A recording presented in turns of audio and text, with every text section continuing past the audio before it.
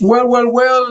Good morning, good afternoon, good evening, everybody, wherever you are connecting from in this beautiful world. Thank you so much, everybody, for being here.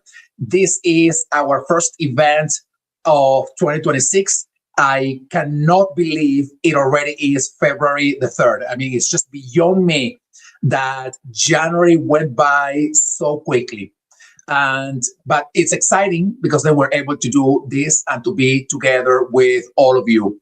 Thank you so much, everybody, for being part of the Hacking HR community. And wherever you're connecting from, whether you are here on the StreamYard live summit webinar screen, or you are on Facebook or LinkedIn Live or YouTube, thank you so much all for being here.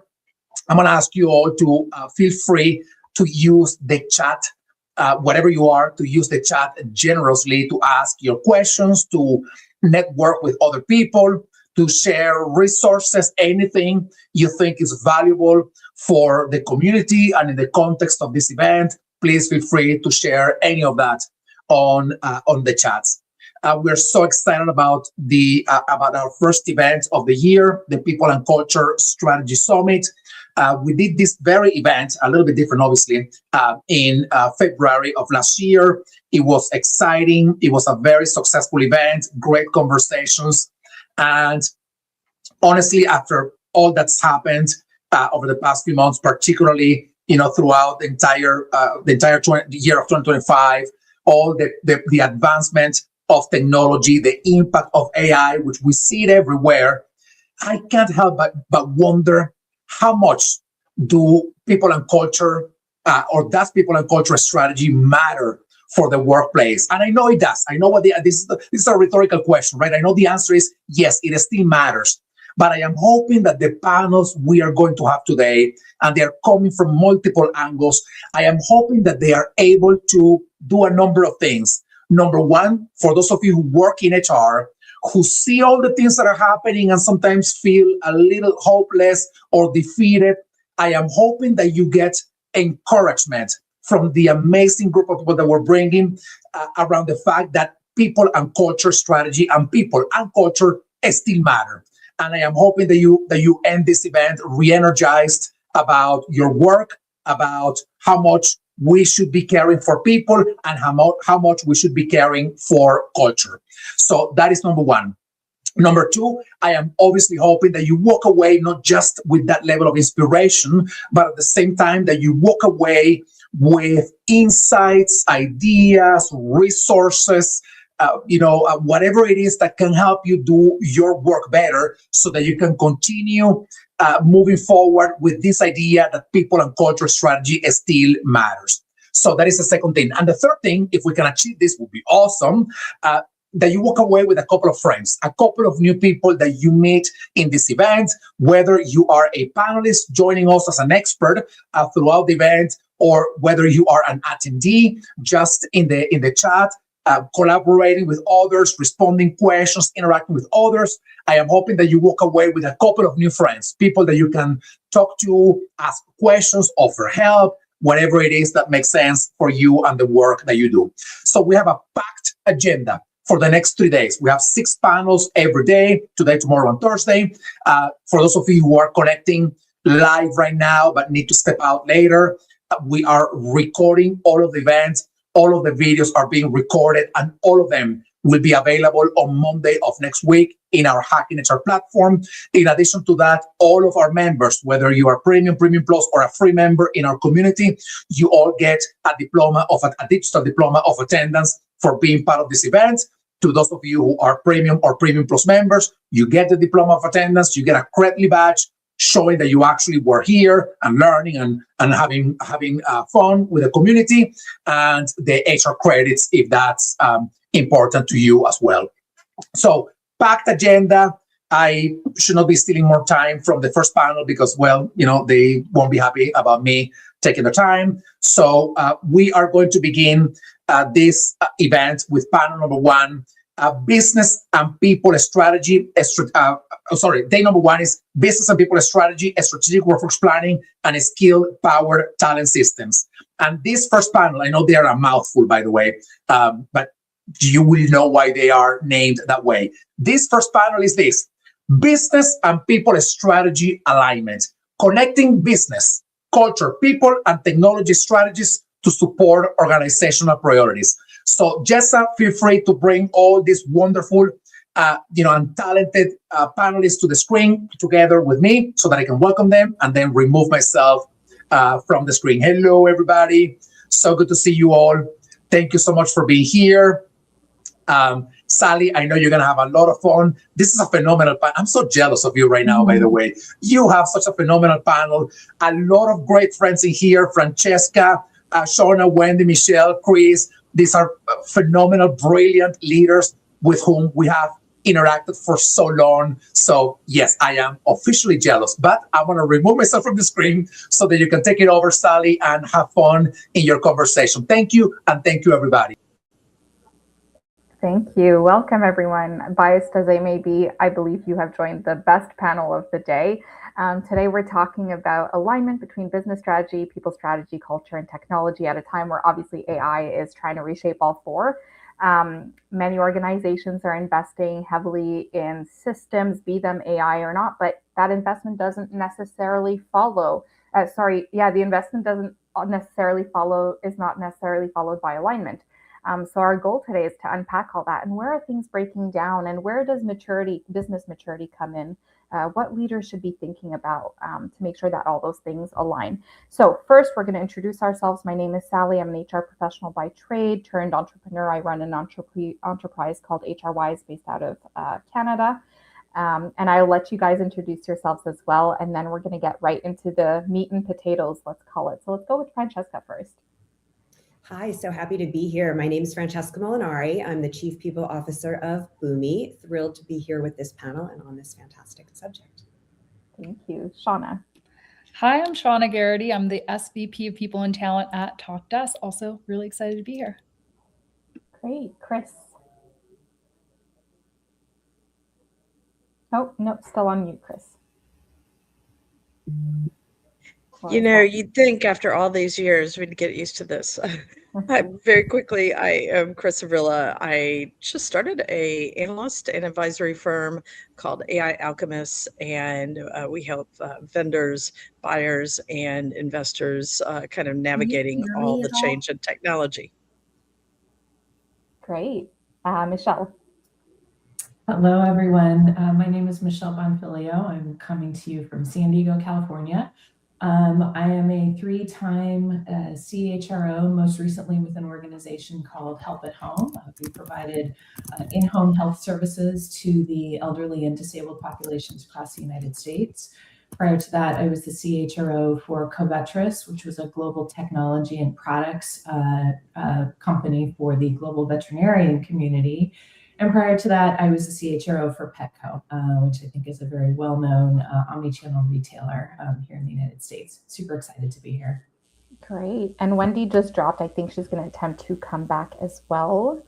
Wendy, can you hear us now?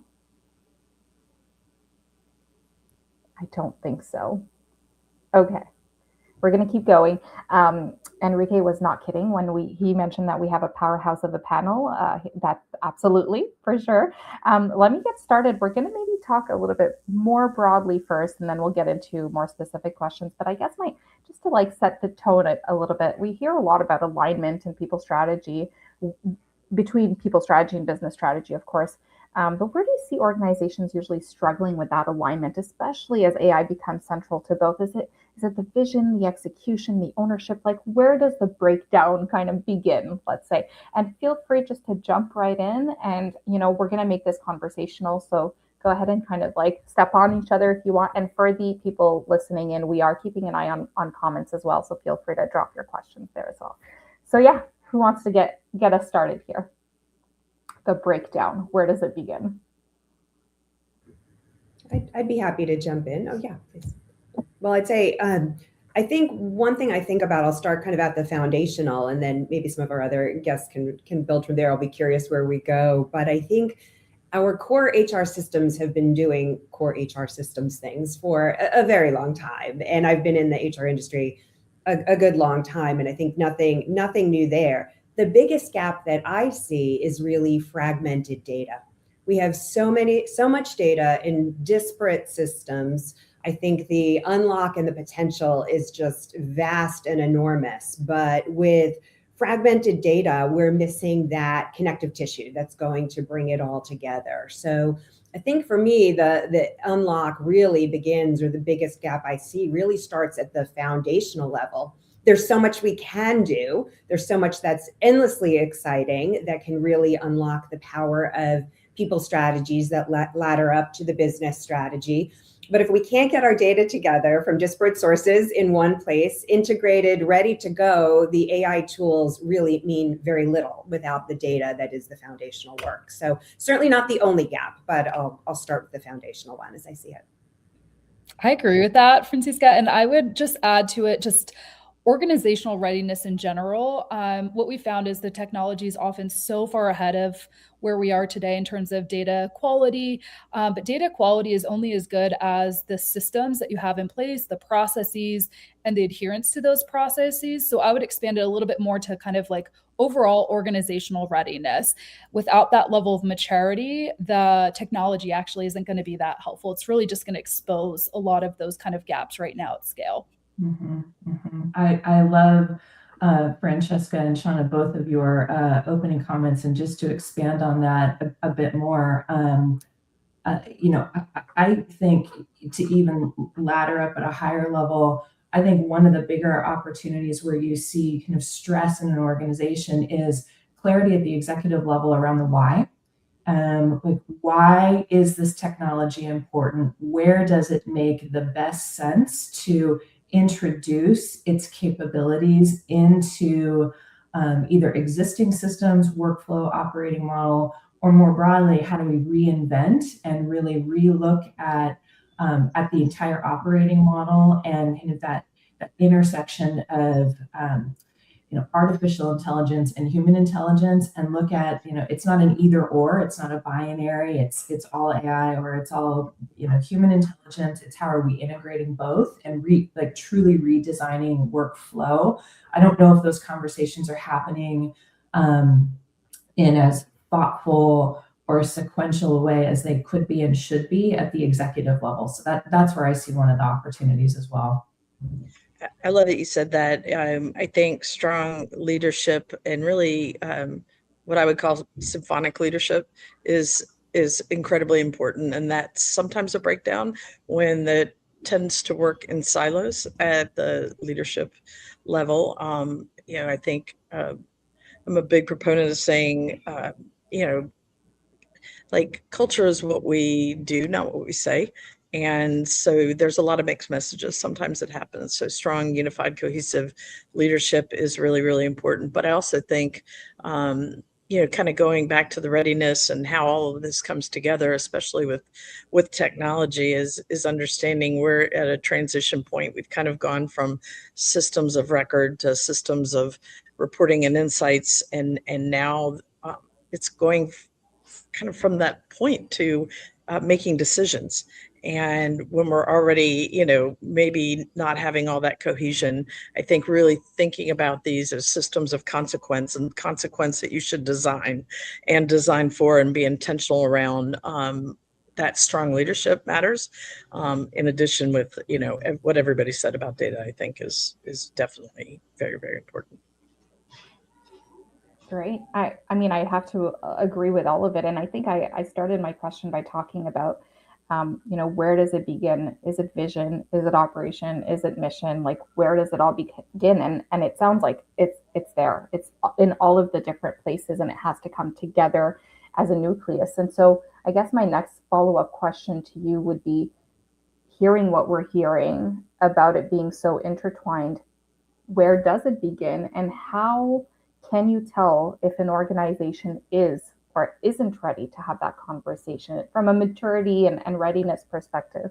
Is there a benefit to being smaller, more agile, who's going to win this race? What is the right profile or the right organization structure to get us to that level of maturity and readiness? If somebody wants to jump in. I'll start just, piggybacking off our initial answers. I think it's got to start with strategy and understanding what you're trying to accomplish. The biggest mistake I see over and over and over again is people start with technology and then they start trying to make it all work or adding to what they already have, and they can't always get out of their own way because of that. It makes their starting point incredibly difficult if they don't know where they're going and maybe moving backwards, and thinking about, what do I have now? What do I need? What do I need to get rid of? And how do I design and architect for those consequences? Because they can be good or they can be bad, but you don't want to inherit it is really the bigger point there.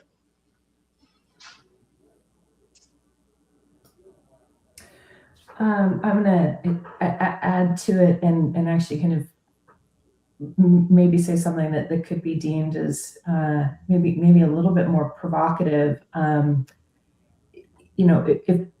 If you step back and you think about the power of this new technology that we're all wrapping our heads around, and some organizations are light years ahead, some haven't started. There's a lot in between, and we're on this journey together. It does seem that there is this sense of FOMO, like if you haven't started the journey, you're already behind, and that exacerbates within an organization potentially some of the what I would deem kind of psychological safety to lean in to say, I don't really understand how to use this technology yet, or I'm worried that my job might become obsolete, or even at the executive level, I think those conversations might be happening internally if they're not happening, I think collectively as a leadership team. So it's kind of stepping back and really saying, okay, where are we from a maturity perspective? And whatever that answer is, it's not wrong, but that serves as a baseline to understand what is it that we need to do to ready leaders, to ready the workforce for that educational arc that we need to go through collectively as we become more comfortable with the integration of these new technology enhancements into ways of working. And it's inviting, ideally, in a culture, and it could be a small company, a large company, something in between, inviting a much more kind of just-in-time, agile, continuous learning loops, so that we're just becoming more and more, I think, comfortable. Like this is technology is not going away. It's going to become part of just how we operate. So, kind of adding, Chris, but taking a slightly different track to what you were saying. I loved what Michelle said about kind of small company, large company, anywhere in between. I'm so excited because I feel like now maturity doesn't always correlate with size anymore. It seems to be more in line with the strategic vision, operational rigor, discipline around decision making. So the most mature organizations, when it comes to truly adopting AI and ensuring that it's adding value, they're the ones that are the most clear on where they're going to use AI, how it's going to add value, who's responsible, when it's influencing outcomes. They also have the standardized processes in place. They're extracting or producing clean data and using that to inform decisions. And what I love is some of the smallest companies are demonstrating the most organizational maturity today. So that's like a really, really interesting thing to see. And I think will end up being some of the front runners in the near future. So it's an exciting time. And I think it really has truly leveled the playing field in a lot of domains.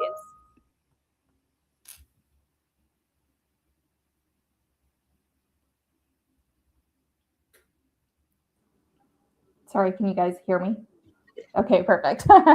Great. Wendy, I don't know if you wanted to hop in. First, you can start by introducing yourself. And we're really talking about business maturity, organizational readiness when it comes to aligning strategy and technology. Don't know if you heard some of the feedback. So if you wanted to jump in here, that'd be great.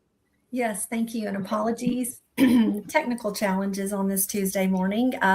Wendy Ellis, Vice President of Talent at Health Edge, and so I'm really excited about this conversation. And it was interesting talking about the size of organizations and the ability to get ready quicker. And I think the smaller the organization, the less red tape that you have to go through there. And so you're more nimble and agile, and you can make decisions.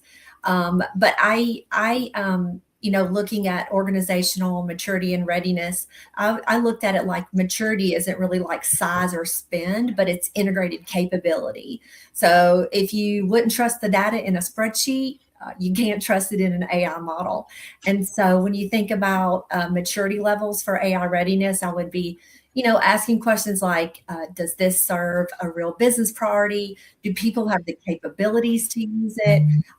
Is our culture ready for where it's going to land?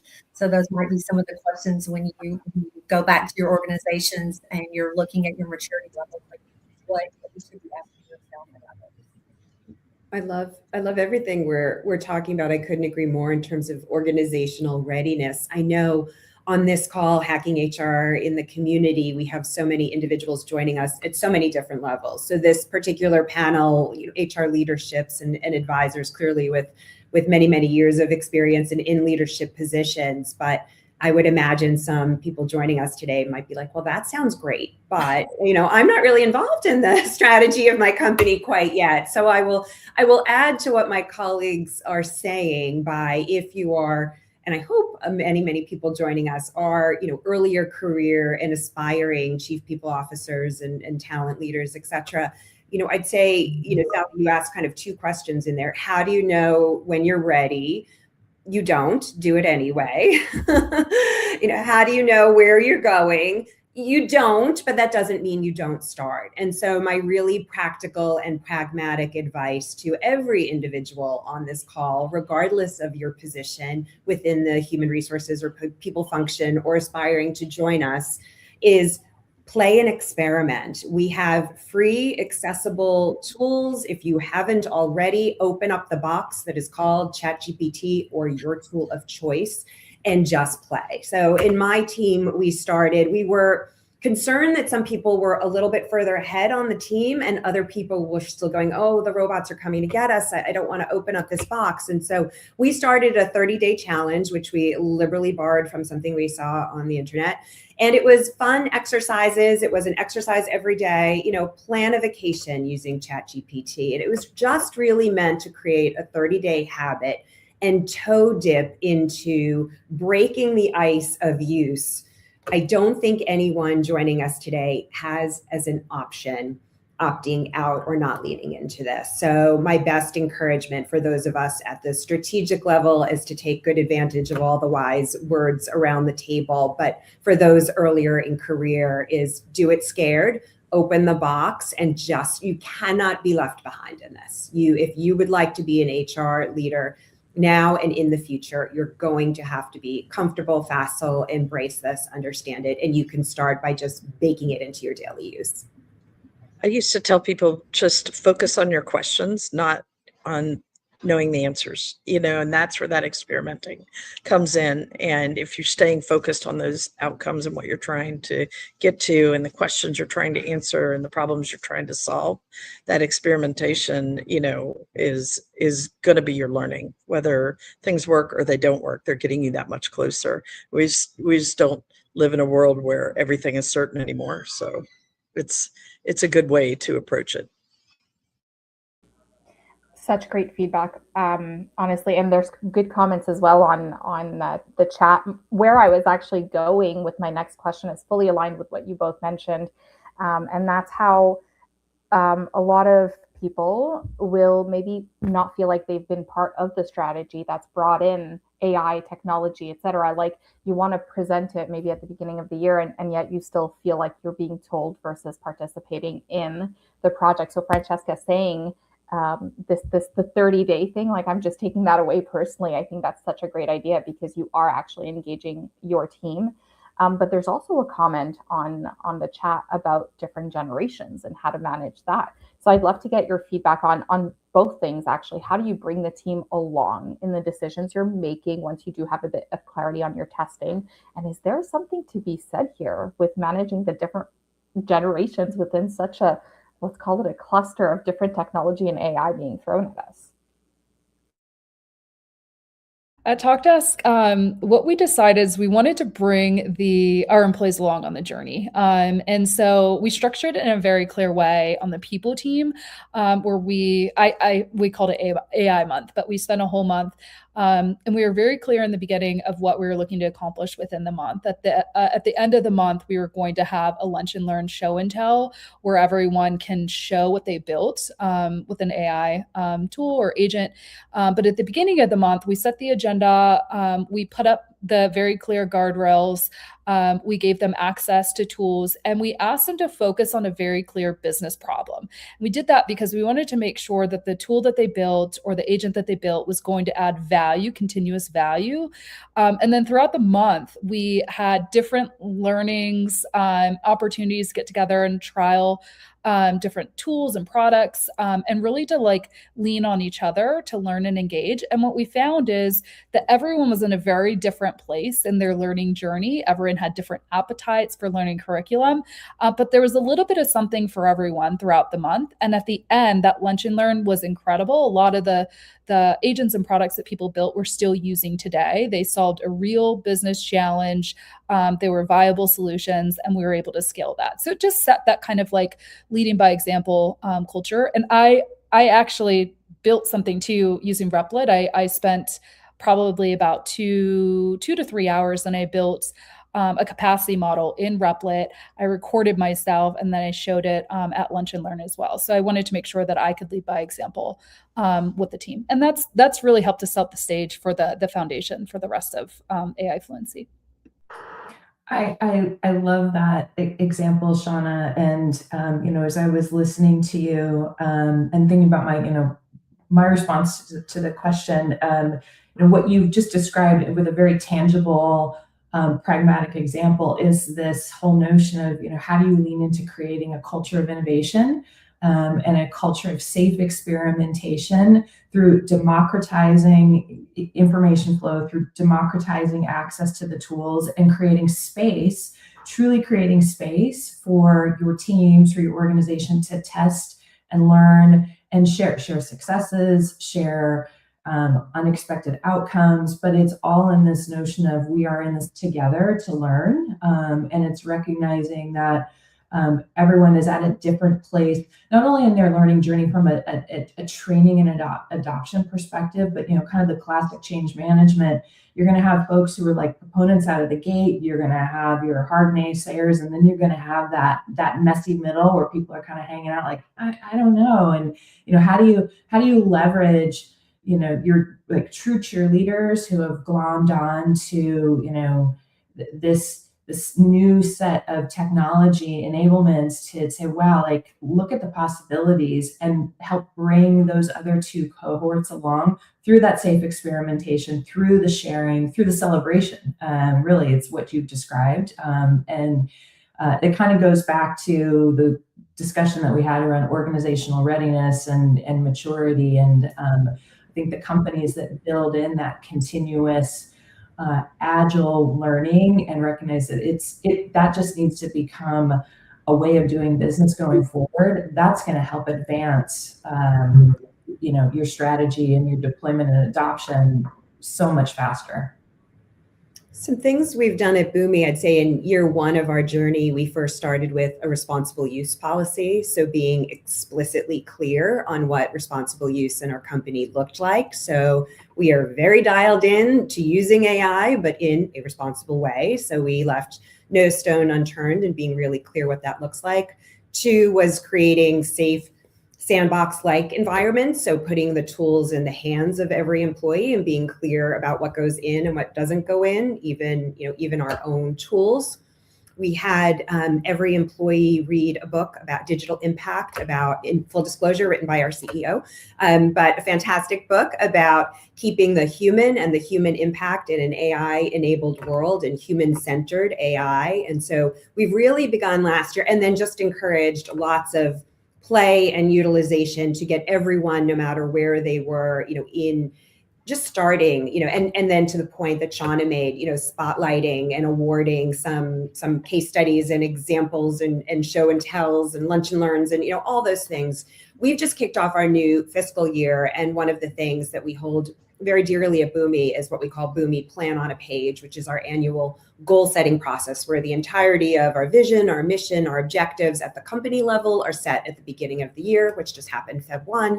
And then we have a cascading of goals up and down the organization. One of the goals set by our CEO right at the top, and it will be on every employee's goals and objectives, BPOP is what we call it, will be daily use of an AI tool. And so whether your job is office manager for one of our really wonderful sites that we have, or if you are an AI engineer and everything in between, we really believe and embrace that responsible use of the tools will make your work product better, will make your skill set better. And we have an expectation that every employee think creatively about how to use the tools every day. And we're here to support and encourage that along the way.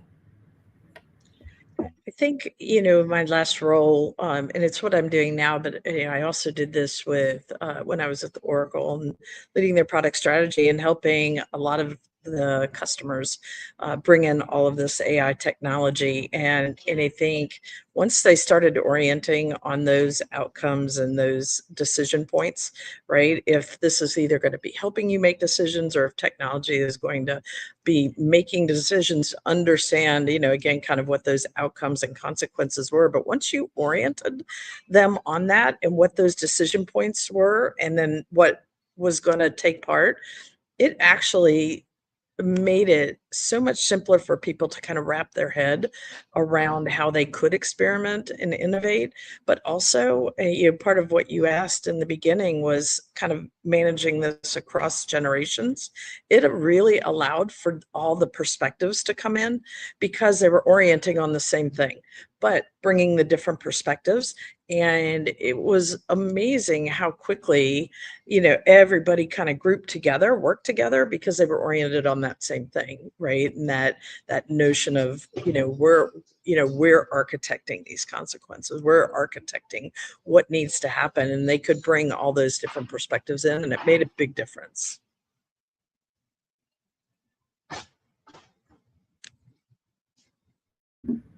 Sally, you're on mute. It had to happen at least once on this call, but it's, it's good. I stumbled on my words. At the end of the day, I think what's really important is that you're all kind of aligning with the fact that intentionality matters at all levels, which I think is really important. One question that's popping up on the chat, which I love in alignment with intentionality, is what are your guys' opinions and thoughts on the 3 E's being ethics, emotions, and empathy while using AI? I love this since we're talking about the humanity and this human-centric part of it. So who wants to jump in here? Yes. I can't say I've heard the 3 E's before, but yes, I mean, as I just said, of course, responsible use first and foremost, when your company's data is private, is proprietary, AI is a tool. It is not safe waters for, particularly public. This is well known. I mean, the very makers will tell you of this. And so you need to be entirely certain that you are ethically using any AI tool that you have within the confines of good ethics, of course, values, morals, but in addition, our own company's responsible use policy. What were the other E's? There was empathy and emotion. There was empathy, emotion, and someone just threw us for a loop. How about environment as well, the 4th E? All 4. I think I'm going to take ethics and maybe just pass on. My way, there are 4 of us. We can each take an E. How about that? I love it when I used to be at Deloitte and we would run research advisory, and we talked about this notion of a social enterprise versus a business enterprise. Business enterprise focused on business metrics, but that the next great organizations would focus on all of their stakeholders, and all of these ways are, are how you do it. And so call it conscious capitalism, call it whatever you want, right? But when you're focused on taking care of those stakeholders, and that's customers, employees, your partners, your suppliers, everybody, you do that, and those business metrics come. Having said that, I think that I probably am over speaking on this notion of consequence, but that's where a lot of these things come into play. It's not what can you do, it's what should you do and how should you do it. And I think, again, when you're focused on the directions that people, that these things can take, that the decisions, I mean, these, some of these systems are making decisions about people's careers and their work and their lives. And you have to get that, you have to take that in mind.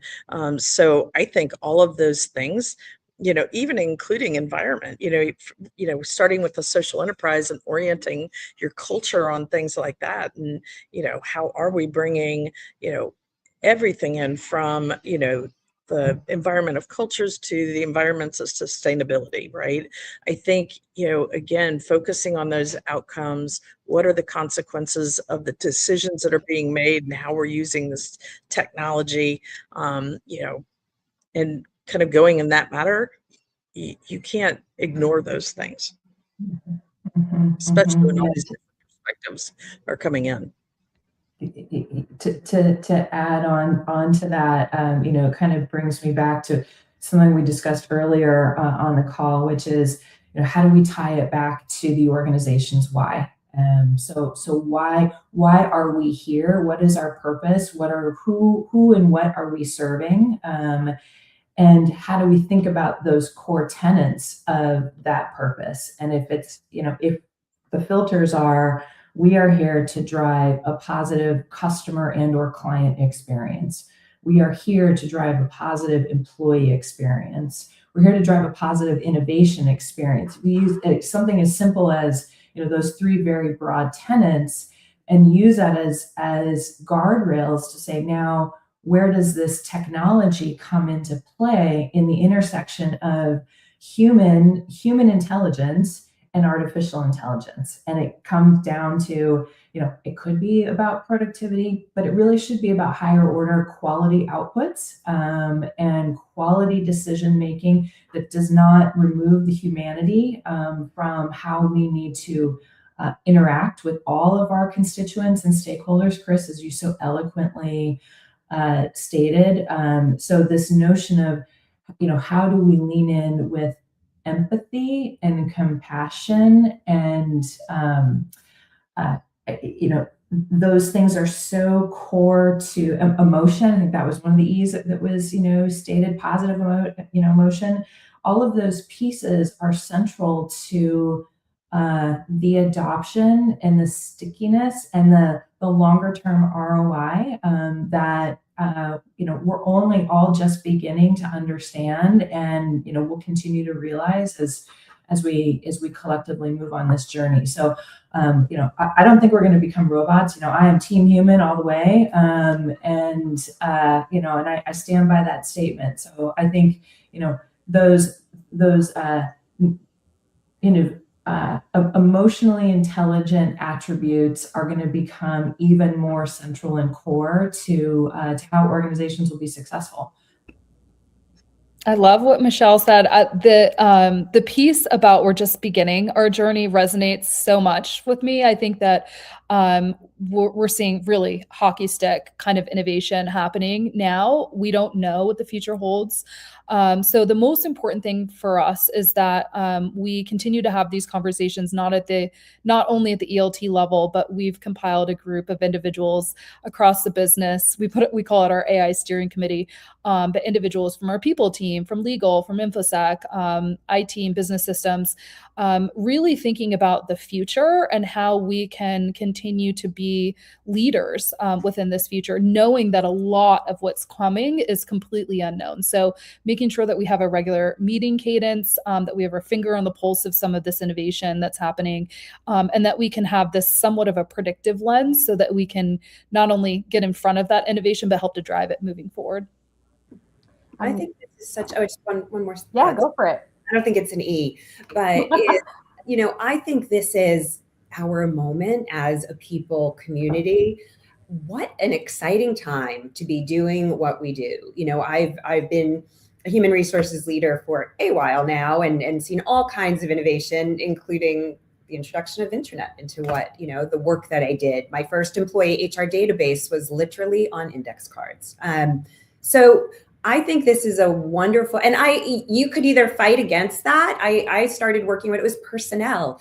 You can either fight against that and stick your feet in the mud and say, it's not coming or it's bad, or you can embrace this momentum and be a part of it and be an early adopter and you can still be scared. You can still obviously have lots of personal opinions and should, but this isn't going away. And my not so soft encouragement to everyone on the call is to just realize there's an exciting opportunity this is for all of us to become thought leaders, not only in our own departments, whatever role you have as head of HR or not, but a leader within your company, and embrace the exciting opportunity that we have in front of us. This will revolutionize the way of work. It already has, and it will.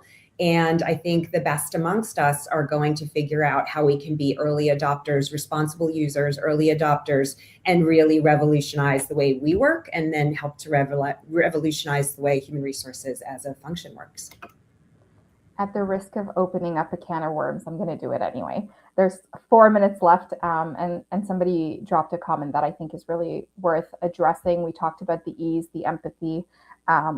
I think, Michelle, you used the word empowering too, which is really important. I'm going to use the word enabling because somebody mentioned on the chat about technologies that can also enable / make work more accessible for people on certain spectrums, et cetera. Is there anything you guys want to mention here with regards to enabling and accessibility through AI?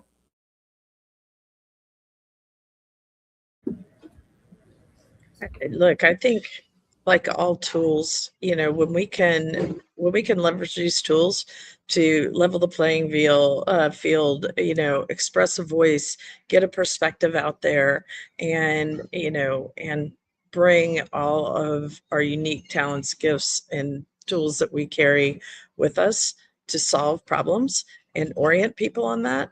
I think we're in a better place, and the technology is coming that can help more and more people do things in the different ways that they want and need to be able to do it. But we can't really have true belonging and diversity until we know how we're contributing and we give people the opportunity to.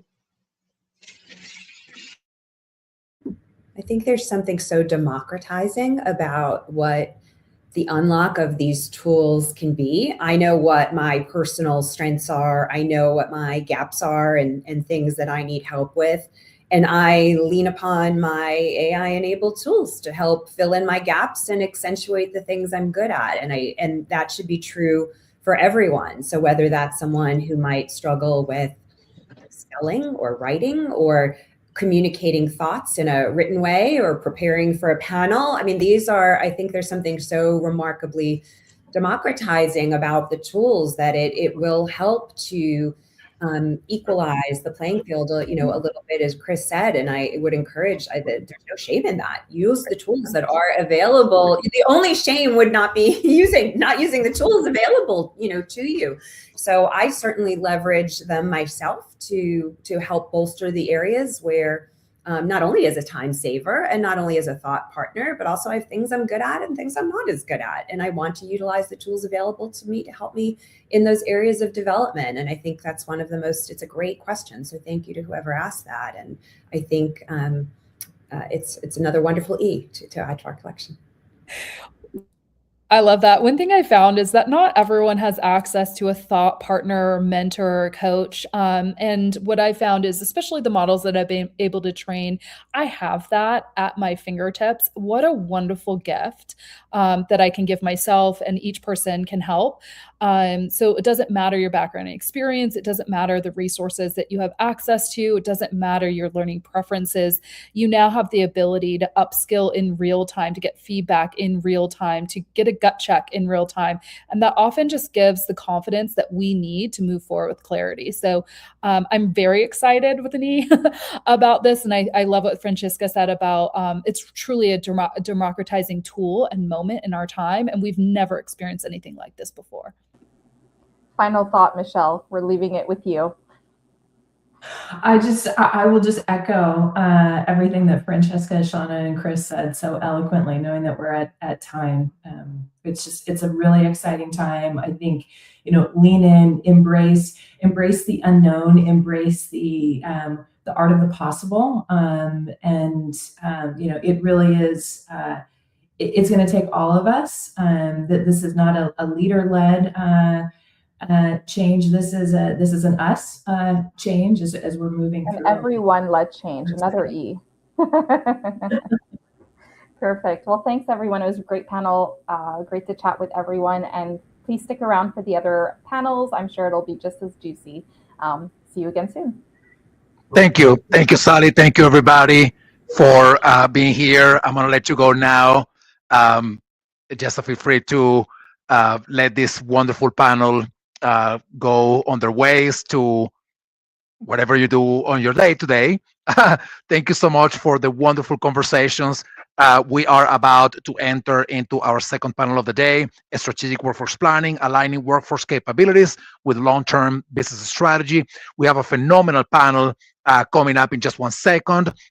But once again, I want to acknowledge everybody in the audience. I think a lot of you have already said where you are connecting from, but please say it again. If you feel like it, just put it in the chat where you are connecting from. We have about 1,000 people connected to this session across all our social channels on StreamYard, on LinkedIn, Facebook, YouTube. We're broadcasting everywhere. So thank you so much, everybody. Exciting conversation to kick off the day. And we have, once again, this next conversation coming up in just 1 second, a strategic workforce planning. Today, we have 6 panels. We have a very tight agenda, packed agenda for the next 3 days. Today, 6 panels. Tomorrow and Thursday, 6 panels each. And to those of you who are just joining now, or if by any chance you have to step out of the live event at some point during the event, please know that all the videos are being recorded. All of them will be available on Monday in our Hacking HR platform. So the videos, the diploma of attendance, the Credly badge, the HR credits, and whatever else we can invent to serve you, all of that will be available on Monday of next week. So without further ado, please, Jessa, help us welcome our next panelists for this next session, strategic workforce planning. Hello, hello. Hello, everybody. John, what up, my man? How are you? Good to see you. Chris, so good to see you too. Jasmine, Dipali, great to see you as well, obviously. And I feel we're missing Monica. There we go. Monica and Danielle, who's going to be stepping in to moderate this panel. Can you bring Danielle into Jessa, please? There we go. Hello, everybody. So excited about this panel. We had, for some reason, our original moderator for this panel, Roberta, we haven't seen her. Hopefully she's okay. But Danielle, our Chief Learning Officer at Hacking HR, she's already ready for everything, weeks in advance for emergencies and all. Hey, Danielle, I'm putting a lot of pressure on you, right? Oh, yeah. I'm used to it. All right. You're used All right. Well, I'm going to be stepping out of this session or the screen. I'm going to be in the back end together with Jessa. If you need me, please have fun and see you in about 40 minutes again to wrap up the session. Thank you, Danielle, and thank you, everybody else. Hello, hello. Welcome, everybody. As Enrique mentioned, I'm Daniela Page, Hacking HR's Chief Learning Officer, and I'm really happy to be here moderating today's panel. It's nice to see you all. So today's panel is called Strategic Workforce Planning, Aligning Workforce Capabilities with Long-Term Business Strategy. This topic has never been more important. Organizations are navigated rapid technology change, shifting talent markets, and increasing pressure to build workforces that are not only capable today, but resilient for tomorrow. Strategic workforce planning sits right at the intersection of business strategy, talent strategy, and organizational transformation. When it's well done, it becomes a competitive advantage. When it's not, the gap becomes painfully visible. So today we're going to bring in our experts, and I'd love to get to know all of you. So if we can kind of do a little roundtable of intros, and then we'll get started with a warm-up question. So welcome, everybody. John, do you want to kick us off? Sure. Hello, everyone. I'm John Baldino. I am coming at you with just a little over 35 years of human resources, leadership development, organizational design and development experience. So excited to be here and share on this really important topic. Thanks, John. Over to you, Chris. Yeah, hi. I'm from the UK, and I've got a background in talent management all the way from kind of armed forces through consultancy into HR leadership positions. I'm currently a workforce transformation leader at a place called NATS, which does air traffic management for the UK. And I have my own company called Cello, which helps organizations implement and mature strategic workforce planning across public and private sector organizations. Excellent. Nice to have you here, Chris. And Jasmine, hello. Hello, what's up, everyone? My name is Jasmine Mosley Beal. I'm an award-winning learning development and talent management professional, and I'm the founder, president, and CEO of Virtue Key Consulting Group, where we change chaos into clarity through performance management, talent management, and also leadership development. I'm based in Richmond, Virginia, and I operate globally, and I am so excited for this important topic and to be here with the rest of the panelists. Thank you so much, Jasmine. We're happy to have you here. And over to you, Monica. Hi, everyone. Monica Lloyd. I'm the president and chief people officer of a boutique consulting firm called People Forward. I'm just a lover of humans. I have a lot of years of human resources, strategic leadership, organizational development, and effectiveness.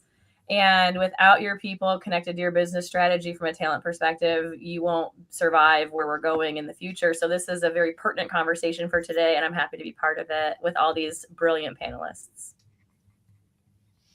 And last but not least, is it Dipali? Dipali. Dipali. Yes. Nice to see you, Dipali. Nice to see you, Danielle. Thanks so much. What an amazing panel. I'm so excited to be here with everyone. So I am dialing in from sunny California, San Jose. I have over 25 years of experience in the people HR space. I have been a business partner, talent leadership, talent development, VP of HR at companies like Zoom, Indeed, JP Morgan.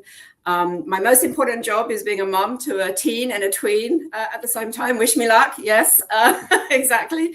And I'm currently the founder of BCC, a consulting and coaching boutique company. So I'm so excited to be here. Such an important topic. The previous topic was really exciting to listen to on AI. So I think it lends itself quite nicely to what we'll be talking about today. So back to you, Danielle. Amazing. Thank you so much, everybody, for those warm introductions. Glad you're all here. And so we're going to get moving today through some personalized questions that I have for each of you, some core questions that we're going to open up to the group, all of you to jump in, and then some closing questions. So that's a little bit how it's organized. So I'm going to start us off with you, John. What does workforce planning mean? Through the years, this term has been used interchangeably with talent acquisition, staffing, hiring, and so much more. So what is it, John? Yeah, I mean, let's give me the easiest one to start with. So the term has really, to your point, been used so interchangeably through the years with all of these other perceived synonyms, but really I would say through some of the enterprise and down to small business organizations that I've been a part of and consulted with, I try to keep it very simple when it comes to workforce planning. We can use a lot of terms, and sometimes in HR, we're so good at the terms. So I try to keep it really simple and just encourage people to think of it this way. What do we want to accomplish? How will we get there? And how will we use what we have? And we might have to then see what we don't have, right? So again, very simply, what do we want to accomplish? How will we get there? And how will we use what we have? That really, I think, is sort of baseline framework. Now, in HR speak, we can start to level up those terms into business strategy and staffing strategy and talent management and all of those wonderful things, not poo-pooing any of it. but really it helps, I think, those that we're trying to speak to when it comes to this framework of workforce planning to have a true north, to keep those basic 3 tenets sort of at the forefront, so that the other things that we talk about in those areas I mentioned and beyond make sense. They fit into that picture we have around those, again, 3 basic tenets. And I will tell you, the first one I mentioned was, what do we want to accomplish? That one alone could take us a little while, right? Because we've got some different perspectives that might come into the room. So again, with workforce planning, I'd say if we just use talent acquisition, or we just say hiring or staffing, we're really missing a lot of I wouldn't even call it nuance, core pieces of what workforce planning should include. Thank you, John. I think that really sets us up for a great conversation with a strong foundation. Moving on to the next question, let's build on that. Monica, from your vantage point, how does this play out in your organization? Yeah, absolutely. So I love what John said. And, I think we're all going to say it a little bit differently. We've traditionally heard, right person, right seat. So when we expand on this to really look at workforce planning, I like to say is right person with the right skill set in the right seat at the right time. And that is really, to me, what workforce planning is. And when we think about this, it starts with strategy. So if we don't understand the strategy of the business, and so this is what I help organizations with. When we don't understand the strategy of the business, there's no possible way we can appropriately plan for the workforce that we need to deliver on the strategy. And so it all starts, where are we going, right? What do we want to accomplish? And getting very clear on that, not in some like nebulous sort of, ethos, but like very clear. What does it mean when we get this right, well, and done over time? And then taking that skills inventory is huge, because we need to know what skills is it going to take to deliver on the strategy, and what skills do we currently have.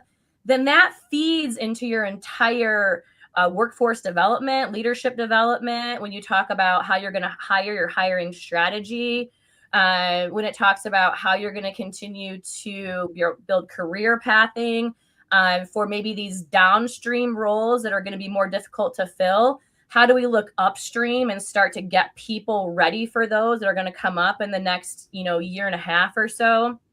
So it really starts with that strategy, and then you daisy chain the rest of it together from there. But again, it's the right person with the right skill set in the right seat at the right time.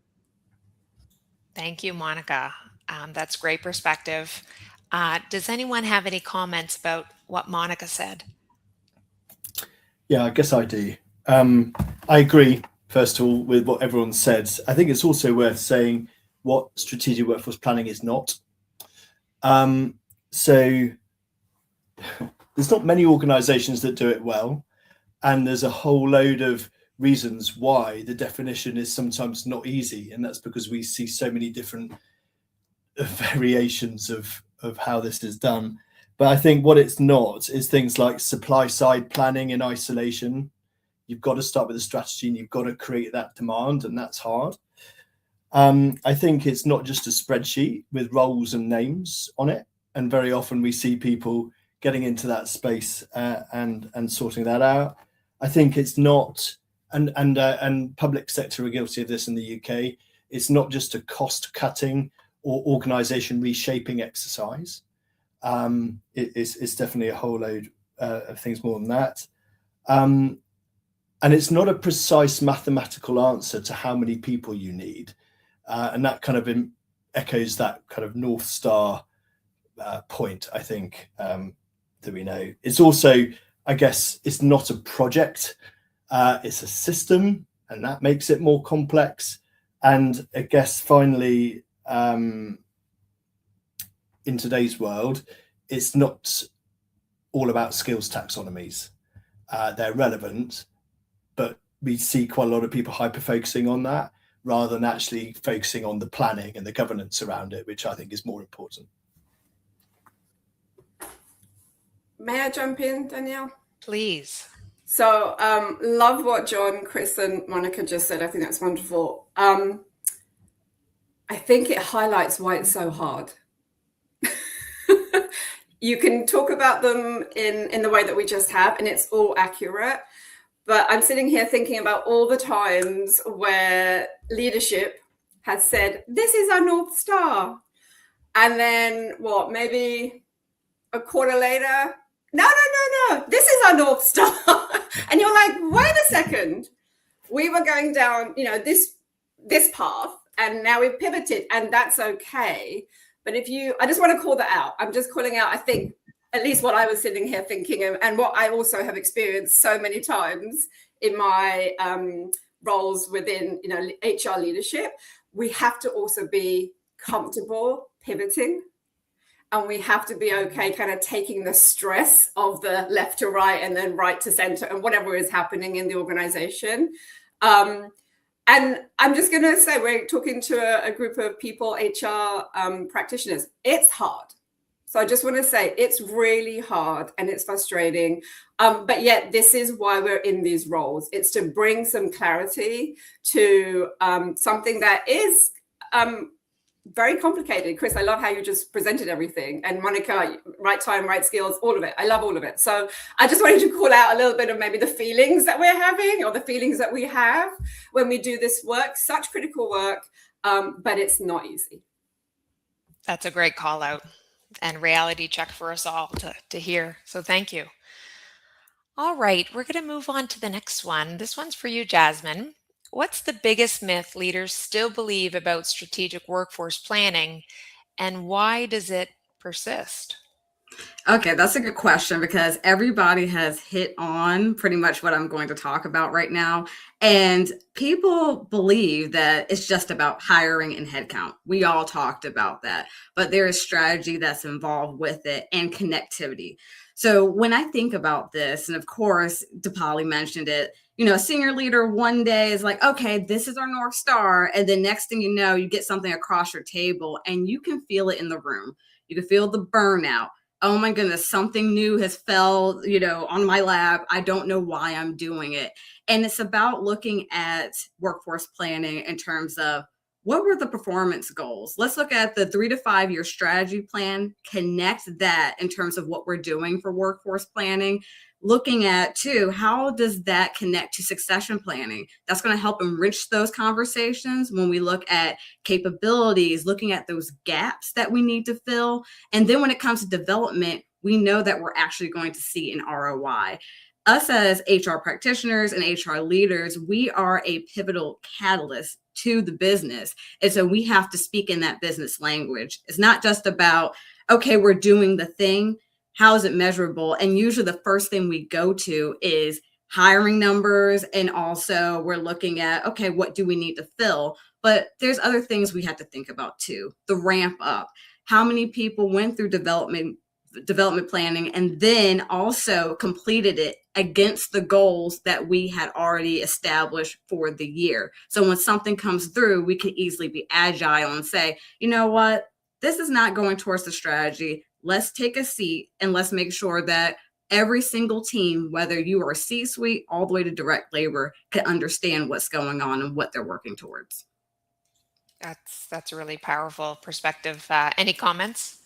Yeah, so good, Jasmine. Thank you for sharing that. That's so good. I'm often, and Monica, it kind of goes back to what you were saying too. Like we're also, I think, from a myth standpoint, we're also vitally aware of right people in the right place at the right time. I think the myth is that we can always do that at the right price, and you have leadership that has to sort of contend with us when we're like, the price has changed for that type of talent, right? For the skill sets that are necessary. And so we watch sometimes leadership be with us, 75% until we get to that price point. And then say, well, we might have to change our strategy, right? So back to, Dipali, what you were saying, right? That, we have to shift the strategy. And I think that that's where we have to really sort of lay the foundation strongly so that myth doesn't become the reality that they live with, because we're really never going to get anywhere. We're going to have a 6-month sort of turnover thing happening either for strategy or for talent or direction. And we really have to be those that help to rein that in and say, listen, today is February. 6 months from now will be, July or August, whatever it is. And so you know that we're going to say this again in 6 months. Let's just all be on the same page. Not that we can't pivot some, but if price is the issue, as one example, we're just always going to have a cracked foundation. Yeah, can I add to that? I think that's such a great point, John. And as someone who's been in global organizations her entire career, and I love that. As you think about the price point, I think it's really important to also recognize talent doesn't always come from the place you thought it would. And having an open mind to a global workforce, which is the world that we live in, having an open mind to the fact that the talent that you thought would come from, I'm making this up, Asia, actually now comes from Europe. And maybe even Eastern Europe at that. So these are some of the conversations I've had with leaders where they have a particular frame of reference of where this particular skill set is in abundance. And then you actually do a mapping of that said skill set, and you get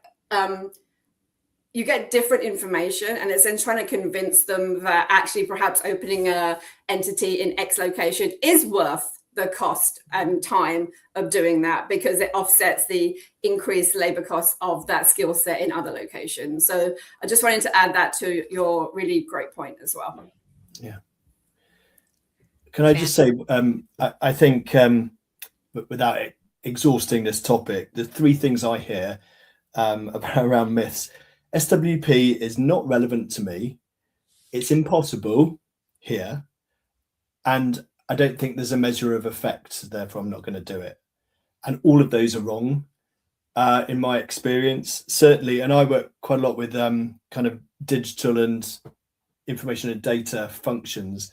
And even in that space where you've got things changing so quickly, even in the short term, it's still better to navigate that with a plan than to not have one. And there are ways to do it.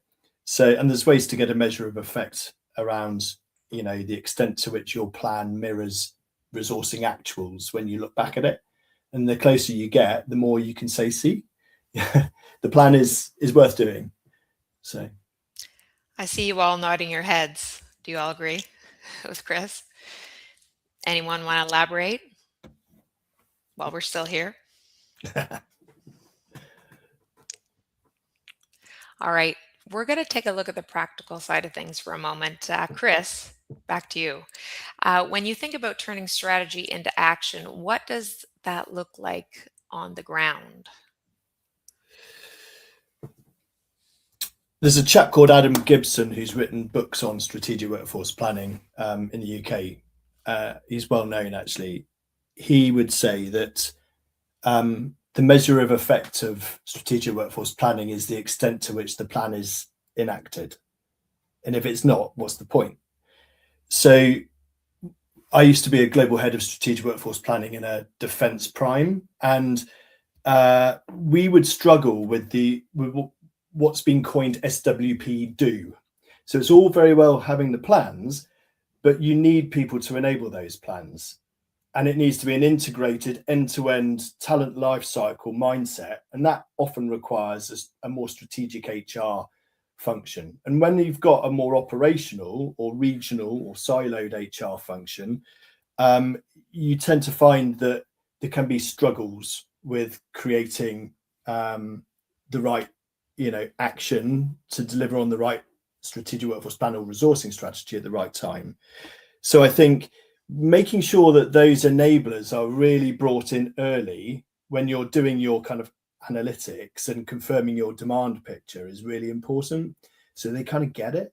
And it also helps then connect the resource enablement to the strategy picture at the same time, which I always think is useful. I think then, and I'll finish on this point, I think there is something around how do we then make sure that people are used in a way that they are an integrated capability, because it's all very well getting people in, but we do as a business, and this is where it's not just HR, we need to make sure they've got the right facilities, the right equipment, the right leadership that empowers them and their resource to do the job that they can do. And very often we get hyper focused on utilization Whereas actually, if we keep that capability mindset all the way through, we're then able to see how we can, support the person better all the way through that talent life cycle, and get full engagement and potential out of people. Thank you, Chris. Yeah. Dipali, what does your experience look like on the ground? Yeah, thanks. And great point. Great points, Chris. I was thinking about this question, and often, in addition to everything that Chris has said, I think often organizations struggle when what they're selling is not what they can deliver internally. So you're selling this amazing opportunity, this role, career progression, promotion, all the things that attract talent. And then you get to the organization and they can't actually provide any, most, all. I think this is resonating with John at least, all those things. And then what happens? Even if you have the best onboarding, which I still think companies struggle with onboarding, and it's crazy. Like you hire people and then they get to the organization, you can't onboard them. But even let's say you have the best onboarding, and they settle into the organization, often I have found once they settle in and they kind of look up, they're like, wait a second, this wasn't what I was sold 6 months ago, 9 months ago. And talent, strong talent, will leave. And then leadership wonders why we have attrition issues and retention problems and all the things. So on the ground, practically, what it looks like in my experience is making sure that we have a full understanding of the entire life cycle and career pathing, and making sure there are clear criteria about how you move up, and people understand that the promotion process, that there is one, and that it's fair and robust, and all the things that HR practitioners we know are the things that we wake up every day thinking, how do we make this better? But it's also not down to the HR function or people function alone. It has to be in conjunction with leadership and from the top of the house. So when it's done well, it is amazing. People feel good, they feel engaged, they're motivated, your engagement surveys come back sky high, it's all good. It's when they feel like they don't know where they're going, and everybody wants to know where they're going. We all want to know where we're going in our careers, everybody. It's a Maslow hierarchy of needs, let's say. So I think that's where the people function can really drive and add value to a path, and making it as easy and effective as possible. And it's different for different generations. I get that. But at the end of the day, the bottom line is everybody wants to know where they're going in career and that they can be successful. People want to be successful. They want to be happy and they want to enjoy work. I want to jump in on this because Dipali, you hit on a really good point when it comes to the communication side. We have this strategy. It's beautiful. It's sexy. It's all the things, but it always just lives right with C-suite and maybe those direct reports, and that's it.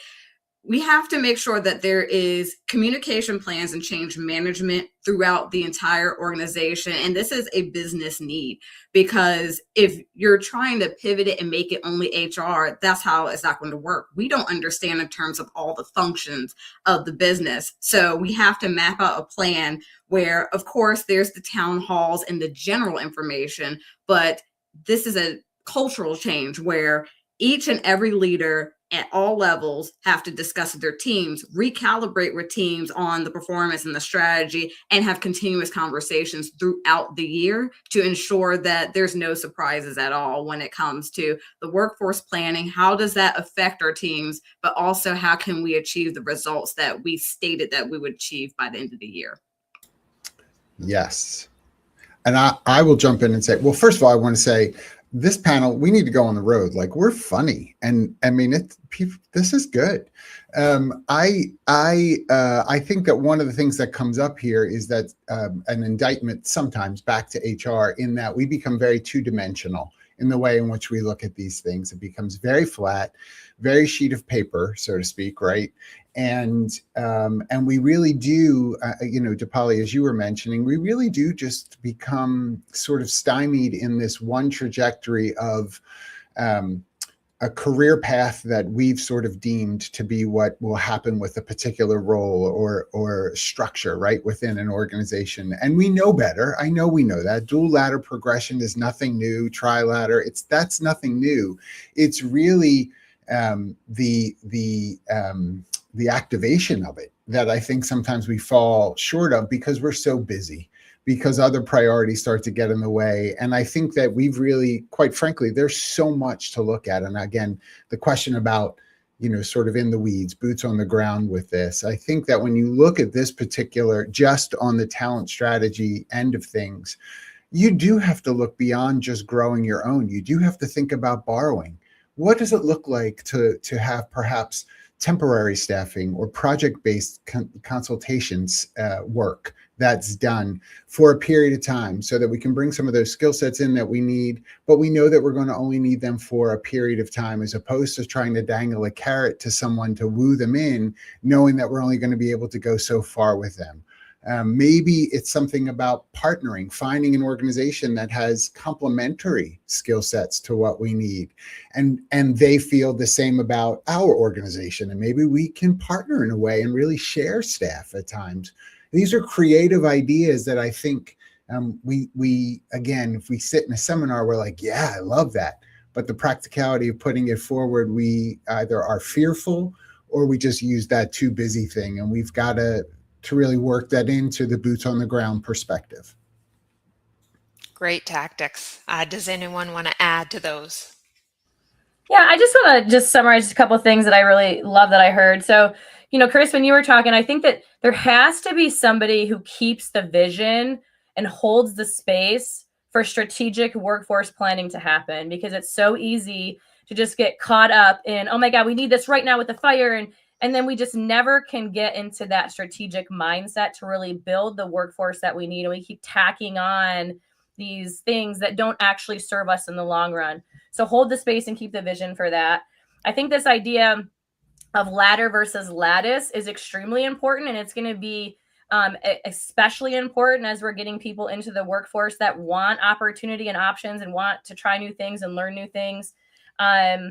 The other thing is, Dipali, when you were talking about misalignment between selling a bill of goods that you can't deliver on, I think that one thing that strategic workforce planning does, and we do it right and well over time, is it galvanizes our employer brand.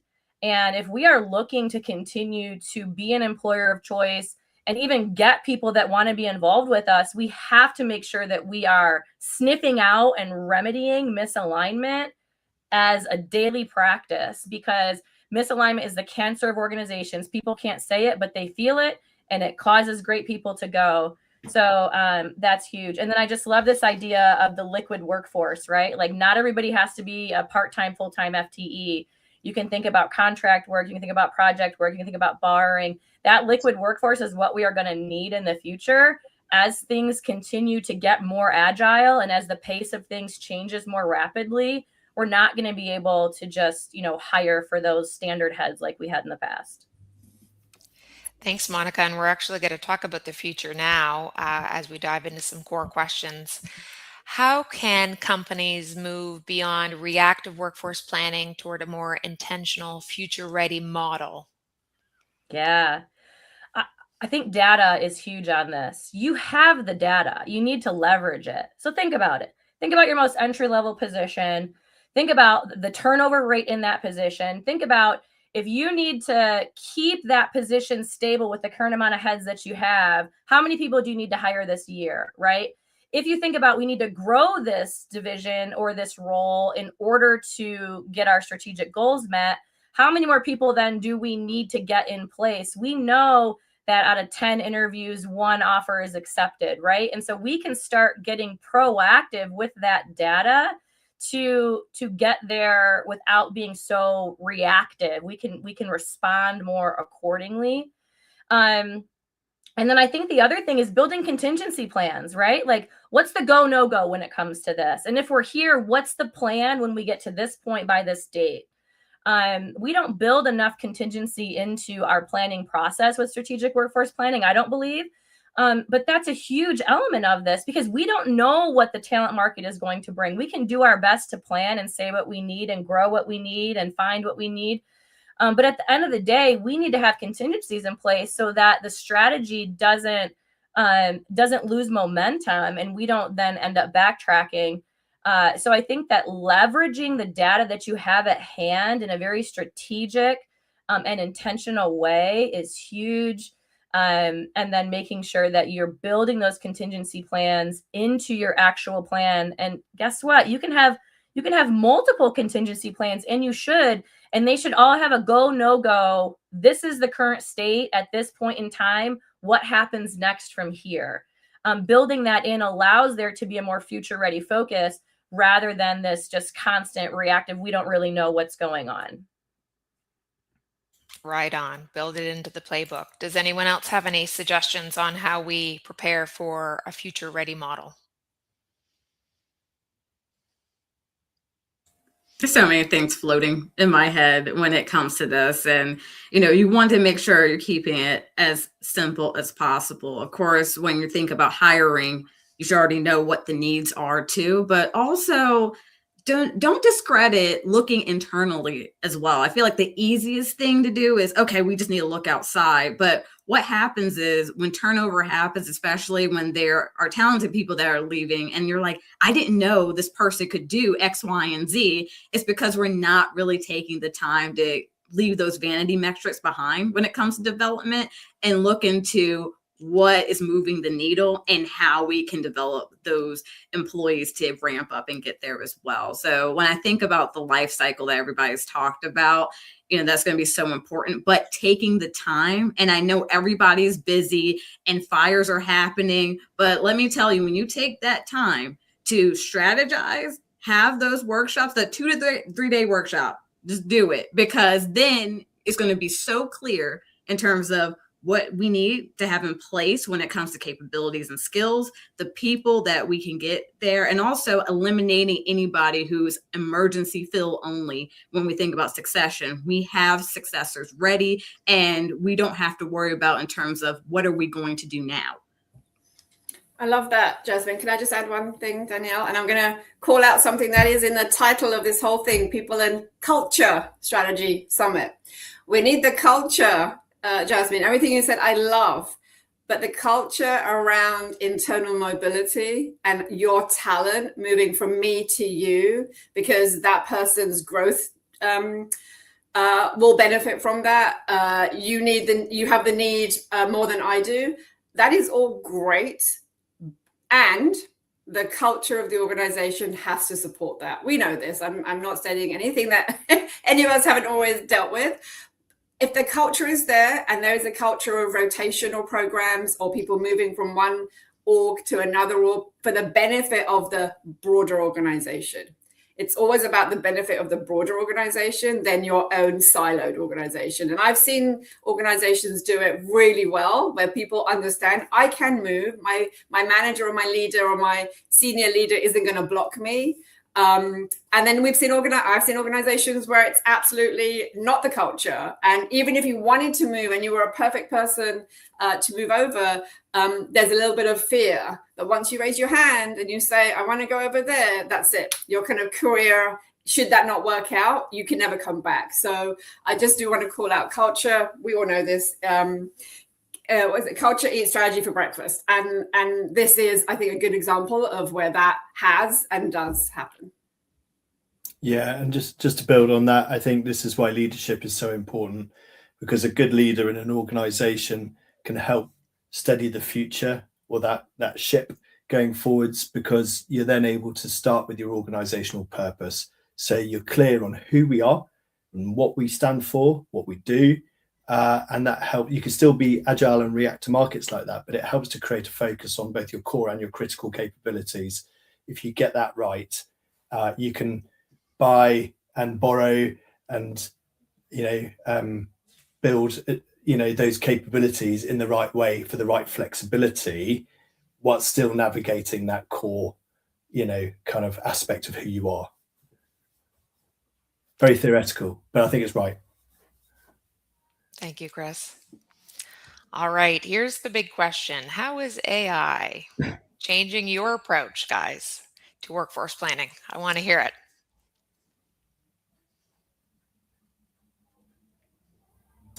I mean, I'll say to start with, and maybe I'll go technology and then be specific to AI. First of all, we really do have to be thoughtful, though, to not just throw technology at workforce planning as that will be the solution, right? I've downloaded this report from my HRIS, I've uploaded it into this piece of software, and now it's told me what I need.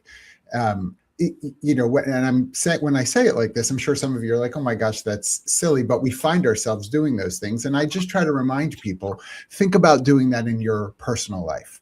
I've downloaded all the qualities that are, in my wife, and I've uploaded them into a piece of software so it can tell me what it is I really need as opposed to what I have. That won't go over well. And I think that, and my list is very long if she were to do the same. Let me just make sure I say that.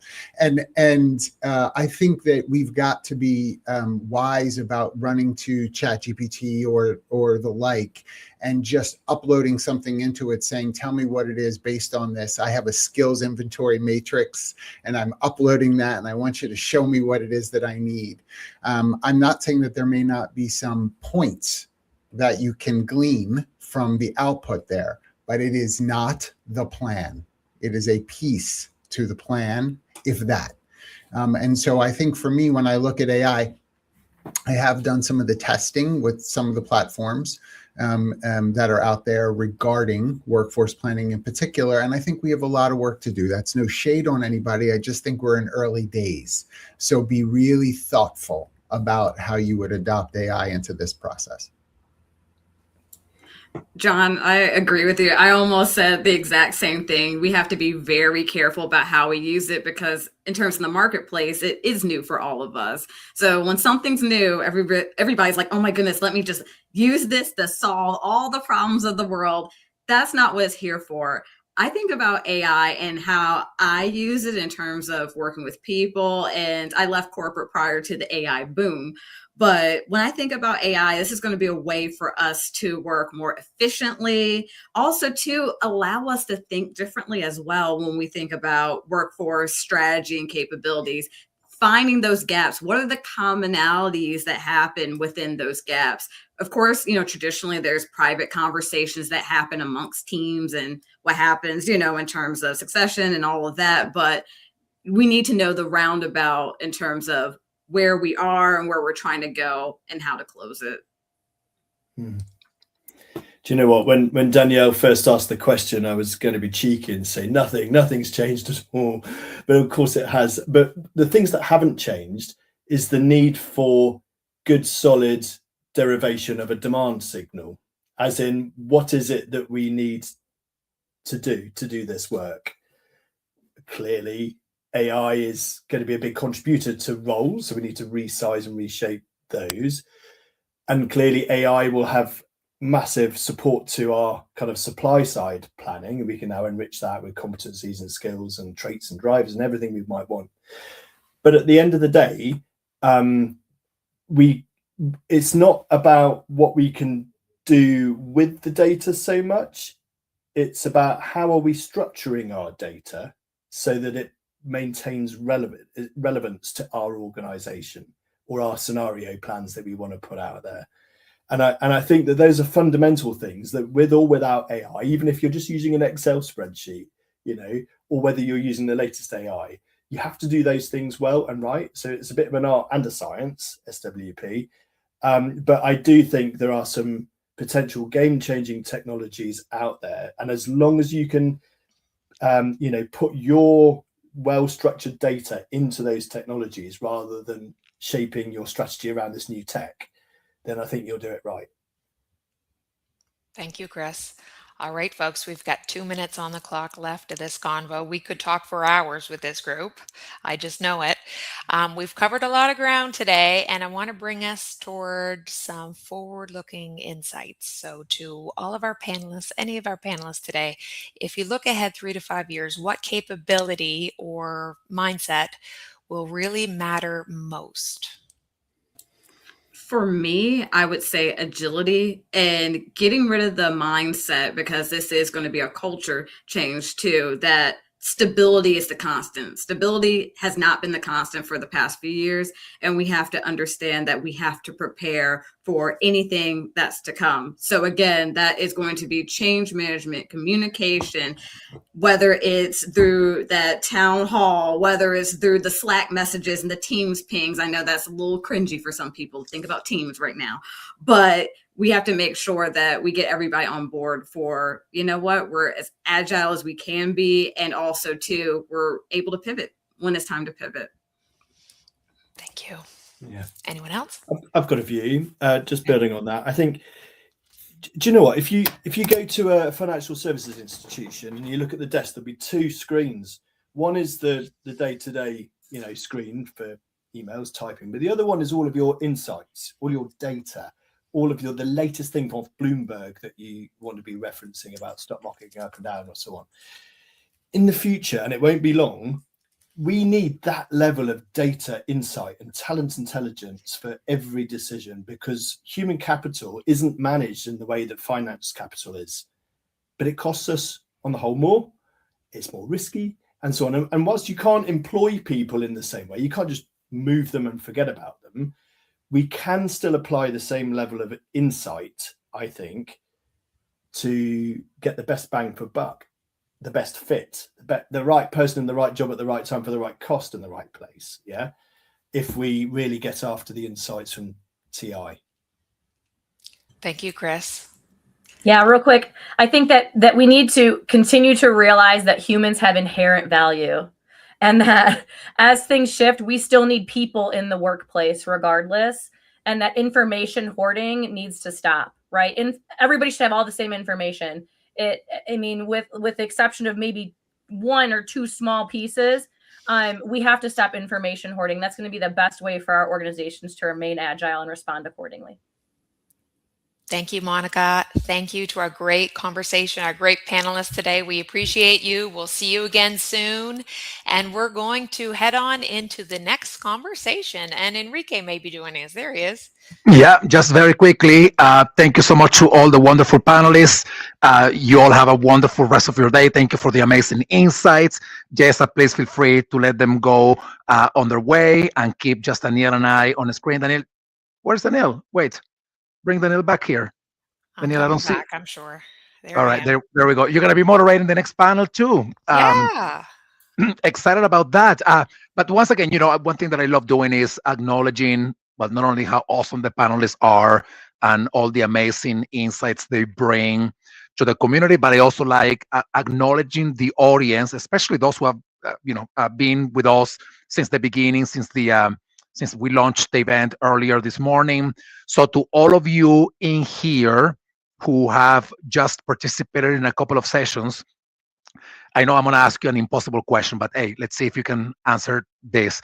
But if there's one word that would summarize all that you've learned over the past hour and a half or so since we launched this event, what would that word be? One word, one thing that summarizes all that you have learned. I know, quite an impossible question, but hey, you can use 2 words. Okay, just use 2 words, 1 or 2. All right, perfect. Just keep it going. Just put it in the chat. Would love to see what everybody is thinking. Aha, somebody's cheating, Danielle. They put mind blowing and they use a hyphen.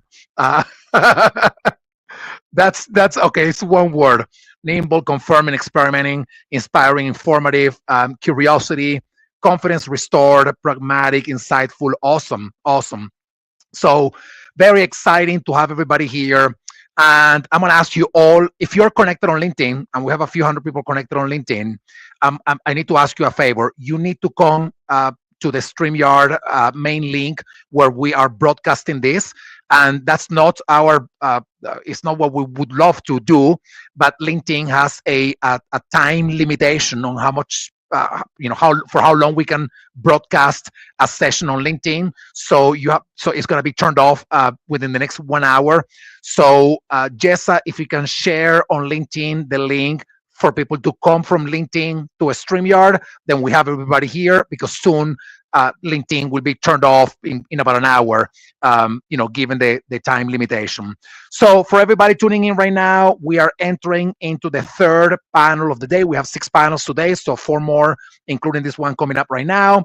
Tomorrow and Thursday, we also have 6 panels each day. So a tight, packed agenda of sessions, insights, ideas being shared with all of you in the community. And if you are just joining now, if you have to step out at some point during the entire summit, it's okay. All the videos will be available to all of you on Monday of next week in the Hacking HR platform, and to all of our members in the community, free, premium, or premium plus members in the community, you all get access to, well, the videos and a diploma of attendance, a digital diploma of attendance that you can download after confirming that you attended the event. And for premium and premium plus members, you get HR credits, a Credly badge, and obviously the diploma of attendance. So we are moving on now into day number 3. Panel number 3, not day number 3. Panel number 3 of our People and Culture Strategy Summit. This next panel is Skills-Powered Talent Systems, Designing Skills-Based Architectures for Workforce Agility. You probably know, every time Danielle and I are looking into HR research a lot right now, because we're preparing the next round of our learning programs, and we want them to be to respond to the trends and the concerns that HR people have and business leaders have. And the one thing that comes up all the time, and it's come up all the time for like 10 years, is skilling, reskilling, the right skills that the workforce needs in order to be adaptable and relevant for this new world of work. And that has been true. That is true this year. It was true last year, and it's been true for like 10 years. So I'm hoping that today we can share some insights with you about how to close that gap between what we know we need in terms of skills and how to build them in our current workforce. So having said all of that, Jessa, please feel free to bring every panelist to the screen so that they join us here. Hello, everybody. So good to see you. Thank you so much, everyone, for being with us today. I'm excited about learning from you. I'll be together with Jessa in the background if you need us, but Danielle, please feel free to take it away and have a fun conversation. Thank you. Will do. Thank you. Hello, everybody. How's it going? Doing good?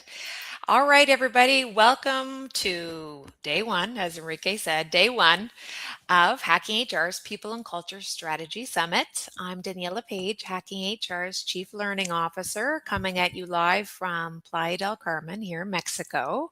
I'm excited to be moderating today's panel, Skills-Powered Talent Systems, Designing Skills-Based Architectures for Workforce Agility. We hear a lot about skills-powered talent systems in the form of frameworks, data models, and technology. But where the work really begins, and often where it gets complicated, is in how these systems are intentionally designed, led, and experienced inside organizations. That's what we'll explore today with our group of fantastic leaders who bring practical, grounded perspectives from very different environments, and who have seen both what works and what quietly gets in the way. Welcome, everybody. I'd love to do a quick round of introductions. Tell us who you are, where you're coming in from, and why you love this topic. Angela, we'll start with you. All right. Hi, everybody. My name is Angela Hayroth, and my specialty is working with clients to, how as I say it, make workplaces work better. I like to partner with clients to design talent systems and also build their HR capability. And I'm also on faculty in a graduate HR master's program, teaching organizational design and talent management. I'm coming to you from the Denver area in Colorado. And I really enjoy being able to really frame dynamic skills and capabilities for my client partners so that their job architecture is all about what they need to succeed in the agility that they need rather than these kind of rigid job titles. And so I'm looking forward to that conversation. Thank you, Angela. Great seeing you here today. And over to you. Is it Imelda? Yeah. Hi, Imelda. Hi, Hi, Danielle. Good morning, everyone. I'm Imelda Wicks. I am from the Houston, Dallas, Fort Worth area in Texas. I'm excited to be here with all of you. I am a professional of 20 years of experience in human resources in many different industries, healthcare, higher education, nonprofit organizations, and excited to share with you a couple of tips of the things that I've learned throughout my career. We're lucky to have you here. Thank you, Imelda. And over to you, Diana. Hey. Hi. Hi, everyone. Hopefully you can all hear me. Apologies for the technical issue earlier. And thank you, everyone, for joining us today. I know there's a lot of conversations on skills right now, and Enrique really set up the standards. It's a conversation for about 10 years, and it's all about platforms, frameworks, maturity models. So great to be part of this panel. Diana Piva, I'm a Chief People Officer. I'm joining from London. I spent, in terms of background, nearly 2 decades in the people and culture space, leading mid to large organizations in various sectors, from hospitality, transport, professional services, technology, private equity-backed global scale-ups, and also startups. So all environments where talent is quite central. And kind of as a side note, alongside my executive role, I also run a small startup, which I call it my research lab. It's very much based on psychology, people science, it's AI native, and it's skills based. So definitely a topic of interest. And why this is a great topic, I think just reflecting on that career background, I think what I found is in those moments of kind of huge pressure and pivots where we are growing, or there's kind of restructuring, funding, change, integration, M&A, this is the moments where talent really becomes something under incredible scrutiny for the boards. And I'm sure, and investors, and I'm sure all my colleagues on the call, fellow people and culture specialists, feel very important right now, trying to answer really those questions around talent and what we can actually do, how we can support the strategy. So great to be part of the discussion, and look forward to discussing this really leadership challenge we all need to address. Thank you, Diana, for being part of this panel today. Nice to meet you. Petronilla.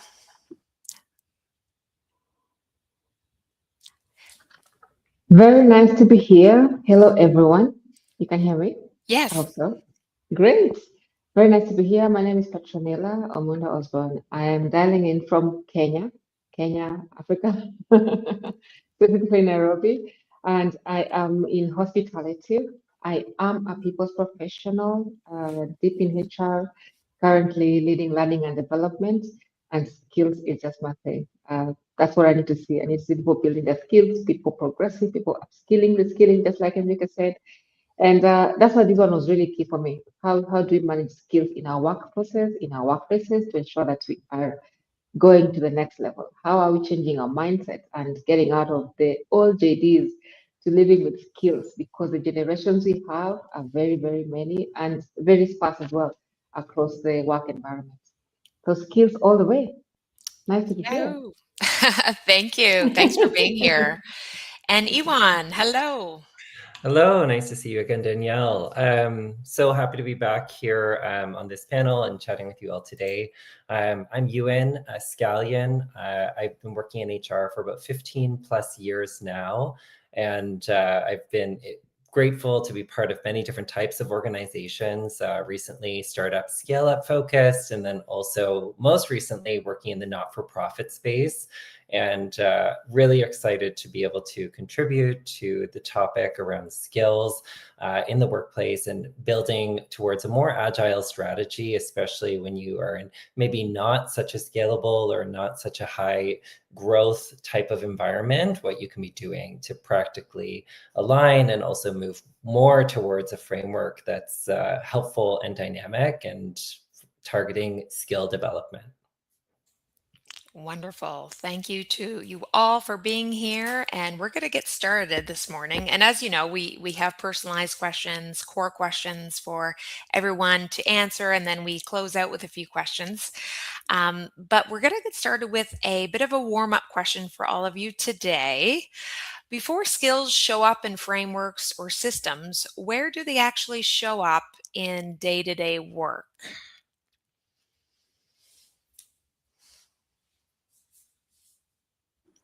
I can take that. Perhaps Great. there was that. I think, in fact, maybe I can be a little bit controversial here and say perhaps they sit less in the job descriptions and the skills framework, only because there's such a live and dynamic capabilities that I think they're most visible actually in a project or in a conversation or in this live feedback loops you have with your peers or 360 or with your manager. Sometimes that behavior or where your team is really tested under pressure and uncertainty, or perhaps where your team really has to innovate and present something unique that supports strategy. So I would say they live and best skills are best seen in real work environments. I'll take on from where Dan has left, and talking from my background, which is hospitality, in guest feedback, how are they feeling the staff? How is the service coming out from the eyes of the guest? Are they receiving proper service? Do the customers really know how to serve, how to talk, how to communicate, how to engage effectively with the guests? Good and bad feedback will tell you what skills I have. Mm-hmm. Yeah, so they live in the mouth of the guest as well, in addition to what you said, Diane. That's great. Thank you. Anyone else? Before skills show up in frameworks or systems, where do they actually show up in day-to-day work?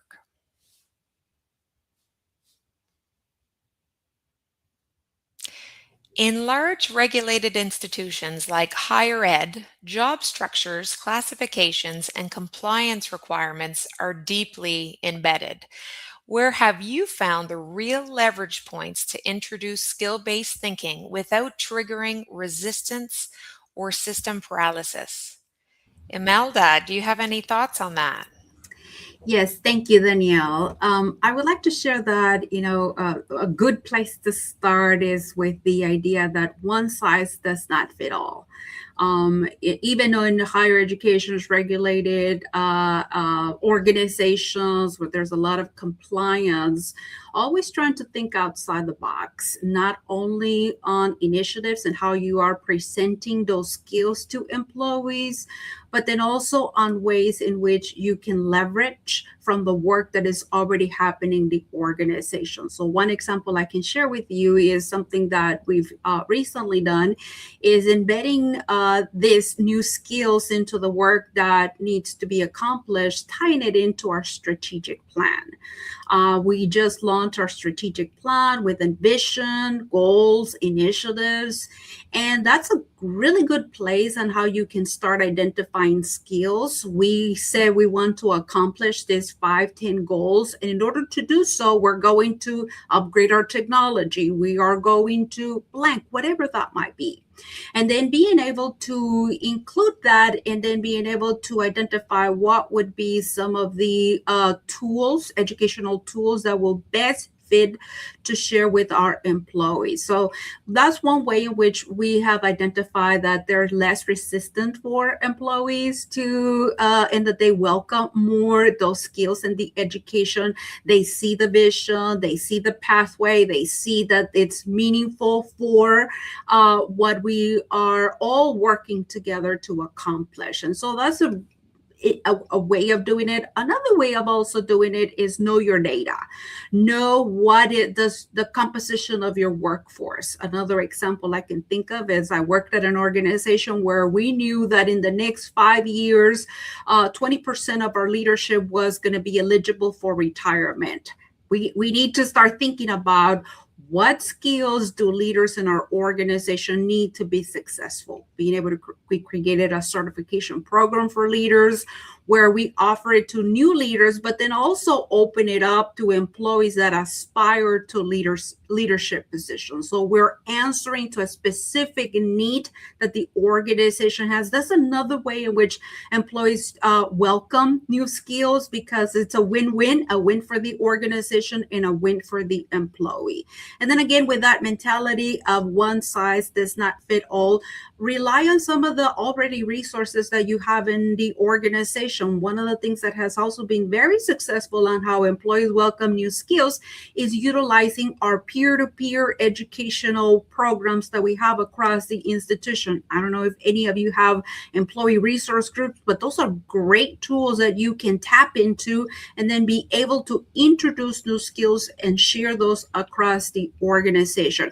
Create a mentorship program with a specific goal, with a specific need and a specific skills that employees will be developed. Tie it all into ways that people can be promoted, and you take into consideration all that education that they had to go through so that it all ties together. Many things that we hear from employees is like, well, my organization has all these programs, but when I'm trying to apply for a promotion, they don't count. They want experience. So I think that's a good way in which we can also encourage employees to welcome development and then be able to prepare for real problems that the organization is facing and how they could be part of the solution. These are fantastic methods, Imelda. Does anyone have any thoughts on those or any others they'd like to add to the list? All right, Angela, you talk a lot about intentional design. When organizations say they want to be skills-based, but still default to titles and legacy career ladders, what's usually the design flaw, not the mindset flaw? And I want to answer that question by first going back to what is a skills-based architecture to make sure that we're all clear on that, because everybody listening may not know. If you think about a traditional job architecture, it says you move from accountant 1 to accountant 2 to accountant 3 based on maybe your tenure, maybe some of your experience, maybe a skill here and there, but it's mostly based on your number of years of experience that get you to the next level. A skills-based architecture takes that and says, let's push the titles aside for now, and let's talk about the skills that we need in the organization to succeed in the organization. What outcomes do we need in the organization to succeed? And then we take that and level it out by each of the different roles. So we still have those roles, but we take it and say, how do those skills get reflected across each of the different roles? So in that case, we may say, customer experience, customer service maybe is a skill that we need across every role. And here's what it looks like at accountant 1, at accountant 2, and so on. And when you do it that way, then you can define what are the gaps that somebody has in their skills before they're ready to move to the next level. Where do they need to develop? Or they already have the skills and the necessary information for 2 or 3 levels up. Let's look at promotions. Let's look at development. Let's look at mentorship.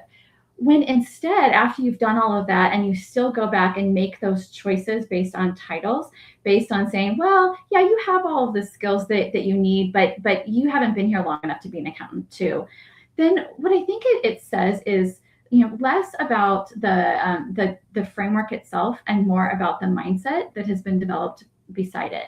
Because those skills-based architectures aren't there just to live on paper. They're really there to guide decisions around the growth of people, the mobility, where we need to fill in gaps with new hires. They really don't work if we don't use them for behavior change. I think about it as a title tells us just where somebody sits in the architecture, but skills tell us what they can do or what else they could be doing within that. But if we don't use it for that reason, if we just use it as a static model that stays on a document or stays in a spreadsheet, then they will always fade into the background and we will always default back to what we know, which is titles. Do we all agree? Yeah, absolutely. I mean, just to echo what Angela said, how job titles are really about this hierarchy. And when someone sits and actually capability, we need to look at this deployable capability. I mean, mobility is such a strong team.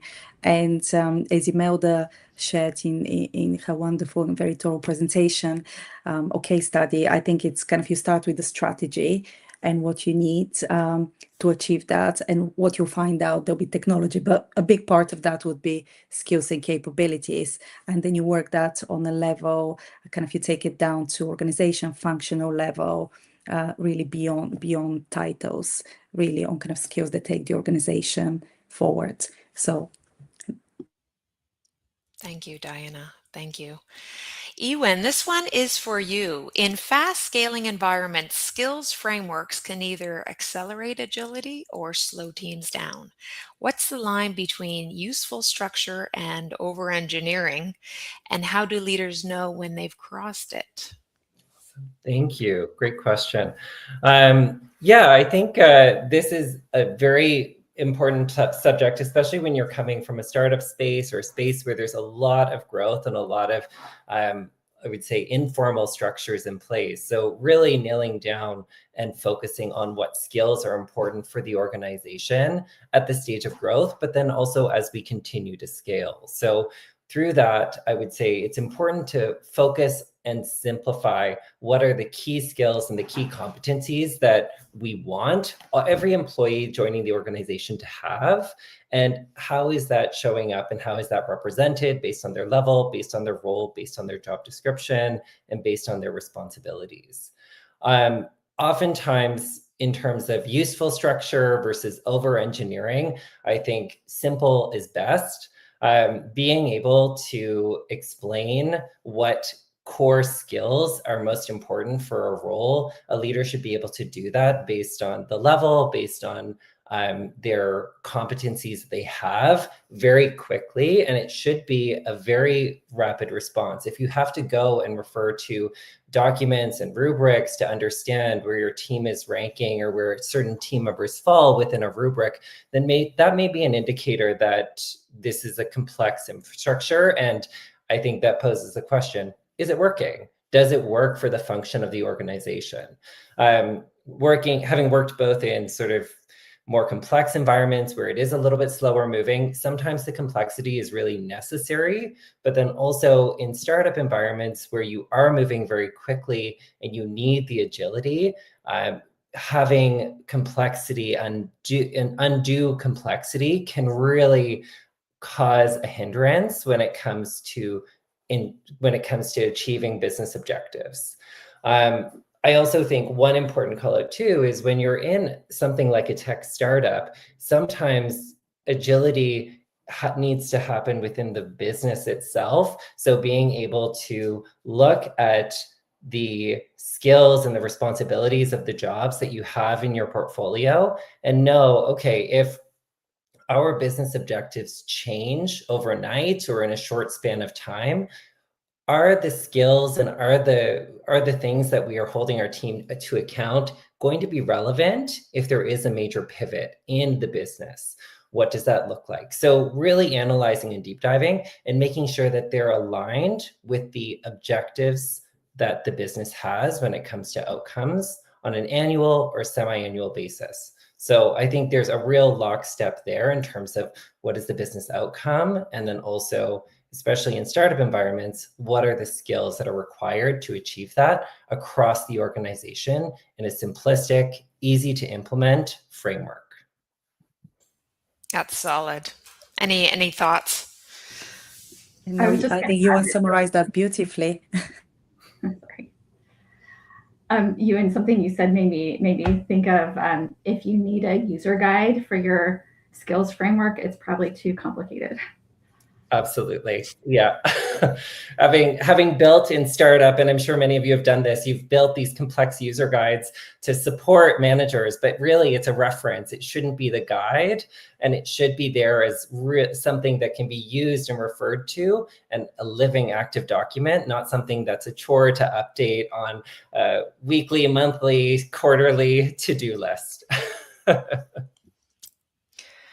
Diana, this one's for you. From an investor and growth perspective, skills data is often framed as an asset. What's the strategic risk organizations take when they treat skills purely as data points rather than as the living part of the culture and leadership behavior? Thank you for that question. I think that was my favorite question. Really insightful question. And Yuan, thank you for setting the context so well for that. I think I couldn't have described it better. The real importance of skill sets in an agile, growing tech business, equally for kind of large non-profit organization, the impact on services skills have is huge. I think from an investor's perspective, maybe what I could say is, first of all, it's it's a great moment to really, all of us, to do something genuinely distinctive and really think like a think tank. I think we shouldn't be, because we're in such a transformative space at the moment, and I do feel the people function is so central, and talent and skills, and naturally at the moment the AI dominant discussion is placing such a big focus on skills, including the World Economic Forum. It's a big topic. So I think it's a time where we can be distinctive, we can innovate, we can redesign, we can think tank beyond the size of our business, influence industry. So I think it's always interesting also to listen at the investor's perspective, because this is a real solid growth perspective. And skills data is often framed as an asset, but it's such an important asset that I think someone on the earlier panel said human capital, we need to understand it's also very different from financial capital, and it might sit on the same kind of balance sheet, the P&L, but it has very different factors that influence it.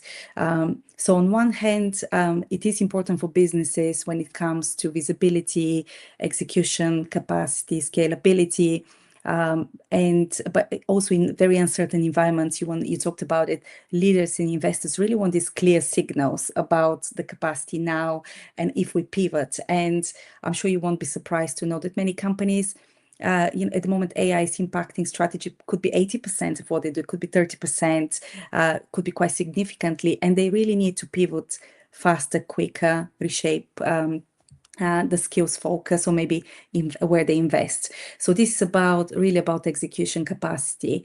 I think that the risk, to come to the question, is if we only treat it as a data point, because I think really from what I'm seeing, and I think we talked in the earlier panel about how fast the world is moving, it's really a dynamic capability. So if you think about it, if two people can hold the same skill set but behave very differently, perform very differently when conditions shift. So there's so many other elements just beyond what we already record on a job description or in our taxonomy. See that they motivational factors, the micro culture dynamics, there's alignment with the strategy. And I think the beauty is that now with AI insights and different technology, kind of very fast advanced technology, we can get those insights, and suddenly we can have the advanced insights for which financial services have, and apply the same principles of predictability analysis to our talent and people function. So I think if we don't do that, then investors really see a lot of risk. For example, they can have a sense of false readiness to think organizations have certain capability which we produced, and actually that capability doesn't exist, or doesn't perform under a particular market situation, or there could be a total cultural distortion where what you could observe is people optimize their profile instead of building capabilities. And all these things have a real impact on the success, on the companies being able to scale up to the next stage, on how investors see the performance, on how you compete against competitors. And I don't try to make it just on commercials, but it's also about employability and capability, because if the businesses perform well and they're leading with innovation, that everybody in that organization really has the chance to do something quite disruptive and innovative and ultimately grow their career. So I think my take would be probably yes, we need to think about skills as a data support, but we need to apply as our specialists and CXX and apply a bit more contextual understanding. As Imelda said, no one size kind of fits all. Leaders really need to own and narrate that skills narrative, and I think it shouldn't sit in a system. It should be really embedded within leadership behavior. I think and just a final point, that for me, leadership is at every level, and everyone should really see what's the authentic leader within the role I'm holding within my organization. So I think probably, those are the risks for the investors, and those are the risks for us as a profession if we don't work on the design systems around them. Thank you, Diana. Any thoughts on Diana's response? I think one thing just stands out really in what you shared, Diana, is the impact of the skill on the organization. If it's treated as just a data point, it really will become just that. It's a checklist. It's something to be achieved on a list, rather than being something that is really, truly felt, lived, and breathed through the organizational culture and through the organizational leadership. So definitely aligned with that. Thank you. All right, this question's for you, Petronilla. In frontline heavy, service-driven industries, skills are often developed informally and socially. How do you design skill-based systems that honor how people actually learn, instead of forcing everything into formal frameworks? Interesting question. And I mean, what did you call it? Repeat the first line you said, then I can answer my question really well. Yep. In frontline heavy service-driven industries. Frontline, yes. Frontline, there. Yep. Frontline service industries. So I am in one, being in hospitality again. I am in a service industry. And of course, I normally say our work is to serve tea to all the guests who come into the hotel. And how do people learn? I look back to COVID and how times have changed. And as I mentioned, in COVID, it was a long time ago. And how service changed in the industry. There's been a lot of shifts on how people are learning. And the one word I have loved using, excuse my French right now, is monkey see, monkey do. So I see how you're doing things, and I'll operate on the same level that you are doing it. So in service, we will attach you to someone else who is better skilled, and you see how they're doing their work, and you copy how they're doing their work. So then how would I design skills learning in this environment right now? Would be looking at, of course, the journey maps. How do you move from skill A to B to C to D to become the best in how you're doing, in how you are progressing? And of course, we learn a lot socially in this type of environment. The learning is very social. And so I look at the journey maps, as I've said. How are you learning? What do I need to copy and emulate to get to the next best level? After looking at that, and then the one thing that is also very important would be on awarding. Like, yes, I've seen that this is good, then do I recognize it and award it? So, and what else do I assign to it? Do we have things like having stories to what the journey maps, that this is how this person did it, and this is how they progressed to the next level? And of course, that takes you to the next level. And once journey mapping has been done, and once awarding has been done, then you enforce it and reinforce it to be a way of learning in the system. Yeah, so a nice, simple, easy way. Danielle, I want to add to something that Petronilla mentioned earlier and that I brought up at the beginning is in the space of HR, knowing what resources are available and utilizing those resources. So I want to share an example that happened to me a few years ago on how do we reach out to those in transportation. They can't go to the classroom, and yet we want to make sure that we reach out to them and share important information. So we utilize one of our networks, employee networks, that it's composed mainly of employees that work in transportation transportation, they gave us ideas. They said, if you really want to reach out to us, these are things that you can do. We created an activity. We created a one page where we put important things for you to know and a couple of questions. If you answer this, you win a prize. And that was a very creative way. We didn't think about it. We partner up with our own employees that gave us techniques and ideas on how to do that. I'm not a physician, but I had to work in healthcare and I had to teach physicians topics. So I partner up with my physicians colleagues and I say, hey, I'll do, can you partner up with me? I need to do this training and you and I will train. I did 90% of the training and I brought the physician with me, but just the credibility that added bringing a partner, a fellow faculty physician, sharing this information with other physicians changed the world, gave me credibility, opened up to them to listen to what I was trying to say. So utilize your resources. We talent development doesn't have to be the ones creating all the learning across the institution. We could partner up with them and give them credit, but utilize those to give us ideas on how to reach out to frontline employees. Very true. That's a great point. Thank you, Imelda. Diana, were you going to say something? Yes, I wanted to highlight the same. I think Petrolina said that we learn socially, and I think that's the most effective way in any industry, in any environment. And as Imelda said, it's kind of that collaboration. I think this is really where you get the best ideas, because whilst we rely on technology, I mean, the models are really trained to extrapolate something from kind of linear sequences, or they can't really think to connect things that are not necessarily connected in terms of ideas. So the best innovation, which when you want to think orthogonally and cross-functionally, is really create these spaces where cross-functional, cross-industry minds get together and get inspired and share the resources, share that knowledge. Absolutely. Absolutely. Thank you. As we wrap up over the next 3 to 4 minutes, I've got a closing question that I'd like to ask all of you. 2 or 3 years from now, all right, what evidence would tell you that skills-powered talent systems actually worked, and what should people and cultures leaders stop doing today to make that outcome possible?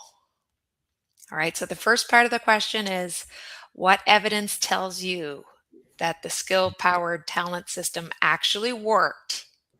All right, jump in, anybody. Yeah. I think I'm happy to.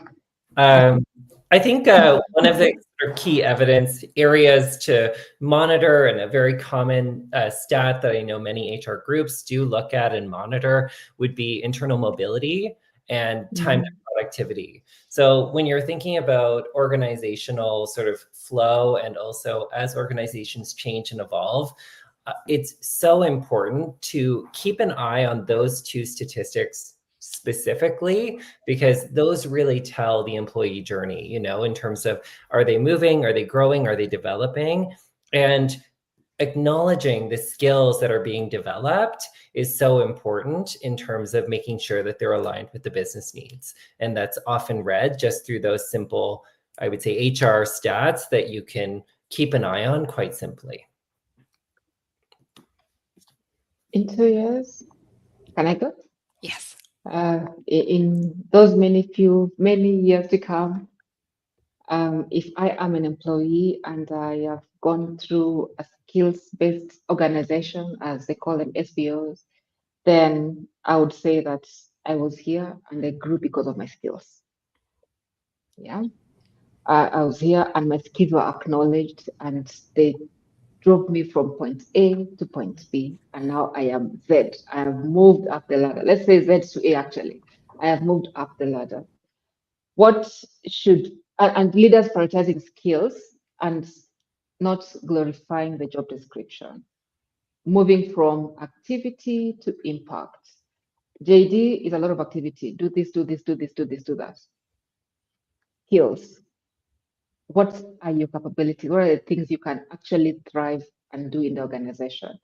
So it's me moving from being a cost in an organization to being a value add in an organization. Yeah.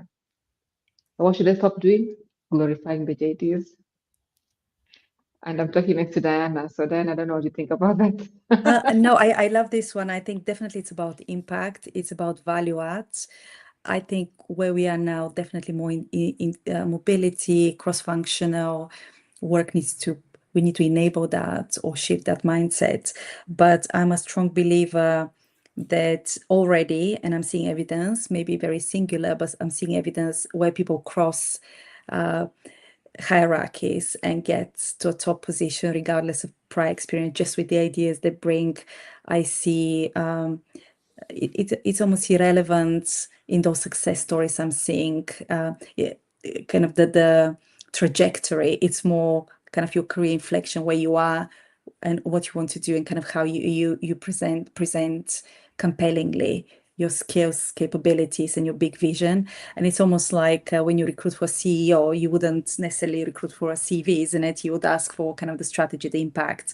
And I think it's probably we are moving there. And I know lots of Gen Zs that's already planning their career in that manner, certainly fast tracking the millennials in that sense. So I think I'm already seeing snippets of evidence. And I think what's exciting is that anything is possible.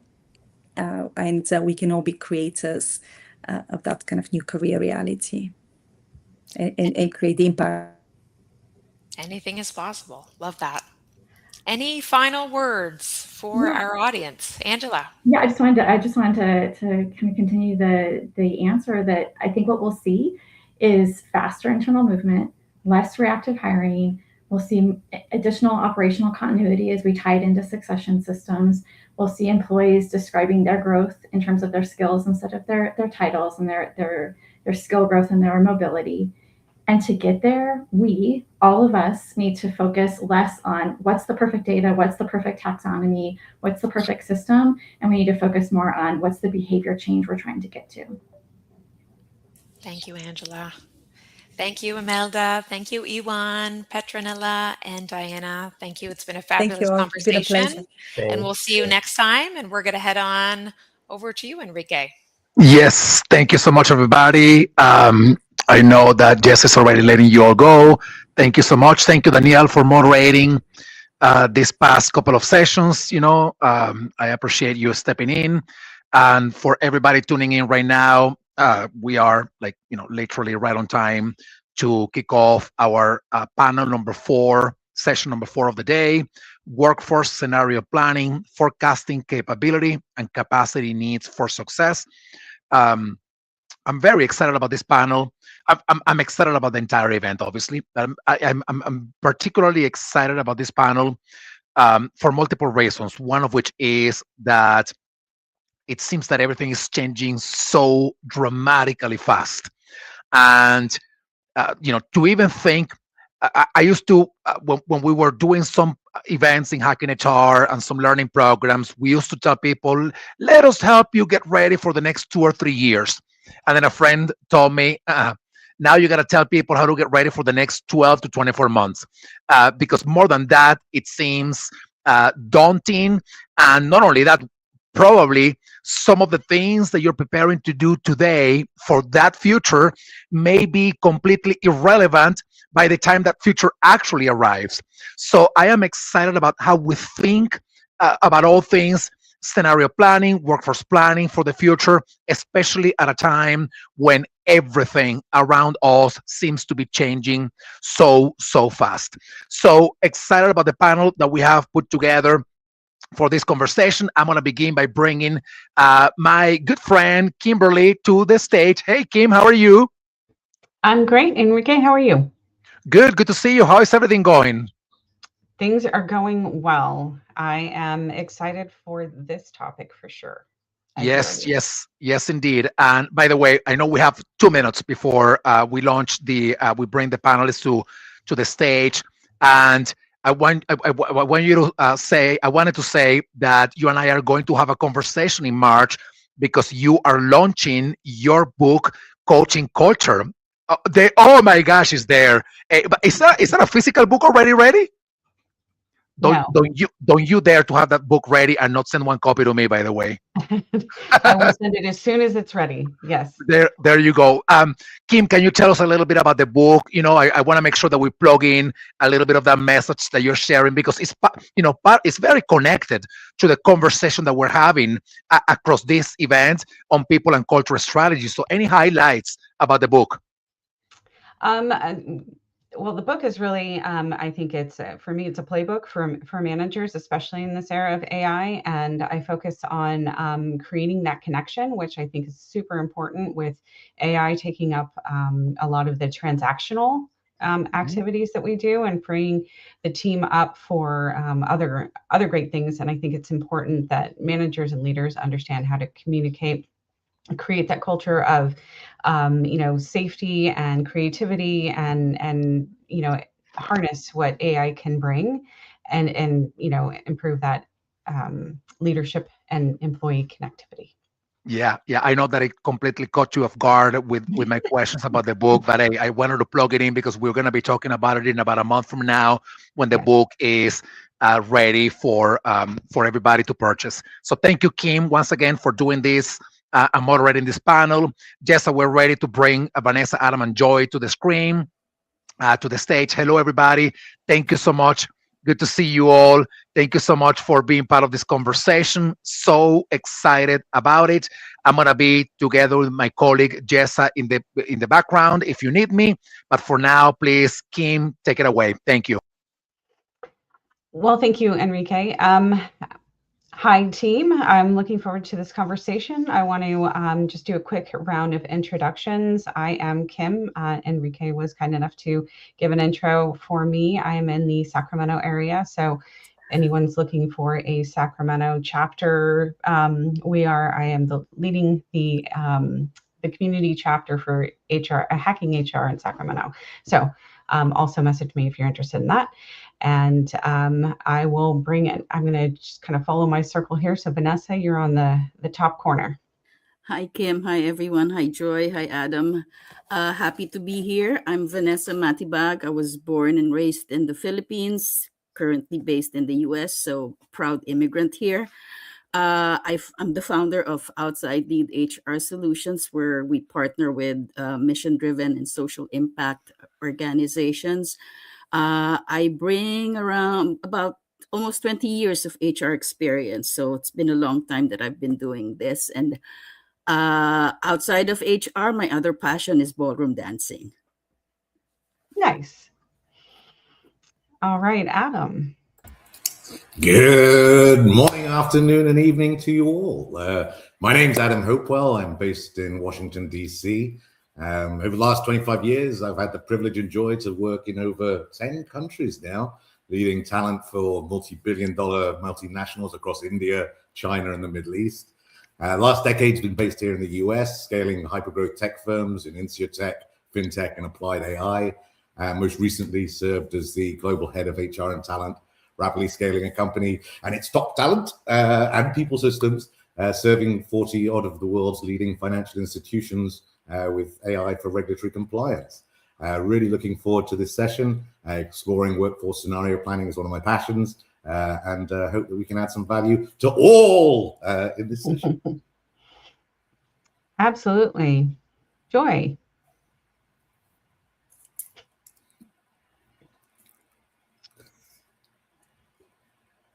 We can't hear you.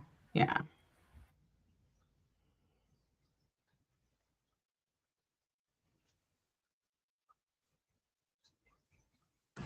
How about now? Yep. Oh, sorry about that. Technology all week. Again, sorry, I'm Joy King. I am the Chief Talent Strategy and Operations Officer at the National College Attainment Network, where I lead workforce strategy, organizational planning, and change efforts. I've been doing this work, some version of it, probably for the last 20 plus years, and I'm excited to have this conversation today. Nice to meet all of you. Well, thank you, Joy. All right, we can get started in the heart of the discussion. Vanessa, I want to go to you first. What is the role of clarity in workforce planning? Oh, you are muted. Sorry about that.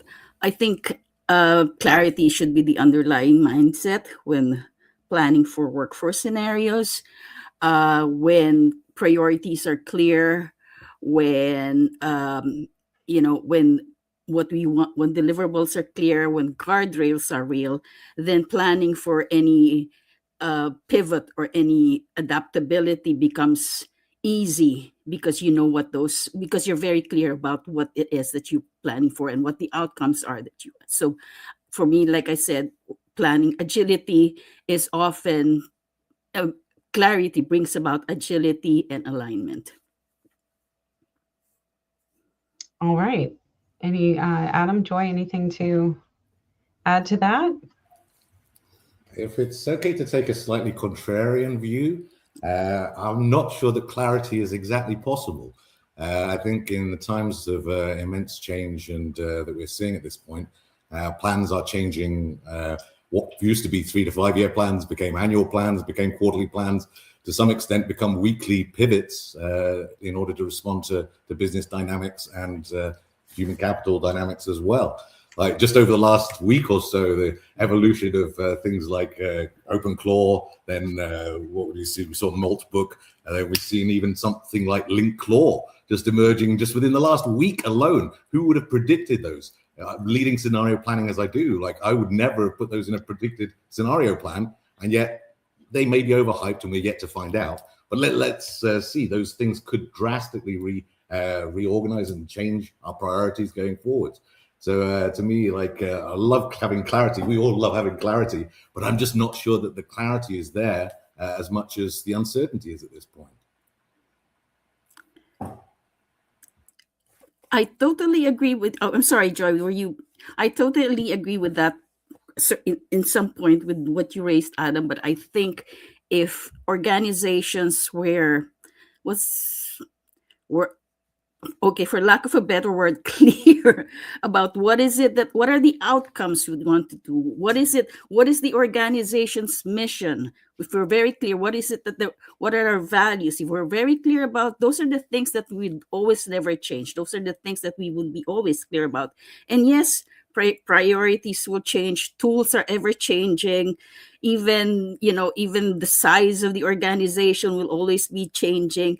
But there are still certain aspects, or there's still sections of the organization that should remain clear as an underlying priority.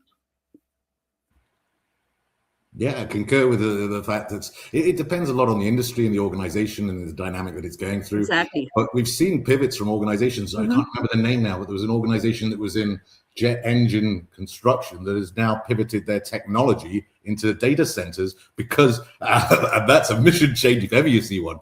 You imagine the amount of change that an organization's had to go through to revamp to that. Exactly. And how would a scenario plan have ever captured that? Or would a good scenario plan have captured that? Exactly. And just to add one more point to that, in terms of, and not to hog the limelight, I worked for a nonprofit organizations where funding is always changing. There's always that, so there's always that need to pivot, because you never know when, you're always so dependent on funding, you're always dependent on the nation. So there's that really need to pivot in terms of priorities, in terms of operational changes. So, yeah.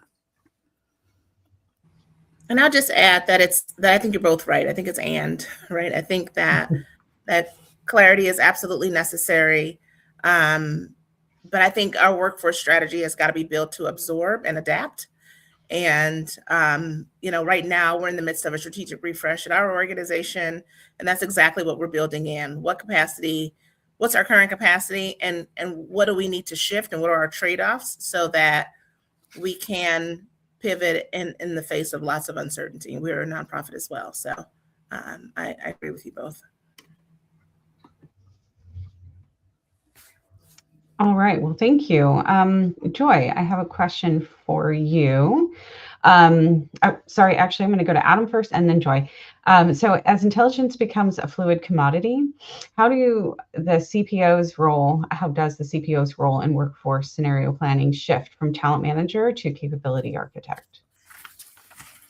Okay, fairly complex question there.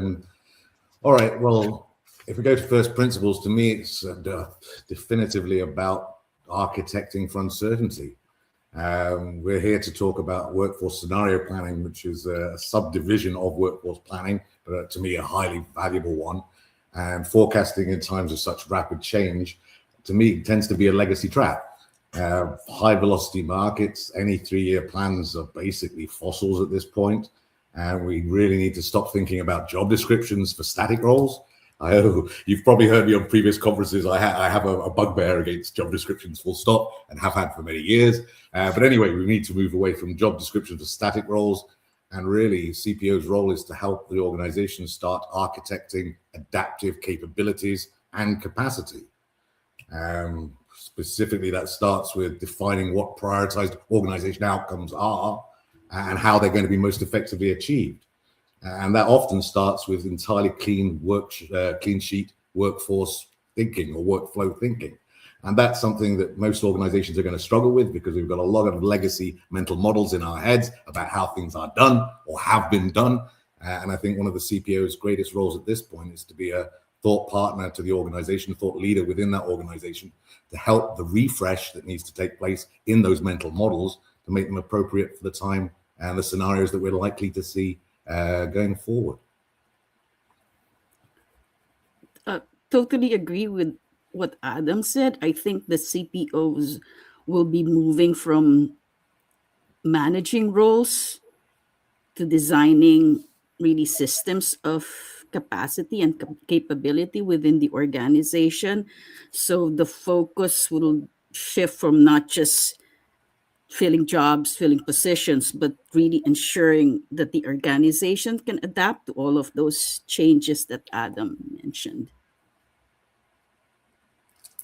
Yeah, and that's right. I think that to avoid those creating those new static type replacements that are built for the capabilities today, we got to architect. And I love the word architecting what we do. I think it's architecting systems, and those systems, it's not simple architecture. They need to be self-learning and adaptive because they need to be able to update the assembly of the most appropriate intelligences and then assist with the real-time orchestration of those activities. So this is not a light piece of architecture or organizational design work that's being done here, because of the dynamic nature that is occurring, which is a result of the scenarios that we're living through.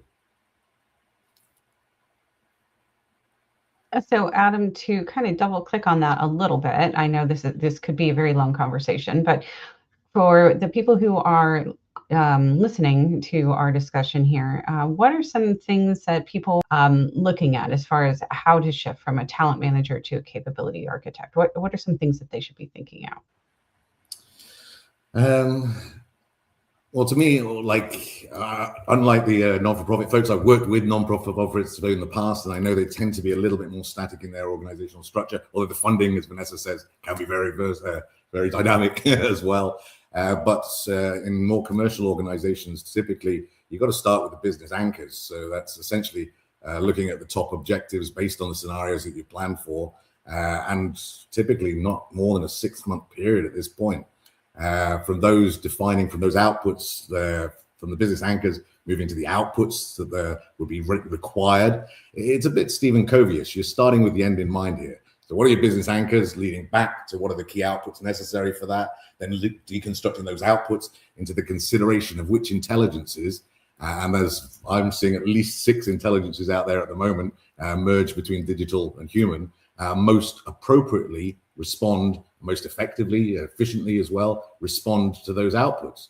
And that the issue with that is that what can be designed today, like in 3 months' time, it may require a different solution. So the primary driver from my perspective is creating the data streams that allow you to see that dynamic evolving. And then the system itself uses those data streams to propose ideas for its own self-evolution. And then the human in the loop basically works on that level. That's the level of architecture I think we need to move to if we're moving away from just talent management, which in itself wasn't static. It was incredibly challenging in itself. Now we're adding an additional layer which requires that optionality and responsiveness to the business dynamic as it changes, both on the commercial side and on the internal side. I think starting with that commercial, then feeding back into the internal to make sure internal is responding to commercial demands is probably the right way to think about this. Thank you. Joy.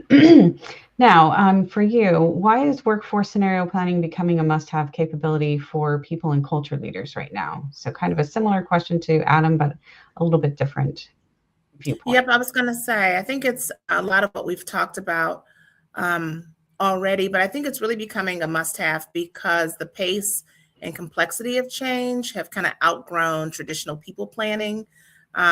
People and culture leaders are really navigating funding volatility, policy shifts, rapid technology adoption, rising burnout, kind of all at the same time. I think there's really an importance here around this function being rooted in the strategy of the organization, not just as kind of a partner, but not partner, but really partnered with the CEO and leadership to help drive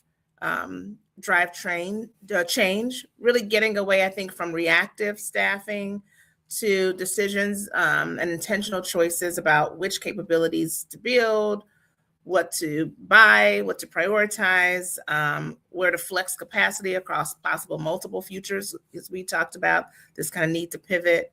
So I think it's less about what will happen, kind of, less about predicting what will happen and more about, I think, ensuring that the organization can adapt without breaking its people or its mission.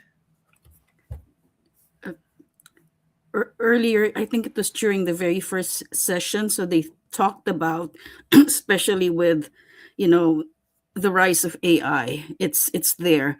So they talked about, and it was, it was actually the first time I heard it within that context, but they said using AI, because it's never going away. AI is here, using AI as a thought partner, but what's important is what is the inherent culture of the organization.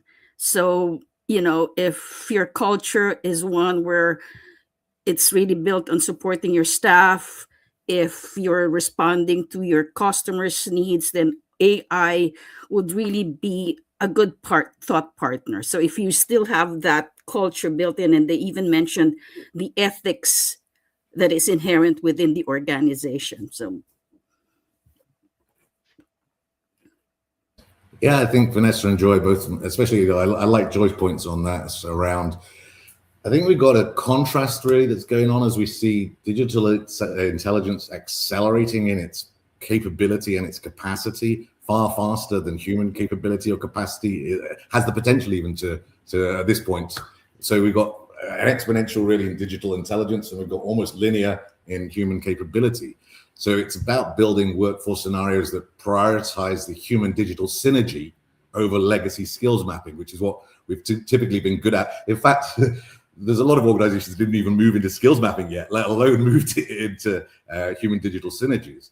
And I think you can look at, there's some really good data on that. I actually put some notes together on that data. If we're looking at the divergence in capability and capacity. So if we look at just at digital capability, then on the current trajectory, we've seen scores already in, for example, humanities last exam, jump from 10% to nearly 50% in the last 12 months. So for context, a domain expert, a PhD in a specific field, typically would score about 90% in humanities last exam. But a general PhD on a non-topic specific would score about 34%. So we've already got digital capability that's better in non-specific focal areas than that area, than the human PhD. And with the exponential growth we're seeing, that's going to be matching and exceeded in the relatively near future. So we've got the capability side, and then we've also got the capacity side to consider. Human capacity, this is what we did our workforce planning to make sure that we have bums in seats and we have capability addressing business needs. But digital capacity is scaling at an unprecedented rate too. The global data center investment alone for 2026 will be around 600 million just from the hyperscalers. From five organizations are going to put 600 billion odd in 2026 into scaling capacity for digital intelligence. So if we look at the scaling, the capacity and the capability scaling for digital intelligence, and then we look at the restrictions and inside human intelligence, we have to focus on how we bring these together to work in harmony, how to orchestrate those intelligences to achieve organizational aims in the most effective ways possible. That if that's not top of mind, it needs to be, because this is happening around us. We need to, I work with a number of organizations trying to help them now reframe their mental models to be able to take that into account. And it's not easy, because there's a lot of baggage, a lot of historicals which are anchoring minds into the past, which they can't afford to be if you want to stay successful as an organization going into the future. And there's a lot of fear, right? And that, part of that change management to really achieve what you're talking about, Adam, is kind of addressing the inherent fears that come with this kind of change, right? At the rate that we're seeing it. One of the things we're wrestling with is kind of, where does AI fit in our organization, and how do we do it ethically and responsibly? And I think workforce scenario planning, just final note on that, really gives leaders a way to test where AI responsibility can extend capacity and where human-centered expertise kind of has to remain central. So when I think about equity, culture, people decisions, right? Like, we're going to always need kind of people in those positions to help drive some of those decisions. But I definitely think that AI without capability is just kind of expensive chaos. And I think organizations are really going to have to be thoughtful about how they grow their digital footprint in this way.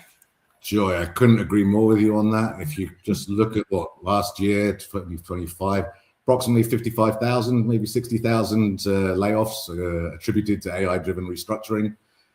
It's clear that we've got to move from that skills map into capability architecture. And that's really about understanding where the human intelligence is here at the most value. And that's in transition. We've always been responsible for execution. Now automation takes over on a lot of the executional fronts. So you move from execution and then you move into what? Verification. So you're verifying what the digital intelligence's outputs are to make sure that they're aligned with the context, which AI is great with context, but it doesn't have as much context in a number of matters as the human intelligences that we have working, especially in leadership roles inside organizations, hopefully. But then even verification is eventually going to be superseded by digital intelligence. And then where does that really leave the human intelligence in the loop? Essentially governance, value custodianship, I think, are the two things that remain strong fallback or positions for where the value add comes most from the human capability. But the most interesting point is this dynamic time where this is changing. It's not like it's in one state. It's in a fluid state. It's like we're moving from a block of ice becoming water to becoming gas. And we're trying to have to plan for all three of those states simultaneously, when we're not quite sure how quickly the temperature is going to rise, and therefore that state transition will actually occur. Fascinating times to be working through, but times where organizations need to have the mental agility and optionality to be able to respond.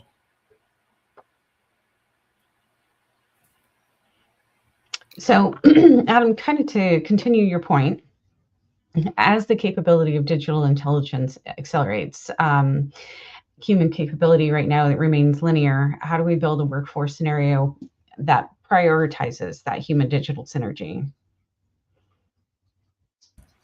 How do we build it prioritizes that human digital synergy? Well, as I think I started with, it starts with mental models. There are far too many people, especially in leadership roles, who have experienced effect. I tend to call this the sales of today, or the anchors of today. There's a concept around anchors and sales. Okay, and the basic thing is that the sales of today can become the anchors of tomorrow. So what experience a lot of business leaders have had, who may have been serving for 20, 30 years, and I experience this a little bit less because in tech circles, they tend to be a little bit younger as CEOs, but there tends to be a lot of baggage of what they've seen drive success. Okay, and that's stability, that's efficiency, that's scalability, that's predictability in many ways. And so most business leaders, I find, tend to have a number of their mental models structured around those things. And so they will naturally mentally fight against trying to challenge those perspectives at times. And I think it's the role of the CPO now to really be that thought partner that helps not try to convince or persuade or convert, but essentially shows the data that allows a CEO to see how it's in the best interest of their organizations to open up those mental models, to unlock some of those doors of past success so that they don't become, as we construct the sales of tomorrow, which are going to capture the commercial wins and the organizational capability wins, that they are not based on what have been or what would now be anchors. So they need to understand to a certain extent that the successes that they achieved now need to be rethought through, not necessarily dropped. Like there's some still valuable lessons involved, but they need to really start to probe those. And I think that going back to one of the first questions you asked there, King, was around the CPO's role. And I think really that's a major part of the CPO's role. The other thing is looking at trust within the organization, because as soon as employees think that the job that they're doing is being recorded in a way that it's going to allow an AI agent or an AI system to basically replace them, there's going to be a massive trust differential, like deficit that goes on, and those individuals are going to become very disengaged. They're going to become despondent when they think about their primary concept, which is as a working professional, potentially being replaced. So working with organizations on trust is something I've been doing a lot recently. In fact, I published a trust operating system that works at 5 layers to try and help organizations diagnose where there are trust excesses or trust is just right, almost Goldilocks, where it's too much trust, too little trust, or just right trust. And you can have too much. Like if you have too much trust in an AI system and give it too much authority, just like if you gave too much authority or responsibility to a junior member of staff, like they can go wrong with that. So you can have too much trust, you can have too little trust, which means you're going to move too slowly, or you can hit the Goldilocks zone and get that just right. And that's difficult to do, but there are ways to analyze this. There are ways using organizational network analysis, various other tools, for structures and frameworks that allow you to gauge where trust is within an organization, where it's pocketing, where it's clustering, where it's too spread out, and then take proactive action to build that trust. And that means taking some really hard decisions as like, if AI can replace this job, will we replace that job? And being as transparent as possible. People will respond to transparency. They will respond to economic understanding that the organization will only survive if we replace this job or replace this cluster of jobs. Okay, they're not going to like it, and you're going to have to make it sweet enough from their perspective that it's worth them training up the AI system that's going to allow to do that or to be part of that process. But it's engendering and engineering that trust that I think is one of the most operational things that we can do within all our organizations at the moment. Once we've got the mental models addressed with the more the leadership team level and the board level as well. Thank you so much, Adam, bringing up that trust, because I would add also, I think that should be number one, and also bringing that psychological safety into the workplace, and just, I think topmost, I mean, it's human nature to think, okay, machines, it's the Terminator era for machines are taking over. And so how do you, as leaders of the organization, bring that trust, that psychological safety into the fore? And like you said, there are going to be hard decisions, and you as leaders should be transparent about it. How do you communicate those hard decisions? These are all should be, as like I said, all of those should come into the fore, into how you balance all of this. Just a quick add in here for me is, yes, I think that there definitely has to have a culture of safety, psychological safety. But what would you say to leaders who are looking at, we're going to cut our customer support team by 15% because AI can do it? What about those who, as far as career progression and career ladder, where's that pool of resources that you still will need? How do you address that with leaders?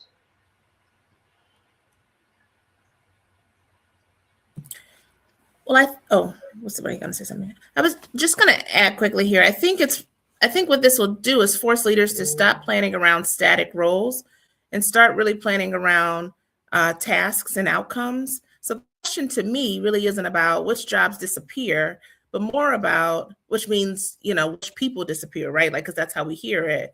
But it's really more about which parts of the work can be augmented, which parts of the work can be automated, which parts of the work can be redesigned.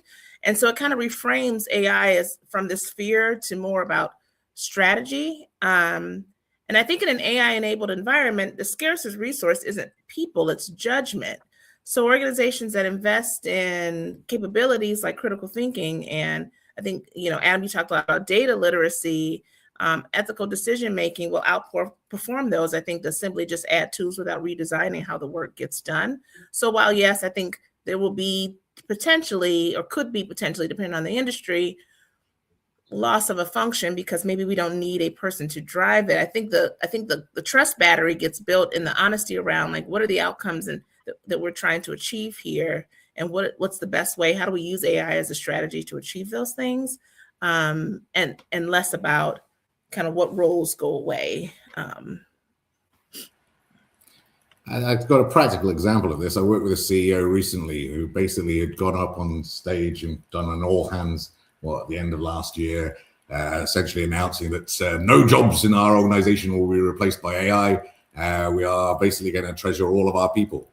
They've then gone into a strategic planning summit and looked at the capabilities and the cost equations, considered those against their competitors, because competitors that were going to make use of the AI systems compared to what their original plan to keep their entire human capital. And in tech companies, this can often be 80-85% of your operating costs can be your human capital costs.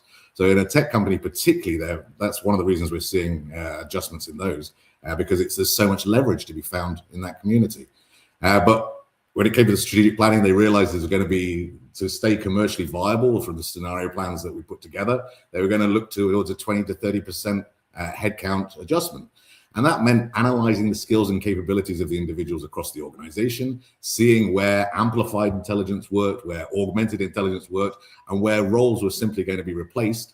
So there's two cases. Roles replacement does occur. Customer service can be a typical example of that. But most often, what should be done is looking at how the value is created, what skills and capabilities are needed for that, and then how do we bring human and digital intelligences together to supply to that output. That requires role redefinition, and sometimes, we went through a period of hyper specialization where a marketing manager could only ever do marketing or brand, and then marketing manager broke down into brand awareness, or then social media awareness, for example. We're going to be looking at more broader skills, basically, because the AI systems are going to be able to do a lot of the operational activity there. And we're going to look at to broaden the skill set into more strategic understanding, more tactical understanding from the individuals involved, so that they can work together, as I say, as amplified, augmented intelligence to solve for the business problems being faced. So I think that's really a concrete step. And the trust matter. What happens after a CEO's been in all hands, said no one's losing a job? Then the board basically put the pressure on to say, nope, that's not going to work for us. We're going to need to see a cut back on the cost structure here. And then I had to work with them to how do we build trust again? Because we're about to lose a massive trust deficit, as the words of the CEO are basically going to be shown to have no value, even just 2 months ago. So there are ways to counteract that. There's ways to rebuild that. There's ways to make the necessary layoffs occurring are done in a courteous, professional, considerate manner. And that costs. There's a cost involved in that. And I had to defend to boards the cost involved in that in relation to the engagement and the actual productivity they're going to be getting out of the people that remain. Because if the people that remain all think that this could happen to me tomorrow, this could happen to me tomorrow, they're not going to stay. Their retention numbers are going to drop massively. Their engagement numbers are going to drop massively. Their productivity is going to drop massively. They're not going to be looking to cutting edge change if they're not secure enough that they think that the company has their back. So how do you show, what concrete actions can you take as a leadership team to show that you've got the back of the individuals, not just the ones that are staying, but also the ones that are going to be leaving during this process? I think also if orgs or leaders were going to look at let's say they were looking at their current needs, it's basically distinguishing, is this a capacity need or is this a capability need? So how much work can be done? I think that is, if you're looking, okay, how much work can be done, that's when you're looking at time, volume, bandwidth, that's more of a capacity. And then where you're deciding capability, what skills, experience, and tools do we have right now? So trying to distinguish what is it that would respond to our current needs. Is this a capacity issue or is this a capability gap? And I'd even take that one step further, Vanessa, at the board level. Like what I always start with is you've got two major paths in front of you. There's many minor paths, but you've got two major paths. One is that basically you keep the pie as it is, and you readjust the organization to deliver at the pie, at the size of pie, which is your mission or your objectives or your vision, your strategy. Like you keep the pie as is, and then you adjust your capability and capacity to meet to that pie. The other thing is, can your organization expand that pie? Can you look to do greater, bigger things, aligned activity that allows you to keep the entirety of your human intelligences in place, the people that you've got, the staff that you've treasured, but also allows you to take advantage of the additional digital intelligence that can be brought to bear. And I think like really working at the senior leadership level to see, can we expand the pie? Because, hey, every organizations love to expand. They love to do more. They love to service more customers. They love to generate more revenues or in non-for-profit scenarios, service more social need. Like, can we expand the pie?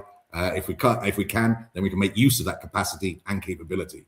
If we can't, how do we then readjust our mixes of capacity and capability? All right, we are getting close to, I think we've got about 6 minutes left. So I have one last question, and then we'll get to kind of your final thoughts. All of this, we're talking to our, HR leaders and everything else. What is something that non-HR leaders need to understand about workforce planning that's sometimes overlooked, especially given this current conversation we're having? I think the most important thing is workforce planning is not an HR task or an HR project. It takes the whole organization, it takes the whole leadership to be involved in it. Love that. I totally concur. Like, yes, this is one point where the team really needs to come together. And whilst HR, like if you've got strong enough HR or talent, then they can help lead, they can help facilitate, they can help structure that in very effective ways. They can bring models to bear, they can bring perspectives to bear. It is an entire organization perspective. And this discussion really is on workforce scenario planning, which to me is a subdivision of workforce planning. And inside workforce scenario planning, I think the biggest mental model change or the biggest concept for non-HR folks to have in mind is that optionality is actually a good thing at this point. We're actually architecturing workforce scenario planning for optionality, so that we have considered if situation A, B, C, D, E occurs, what are our optional responses to each of those scenarios? Because we just don't know, and this likelihood is that it's going to be C2 or E or F, which we haven't barely considered. But as long as we've given it broad-based thinking, we've created the optionality to respond. And I think that that's the key to this now. You can be the most agile leader in the world, but if you're locked into a rigid 3-year plan or vendor contract or fixed role headcount model, then you're agile, but you're trapped. You need to have the optionality built into your modeling, which I think the scenario planning part of workforce planning can really help with, so that you've thought those things through in advance of having to make those decisions on the spot. Because that's where decision making tends to be at some of its worst, where it's a high pressure, intense stress situation. If you've given the team time to think it through in advance, then that helps in the preparation of their mental models. It also helps in the delivery and response. All right. So for our last few minutes together, it's certainly gone by quickly. I'm going to ask for one word or phrase or sentence, but something brief, that is the most critical attribute of a 2026 workforce scenario. We'll start with Joy. Thank you. It's been a great conversation. I would just say scenario planning really optimizes for resilience. Leaders need options, and they need to be doing this in partnership, not necessarily like in sequence. So. All right. Vanessa. Yes, it's been wonderful sharing this platform with Adam, Joy, and Kim. So for me, the word is agility. So having an organization that is agile and ready for all of those pivots, and which is why workforce scenario planning is an important responsibility, not just of HR, but of the whole organization. All right, Adam. And I'm going to come back to optionality. I'd say that that's probably around orchestrated optionality, if I'm not throwing too many kind of buzzwords in here, but I love orchestration. And I think optionality is great, but orchestrating that optionality essentially allows you the strategic degrees of freedom that you're going to need. So whether scenario A of hyperautomation or scenario B of human-centric regulation hits, the organization has the optionality to pivot without total structural collapse.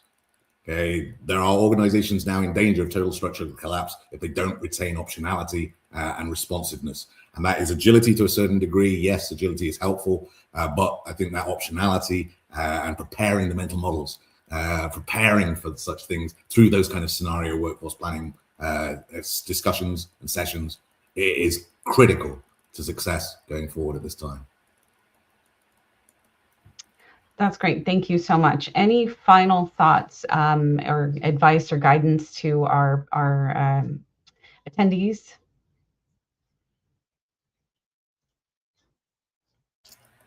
I'll just throw in a couple, just tuppence worth. Enjoy this. It's so easy to get stressed about this when there is so much uncertainty coming towards you, when there's so much on your shoulders as well as ahead of the people function for an organization, looking at the future and thinking, how, man, am I going to have to go in front of all of these people and tell them a third of the jobs are gone? Am I going to be telling them that we're expanding, we're pivoting, we're changing? There's so much uncertainty. But if you let that into your soul, you let that into your daily mental models, it will start to cripple you. And that means that you can't serve your organization to your optimal, from an optimal perspective. You've got to stay positive around this. You've got to stay proactive about it. You've got to learn about it. You've got to attend sessions like Great Hacking HR sessions like this. Follow Enrique and his latest developments in this field. Follow all the best thought leaders you can find in this field. Make the time to prepare your own mind, because only once it's prepared to a certain extent, or at least the ground has been fertilized in your own mind to a certain extent, are you in a position to help your organization and serve your organization to the greatest level of your capability. I want to repeat what Adam said earlier, which is, I really liked it. Think of yourselves as architects and designers, and that will open up a lot of options for you. We're literally all on the same page, because I definitely, this thought about resilience is not accidental, it is designed, right? Like, and I think, to your point, Adam, it is easier to find joy in the work. It is easy to lean into the calm when you feel like you've got some opportunity to design how you move forward versus feeling like you're always responding and reacting. So there is joy to be had here. Absolutely. Well, I thank you all for taking the time to have this great conversation. I think we are ready to wrap up, and the next panel is talent mobility strategy. So thank you all. Yes, thank you. Thank you, Kim. Thank you, Vanessa, Adam, and Joy. I appreciate all the phenomenal conversation we've been having as part of this event. For everybody tuning in, we are about to enter panel number 5 of this day number 1, panel 5 of day number 1 of our People and Culture Strategy Summit. Just a few quick reminders for those of you who are connecting here. If you're tuning in via LinkedIn, you have to leave LinkedIn and come to our main event studio. And my colleague Jessa will be sharing the link with you on the comment section. We are about to shut down LinkedIn, and not because we want to, but just because there's a limit in the amount of time that we can broadcast. Kind of sucks, but that's the way it is. So please come to our StreamYard studio so that you can participate in the event in the main platform where we are broadcasting this. To those of you who are just tuning in right now, or if you have to step out of the event, please remember we are recording all of the sessions, and they will be available to you by Monday of next week in the Hacking HR platform. To everybody, you all will get access to a digital diploma of attendance if you attended all the events, or if you watched the videos later on. And to those of you who are Premium and Premium Plus members in our community, you get a Credly badge, and you get the HR credits, and obviously the digital diploma as well. So it's been very exciting to have these conversations today. And now we are going to be talking about talent mobility strategy, enabling internal movement to accelerate growth and retention. And I will be moderating this panel. I hope that I didn't forget how to moderate a panel. I haven't done it in such a long time. But our former moderator for this panel had a personal thing to attend to, and I am stepping in for him. So Jessa, please feel free to bring all of our panelists to the stage. Hello, Krista, Terry, Kim. How are you all doing? Ooh, these are some times, man. Yes, they are. Doing, I feel like okay in spite of it all seems to be the common answer these days. Yes, indeed. Krista, how are you? Good. I was just going to say we're here, and that's what matters right now. Yes. Yeah. I think we are living in this twilight zone between oh my gosh, it seems that it's all falling apart and I have to go to work. So it's like that intersection in there, right? And in all honesty, I've been thinking a lot about this. Every time that we put together an event or something, I think a lot about it because I know there's a lot of stress and distress because of so many things going on for those of us who live in the US, but also, globally, there is so much uncertainty and so many issues happening everywhere. But I do think that we have to we have to continue to show up, and sometimes I know it's hard to show up, and I know we feel like, oh my gosh, how can I talk about talent mobility when all these things are happening and so many people are being laid off, and so many, the political insanity, going on in America, but also in multiple other countries. So it does feel heavy, but spaces and channels like this allow us to continue to build because at some point we're hoping that things get better and that we will have built enough goodness in the world to to propel from there into a better stage. So that's why despite so many things going on, I continue to be inspired and engaged, my team as well, in Hacking HR to do this. So thank you all for being here. I appreciate you. I appreciate the three of you, all the panelists that we've had throughout the event, and everybody in the audience. I know some of you may be feeling heavy. I know, but thank you for showing up, for investing in your learning, because, well, we're building. So Krista, Terry, Kim, quick round of intros. So please, a couple of liners about who you are, where you're connecting from, what you do, anything else that you want to share with the audience, and then we're going to step and jump right into the content of our panel. So Kim, do we get it going with you? Sure. Kim, your connection is breaking up. All right, Krista, let's go with you, and then we come back to Kim. Sure. Yeah, I'm Krista Vaught. I specialize in employee experience and learning and development. I'm with Frontier Design, a human-centered design firm, and we focus on practical strategies that support mission-driven organizations from federal government to private corporations and everything in between in aligning people development with organizational needs. So that means everything from supervisor learning to AI readiness to career development for employees and beyond that. So excited to be here. Awesome, Krista. Thank you so much, and thank you for being such an amazing supporter and an active attendee and participant and expert in all things that we do in Hacking HR. This same thing applies, by the way, to Terry, who's been a phenomenal supporter. Terry, go ahead, please.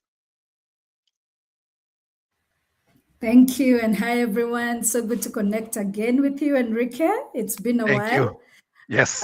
Yeah, I'm always excited to be here. I've been in HR for about 15 years, working in different organizations, HR, dealing with people, culture, that's my passion, employee engagement. And currently I am just doing consultancies and open to work, but I'm excited to be here and to have this conversation. Thank you. Thank you, Terry. Thank you so much for being here. I appreciate you. And last but not least, Kim, go ahead. Sorry about that. I don't know what happened. You were about to say your name and boom, it froze. You kept us in Everything suspense. started like spinning around. It was very confusing. I'm Kim. I'm in Berkeley, California, where apparently, even though we have blue skies, there's something going on with the internet. Fingers crossed, we're good for now. I've spent the last 15 years leading people and culture functions at a variety of tech companies. And for the last 2 years, I, like Terry, have been consulting and freelancing, specializing in HR strategy and storytelling. And I am a writer. I have a Substack called I Care Too Much. And yeah, I don't know. I got 2 kids. My house is a mess. But here we are. Well, thank you, Kim. Appreciate you being here as well. Thank you, everybody. Once again, let's just go right into it. When we talk about talent mobility strategy, what do organizations get right and what do they do wrong? So maybe a couple of things that like, yes, most organizations do this and that's the right way of doing things, and most organizations do this couple of things and generally that's not the way to go.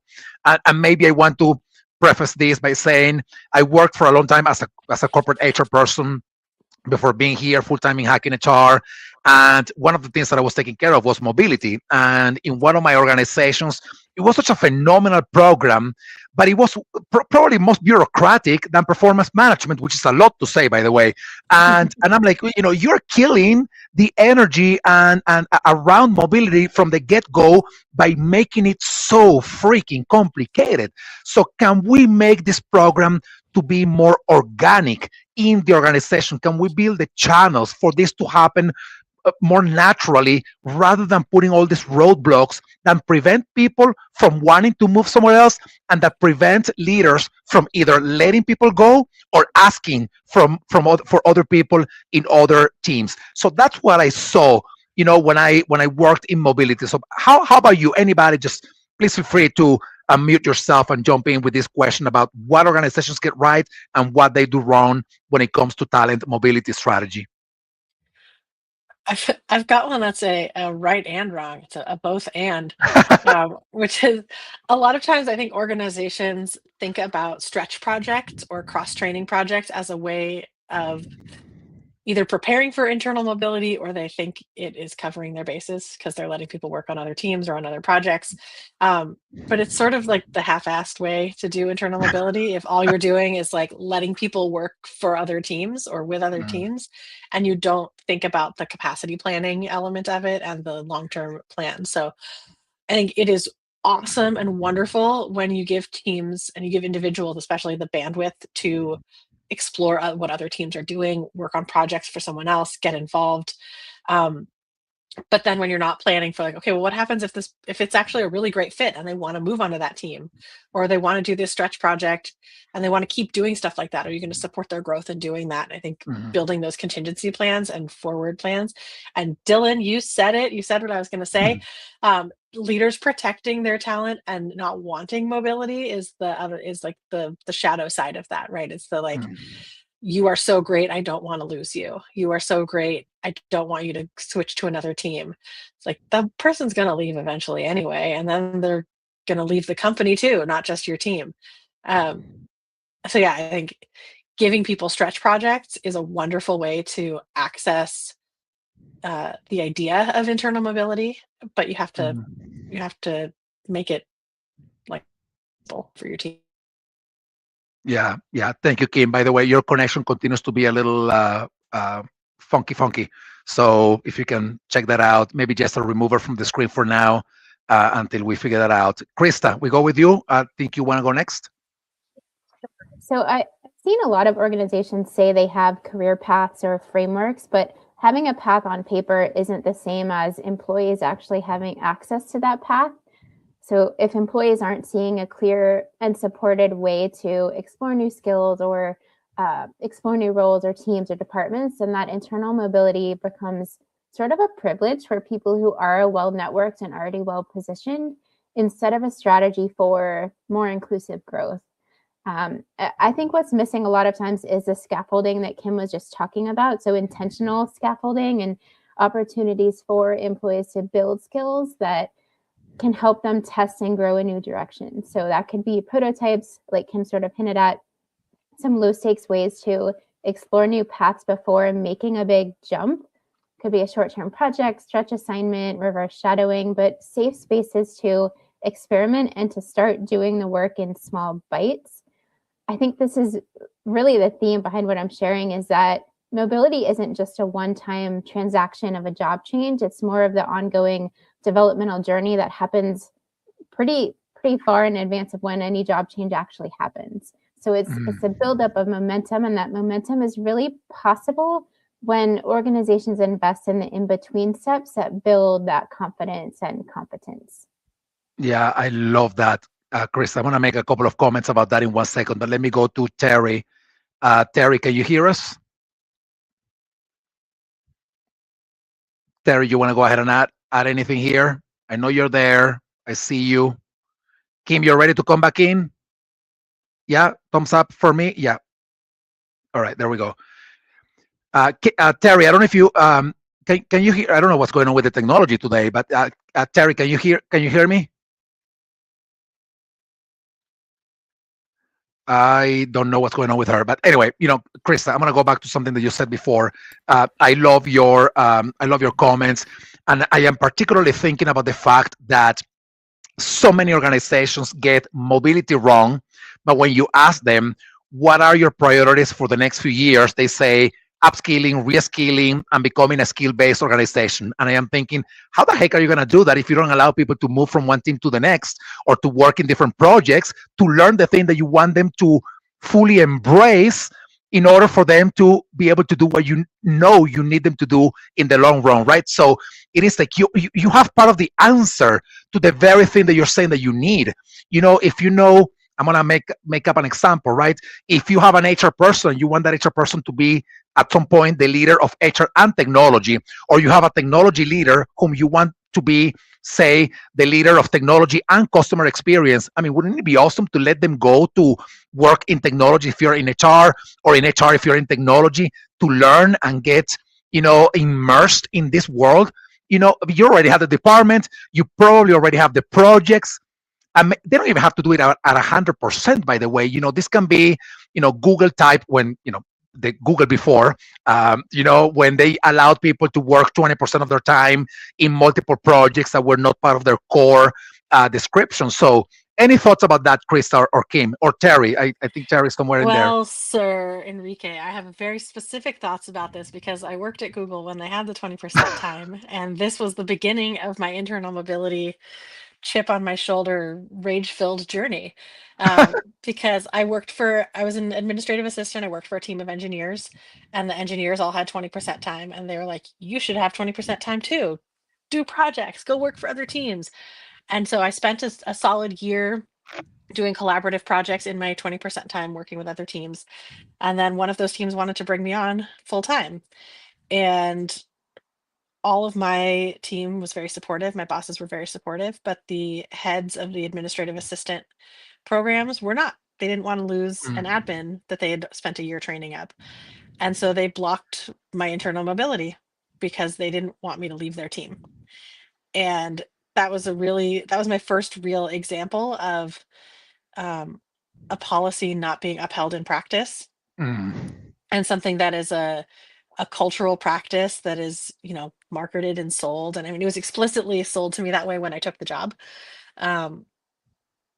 That when people's egos get in the way, and when people's fear get in the way, even if you might have the best policy out there, you might have a great learning and development program, great internal mobility and upskilling program in place, but if individual managers aren't given the directive, or aren't being held accountable to upholding those, then you end up with something that's not what you were trying to create. And then, I mean, that is why I left Google 15 plus years ago. I might still be, I don't know if I'd still be working there today, but I might still be working there today if that hadn't happened. And so it's really important not just to build the infrastructure, but to make sure that you're getting everybody on board, so that managers are not desperately clinging to people, and that people do feel empowered and enabled to grow within your company, even if it means leaving your team. Yeah, love that, Kim. Terry, I'm gonna let you go in 1 second. I just want to say a couple of things. One to this panel and one to the audience. To the panel, my next question will be about how mobility impacts culture, but how culture becomes the fuel that allows for mobility to actually work. Because what you're describing, Kim, is a culture problem. It's not a mobility program problem. It is like, hey, I'm jealous of my talent because I'm thinking about my small cocoon and not the whole organization. So let's go back in 1 second to that question. And I want to ask the audience, everybody tuning in here, if you have been part of a mobility program, you moved from one team to another, whatnot, I would love to ask you, what is the best thing that has happened to you and your organization because you were part of a mobility program? Anybody, a one-liner in the chat to let us know about this. Terry, any insights from you? I think you're there. Oh, yes, you're not frozen. Any insights from you about, the question about what's, the good, the bad, or the ugly about mobility? You're muted, by the way. There you go. Go ahead. Yeah. Thank you. I didn't hear most of what anyone said, so pardon me if anything is repeated. But I wanted to say, like, one of the things is that, as you said, Enrique, when you are starting, sometimes we make it like so difficult that it is only those that are visible within the organization really that can move around.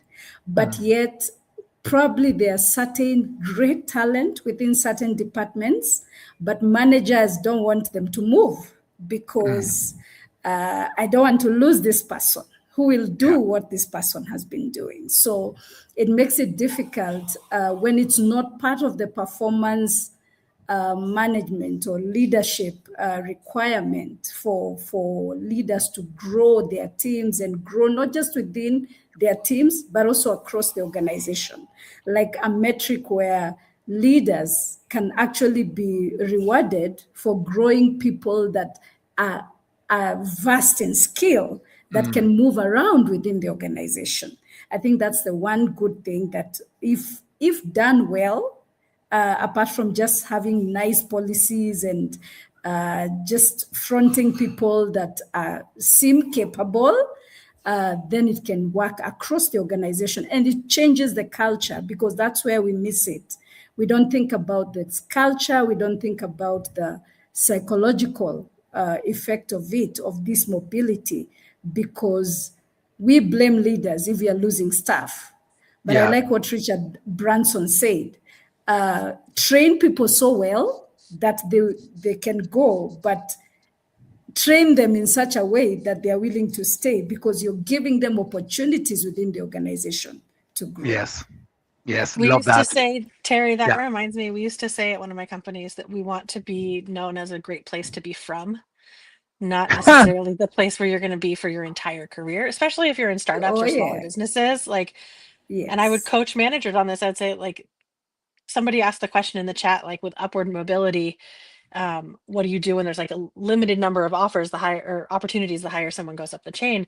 Like, your goal should not be to retain people at all costs. If you grow someone to the maximum of their ability to grow within your organization and there's nowhere else for them to go and continue to be growing their career, then you should start talking proactively about, what does the transition plan look like for you? As your manager, how can I help you get my job at a different company?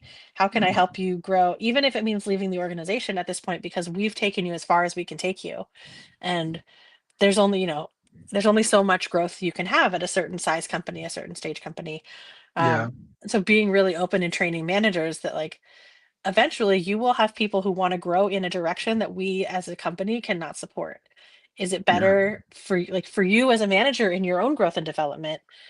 You should have the experience of growing someone and having to say goodbye versus like retaining them at all costs, because you're not going to retain them at all costs. They're just going to end up leaving and taking that job somewhere else, and you'll be blindsided. Why not instead make it a proactive thing? If the person's coming to you and saying, I want to manage a team, there's no other opportunities for them to do that at your organization. Say, unfortunately, like, that role is not going to exist here, but like, if this is the end of the road for us, like, let's work together on your transition plan. Let me help you get that next job, and let you help us backfill you in this current role that you're in, and do it Yeah. as a, lay the cards out on the table. Yeah, yeah. Thank you, Kim. I was just as you were describing this, Kim, I was thinking, and I'm not sure what the answer to this is, and would love to see if anybody in the audience has the answer to what the returnship rate is from people who leave an organization voluntarily, maybe because of a better opportunity, or alternatively because they have to take care of personal things, whatever it is. Would love to know if there's data about that, and also if there's data around whether people would come back to their previous organization if the conditions are right. We know, I'm talking about the group of people that don't hate their previous workplaces, and there are many of those out there that under no circumstance would they ever go back to the place where they worked before. I'm just curious about this. Because it's what you're all saying, right? I mean, you're training people, they go, they learn more. Maybe that's not the kind of mobility that most leaders would be interested in, letting people go to another organization. But if they do, and then they come back, with more skills, more progress in their career, that I think can be very valuable to the one organization where they come from. So anyway, if anybody has data on that, please post it on the chat. We're reading you. Let me go to the question about culture, right? Because a lot of the things that we're discussing right now, whether a leader lets somebody go, or whether a leader has the freedom perhaps and the safety to ask, I would love to see that person in that team come to my team for 20% of their time to help us out with a project. All of these things have to do with culture. So I would love for any of you to please describe this connection between mobility and corporate culture. And for the audience, I know right now we have stayed at a very descriptive level. What happens, in an organization, what's good and maybe not so great about the way mobility works. And then we're going to go into how to do this right, into some insights about how to get it right across the board. So coming back to the panel, what's the connection between culture, organizational culture, and mobility programs? And maybe if you want to make it more holistic and throw leadership in there, feel free to do so as well. I don't want to overcomplicate it, but hey, you never know, right? So Krista, Kim, Terry, please just unmute yourself and go ahead. Yeah, this might be oversimplifying it, but internal mobility is more than just a talent strategy. I think it is one of the main culture signals. It shows, and also employees know, whether your organization really values growth, adaptability, trust, and all the other things, or if it just says it does on paper. So I think there's sort of the older playbook on hiring, thinking of hire for what you need when you need it. That may not be the best approach anymore. Roles are shifting pretty quickly. I think mobility is one of the fastest ways to unlock potential within your organization. There are often so many capabilities and different skills and certifications that are already on your teams, just underused or maybe not even known to be there. So I think when mobility is embedded into culture, not just processes and policies, it allows people to move the work instead of waiting for permission. So might be oversimplifying it, but that's my starting point. No, I love it. I don't think it's oversimplifying it. I mean, like maybe as a statement, it sounds like so, but then when you go to reality, that's exactly not what they do. So it is. I mean, and I bet that you ask a lot of these leaders whether they think that what you said is true. They would say, "Oh yeah, it is true," right? But when it comes to the doing, to the walking of the talk, then that's where the disconnect. It's evident, right? Kim, Terry, any insights about this? I think there are other cultural indicators of whether a company is going to be supportive of internal mobility, even if there isn't an internal mobility program in place. Because a lot of companies, especially on the smaller end, I've mostly been in, most of my career has been in startups that are, under 1,000 employees, sometimes under 100 employees. And you may not have the ability to have an entire program, but you can see it in the way the team does things like hackathons, when the company is doing a hackathon, is it only the engineering team, or do they have people from cross-functional teams participating? How do they do product feedback? Do they do user testing on their own team members? Does the talent acquisition team involve a cross-section of employees in the hiring process? Like, all of these things are indicators that the company is culturally a place where you don't have to stay within the exact box of the boundaries of your job description. So, like, there's lots of ways to embed, I don't know if you want to call it like a mobility mindset or mobility principles, into your culture, even if you are not at a place where you're saying, we have a mobility program and here's how we handle succession planning and here's how we handle open recs. And like, when you're opening a new rec on your team, do you share it internally before you post it publicly? How do you talk about the kinds of people you're looking for? If you have a value around God, I always, when I'm like putting myself on the spot for values questions, I can never think of the actual values words. But like, if you have a value that's around like creativity or collaboration or something that's about being a self-starter, these are all sort of common values ideas. How does that show up in how you think about people in their roles versus, saying you can be creative within the job description that is set for you? And there was something else I was going to say on this, but I don't remember what it is. So I'm going to mute until I think about it. Well, we're gonna come back to it for sure. Terry, any insights from you? I think Terry is now having Kim. I think you did that. I'm so sorry. I gave What my have I done? to Terry. Oh no. No, Yeah, it's the okay. thing I remember go the ahead. thing that I was going to say, Go which ahead. is that one way, just like practical tips that you can embed this kind of growth mindset, adaptability into your practices and into your culture, is asking a question in your performance reviews or in your having your managers ask this in one-on-ones. It's like, what is something I'm interested in or a skill that I have that I'm not getting to do at work right now?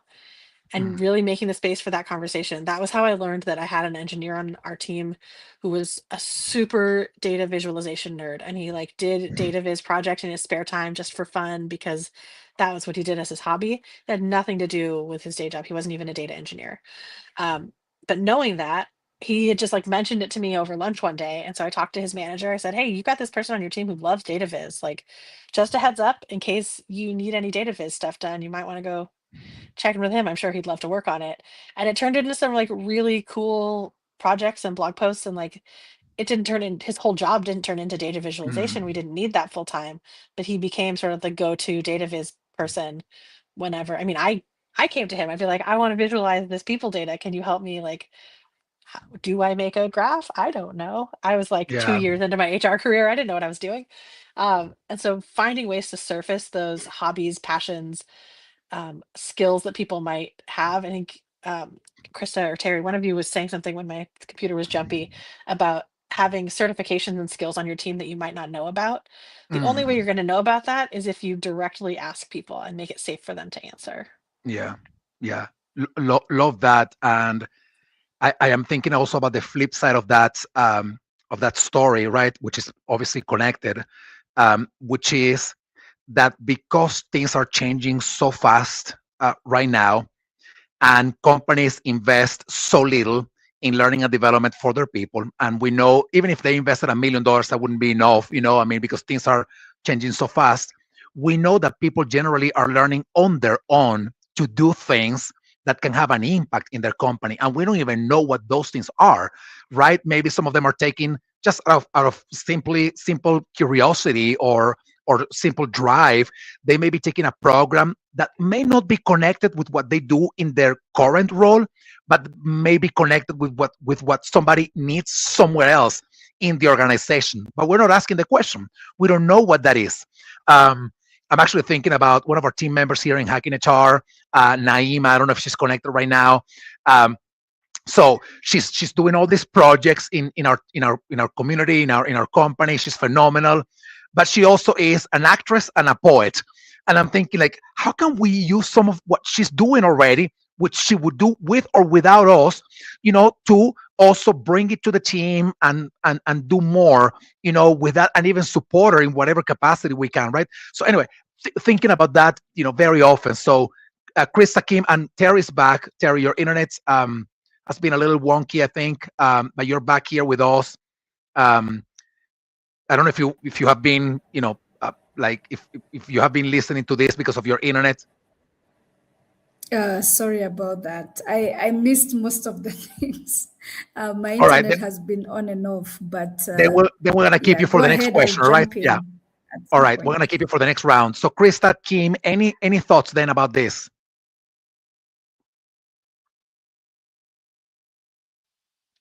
Yeah, I mean, that's how I have done some of the best work of my career, has been because someone on my team or someone said, "Hey, you're into this, right?" And it was a lot of times, I have a theater background. A lot of times it's been like, "You're a theater person, like, help us come up with something fun to do here." And sometimes it's not at all related to being a theater person, but um, I've done some of the best, most creative and fun work of my career when I have been tapped to do something that's like not technically my job, but would be Mm. fun. And it's like, yeah, I want to help out with that. That sounds really Mm. fun, and it's engaging to me. And it didn't usually turn into, and now that's my full-time job. But I think we can get sort of dogmatic about internal mobility as only being about upward mobility and movement onto another team. Like that's the only Mm. way to grow. And especially if you're in a company where there aren't a lot of opportunities for role changes or promotions, think about internal mobility as tapping into other sides of someone and letting someone tap into other parts of the organization.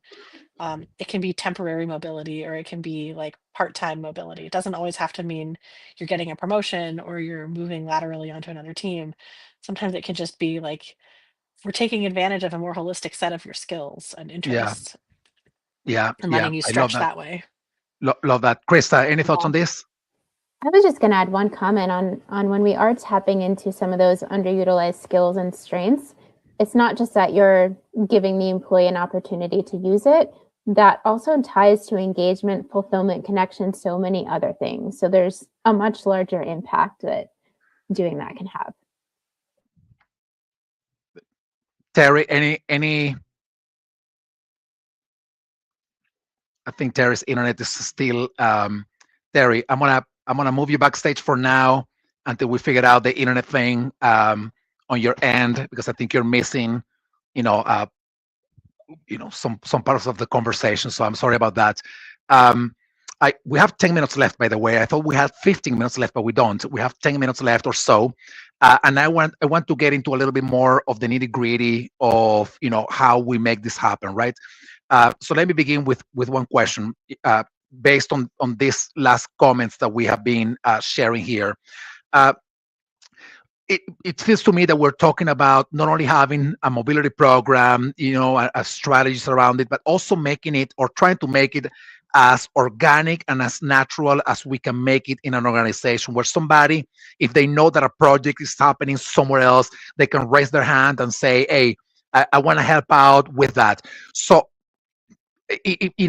maybe in some bullet points, what strategies, what actions do you think HR leaders should engage with in order to build this culture where this happens not only by design, but also because organically people feel that there is a level of safety that allows them to move, to raise their hand, to move from one team to another, to help somebody else, etc. So Krista, Kim, please go ahead, unmute yourself and share your insights.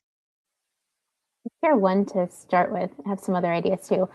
But I would start with mapping out employee friction points. So what are the reasons why employees think they can't move around within the organizations? Is it managers? Is it their skills that they aren't able to build in their current roles? A lot of mobility strategies start with the more structural of career frameworks, role taxonomies, but people actually need a way to grow before they move. So I would start with looking at the friction points, and I'll pop it over to Kim. Awesome. Kim? Yeah, I think there's a kind of a two-part recommendation here for the storytelling of it, because when you have a program. Your program is only as good as its utilization, right? And so how do you increase utilization? It's I think one piece of the storytelling is the company-wide and team-wide piece of saying, this is something we're doing. We are celebrating it. We're excited about it. Here's what it looks like. Here's how you can raise your hand for something. Here's not.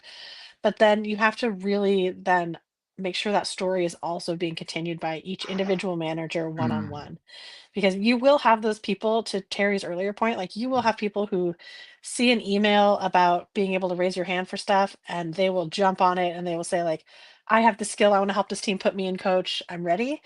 But you'll likely have a much greater percentage of people who are like, yeah, but that's not really about me. They weren't talking to me about that. I'm too busy. My manager would never let me, blah, blah, blah, blah, blah.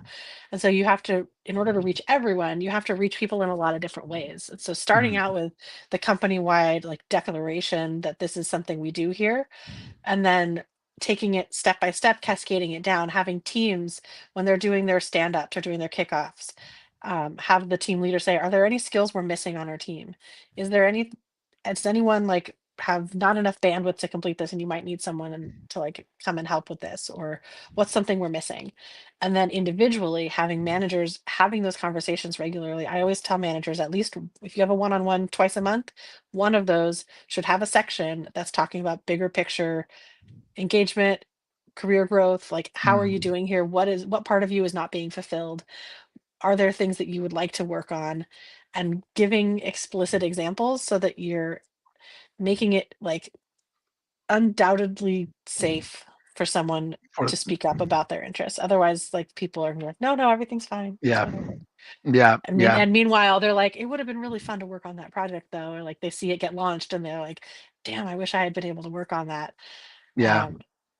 And if not the only policy that, is that you can, then like there's a gap Yeah. there between like the company level and the individual participation. Yeah, and by the way, I'm thinking about a couple of pretty basic indicators here to leverage your case, Kim. Number one, time to productivity, right? Time to productivity is not just knowing how to do the job; it's adapting to the culture or understanding the culture of the company. So maybe time to productivity in how to do the job will still be the same that it would be for somebody that you're bringing from outside. But when it comes to culture, since you already work in the company, that is, like it is strong. Institutional knowledge, yeah. It's institutional knowledge, right? So at least one component of time to productivity, you can remove from the equation because people already know how to do the work in your company. Number one, and the second, obviously ROI in versus time. So you want that return, as in whatever project we're working on as fast as you can. And part of what that means is that you want to make sure that you're not spending extra money bringing somebody who may be great at doing that, but perhaps you already have that knowledge in your company and all you need is to like reassign 10-20% of that person into another project. So I like, we're talking about connecting the dots here with all of these strategies with business, and it just makes sense. Yeah, I saw Terry posted in the chat tracking the metrics to see who is moving and like tracking the data of who's moving on what teams. And then like I'll yes and that and say like, and also celebrate it. If you celebrate internal mobility and make it not just like a thing that happens because of necessity or a thing that happens sometimes, but like champion the managers and celebrate the employees who are participating in your internal mobility. People love celebrating their coworkers for their success. Like opening a new rec and saying it's open to internal hires and then celebrating an internal hire who got the job. Like that is how you start to see this stuff sustain and have it be kind of a self-sustaining program. Yes, absolutely. Krista, any insights about this? And by the way, just give me 1 second because I want to ask the audience. I know there's a lot of questions, comments and questions in there. But anything that you want to bring up to the attention of our panelists about mobility. We only have 4 or 5 minutes left for this panel, and then we have the last one of the day. Krista, coming back to you, for any insights. One other thing I would add is saying programs are open to all is really not enough. I see that with mobility programs and also with leadership development programs, but also the programs that are manager selected, or you have to be in some certain pipeline, those are also not enough. So I don't know exactly what the answer is, but we need to make sure that when things are open, that they are actually also accessible and realistic to people who want to engage. Mm-hmm. In the same way that when you're moving someone onto another team, you have to think about the backfill and like, okay, we're going to promote this person or we're going to move them to another team. What's the backfill going to look like on our team? Kind of the other side of that is that managers have to sometimes like aggressively push someone if they're like, I know this person would want to do it, but they don't think they have time. How am I, as their manager, going to give them the capacity to explore this 10%, 20%, whatever it is, or to explore this project? We did a rotational program at a company I was at where we would occasionally, there's no like non-gross way to say this, so I'm just going to say it. We would like loan people out to other teams. We'd be like, okay, for this quarter, this person is going to go sit on that team, and then they're going to come back to their old role on their old team, and like maybe they'll do it again, maybe a full-time role will open up, but we would do these like 1 or 2 quarter rotational loans, human capital loans. So gross. But giving people not pay just me like, back. Yeah, right. Not just like you can work on it in your spare time, but like explicitly this quarter you are going to go sit on another team and do a different job. And here's how we're going to like handle the capacity on our team. Is another way to help push people who might not otherwise make the time. Awesome. I know we have a lot of comments in there. Some of them talk about, peer recognition, celebration. Let me see what else I see here. I think you all have access to the comments as well, Kim, Krista. But lot of comments here about talent mobility. And as we're getting closer to wrapping up our panel today, there was a comment that I think all of you made multiple times throughout the panel, right? And you and the attendees, and that was around the role of leaders to enable mobility. And I think most people kind of agreed on this idea that leaders don't want to share their talent. They just want to hoard it and keep it for themselves. So what is your message to leaders who are perhaps here, or HR people who are in current conversations with leaders to establish a mobility program or mobility strategies? What is your message to those business leaders who may not feel that they want to do this, that they want to engage in something like this? I think a quick answer is invest in your own coaching skills. It will benefit you and the organization and your team and individual team members. Very, very quick end of session 30-second message. And I would say, don't be afraid to start small. You don't have to have a huge program. You don't have to have even a specific direction, but start small by asking the questions. Where do you want to grow your career? What do you want to do next? Are there things that you are really good at that I don't even know you do? And just start having those open conversations. Yeah.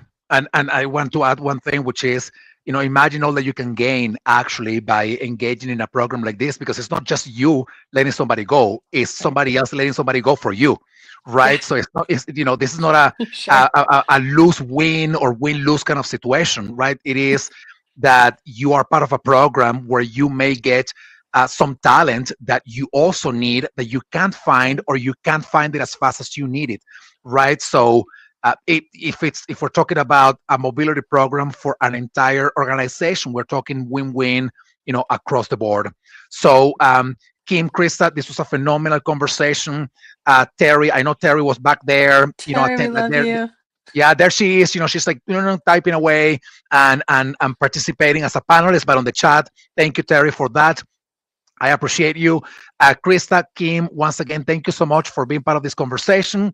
We're going to let you go now to continue on with, your days, whatever you have ahead today. Thank you, Jessa. Please feel free to let them go so that we can start welcoming our next panel and our last panel of the day.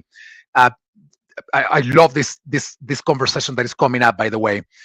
Work design and automation strategy, redefining roles and tasks for augmented work models. So very excited about this conversation because right now we're talking about the impact of technology, particularly AI. So we're talking about the impact of technology in the workplace. And it's not just as in adding a layer of technology on outdated systems and mindset and leadership styles. We're talking about transforming organizations for the age of AI. And that requires, all things work redesign in the face of automation strategy. So super excited about welcoming everybody in the panel. Shahid, Michelle, Amy, and Adam, please join me here on the screen. Just if you can bring them to the screen. There we go. Hello, everybody. And John, I'm sorry, I didn't see you. I have all the names at the bottom of my screen, and yours didn't show in a second. So I apologize for that. I'm always forgotten. It's okay. I'm used to it. All right. Well, thank you so much, everybody, for being here. All attendees, this is our last panel of day number 1. We got a couple more days for this event. I'll be back on a screen to wrap up the session, the day number 1 of the event. And in the meantime, Shahid, I'm going to let you take it over and moderate this panel. Thank you so much, everybody. See you in a few minutes. Thank you, Enrique. Hello, everyone. I'm really excited to moderate this last panel discussion for today, and I would like to thank you all for joining us. The topic that we're going to discuss today is work design, automation strategy, redefining goals and tasks for augmented work models. So in next 40 minutes, we will explore how automation is reshaping jobs with insights from our expert panel on strategies, ethics, implementation. So without any further delay, let's start with a quick introduction about myself, and then I would request our panel to introduce themselves one by one. So I am Shahid Masood, heading Human Capital Transformation at Lopez Hody & Associates in Qatar, with over 15 years of experience in digital transformation, fostering innovation through employee-centered process design. Now I would request our panel to briefly introduce yourself one by one. We can go clockwise.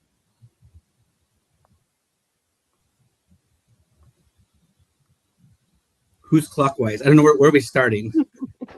Anyway, let's start with Amy.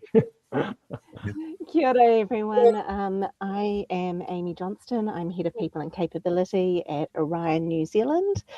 So I'm based down in the bottom of the South Pacific. Really excited to join you all today. Excellent. Nice to have you, Amy. And I think I'm next, right? Just want to make sure. Right? Yeah. Clockwise? Oh, because I can't tell who's who. So, all right. I'm John Orozco. FYHR is my brand, or Fixture HR, and my background is I've done everything in HR, from an HR assistant all the way to a chief of HR. I've consulted with companies from Fortune 10 billion to Fortune 10 in the last 15 years, and I'm happy to share some insights on where I think my little AI journey is going and where I think it's going next. At least I'll guess. Thank you, John. We're happy to have you here. Mm-hmm. I think I'm next. Hi, Michelle Corday, located in Chicago, and I lead HR transformation and enablement with Michelle, a focus. Adam. Yep. Can you hear me? Okay, sorry. I didn't mean to talk over anybody. Hi, Michelle Corday. I'm located in Chicago, and I lead HR transformation and enablement with a focus on streamlining HR's daily operations. I don't know if it's just me or... Oh. I think it's just him. Okay. Yeah. Shahid, I think we're good. So I'll continue. So really, my focus is streamlining HR's daily operations through technology, automation, and process improvement, which frees all of you up to focus on what you do best: leadership development, talent management, DEI, all the good stuff. And I'm excited to be here today with this fabulous group of panelists. So Adam, over to you. Thank you, Michelle. All right. Good morning, afternoon, and evening to you all. This is my second session of today. So for those of you who weren't in the previous session, my name is Adam Hopewell. I'm based in Washington, D.C. Last 25 years, the privilege and joy of working and living in over 10 countries, leading talent and HR for multi-billion-dollar multinationals across India, China, and the Middle East. My work kind of bridges the gap between global legacy scale and the technology frontier. I'm looking forward to speaking on this panel and exploring together how the architecture is required to align business drivers and work design and automation strategy, typically using capability, capacity, and constitution needed for this rapidly evolving age of AI and digital and human intelligences. Great, amazing. Thank you all for the introduction. Now let's just jump into our discussion with some personalized questions before we move into the core and then final question sessions. So from my experience leading system migration and deploying dozens of self-service modules, one of the biggest wins were freeing HR teams from administrative work to focus on strategic advisory. So I would like to know that in your organization, how have you identified tasks ripe for automation versus those that must remain human-led, and what role redesign principles guided those decisions? I'd be happy Michelle, to start if with you that one. would like to Can go you hear me first. now, Shahid? Okay. So, in my experience, tasks that are ripe for automation tend to be the ones that are transactional, straightforward, repeatable. So, for example, sending a list of hires and terminations to finance at the end of every month. And, that could easily be automated through an HRIS system. But when we think about tasks that are transactional and also require human judgment and empathy, those are the ones that are not as ripe for automation. So, for example, a leave of absence request. You wouldn't want that process to be fully automated. You might use AI to handle the paperwork aspect, but the interactive dialogue has to remain human-led. So, these moments, they're usually both challenging and impactful for the employee. It's a vulnerable time for those employees. And if they're only dealing with an HRIS portal, we've processed the request, but really failed to seize an opportunity to deepen our relationship with that employee and understand the broader situation. So, we really should redesign roles so that HR isn't a paperwork processor, but they're more of an empathetic partner who uses human judgment to build relationships and to find creative solutions that are going to both support the employee and work for the organization. I think I'd jump in here as well on, it's very tempting to redesign in the same mental model that we had previously, which is around static job design. And I think that that's an inherent flaw, a danger, a risk, a chasm of potentially disastrous consequences, because as digital and human intelligence evolve, something we focused on a lot in the previous panel, we're going to see the capabilities and the capacity of digital intelligence grow relatively exponentially.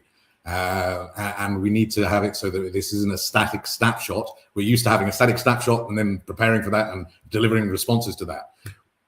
What we need to be doing is orchestrating systems and designing systems that dynamically update, that dynamically readjust as capability and capacity from digital intelligence increases.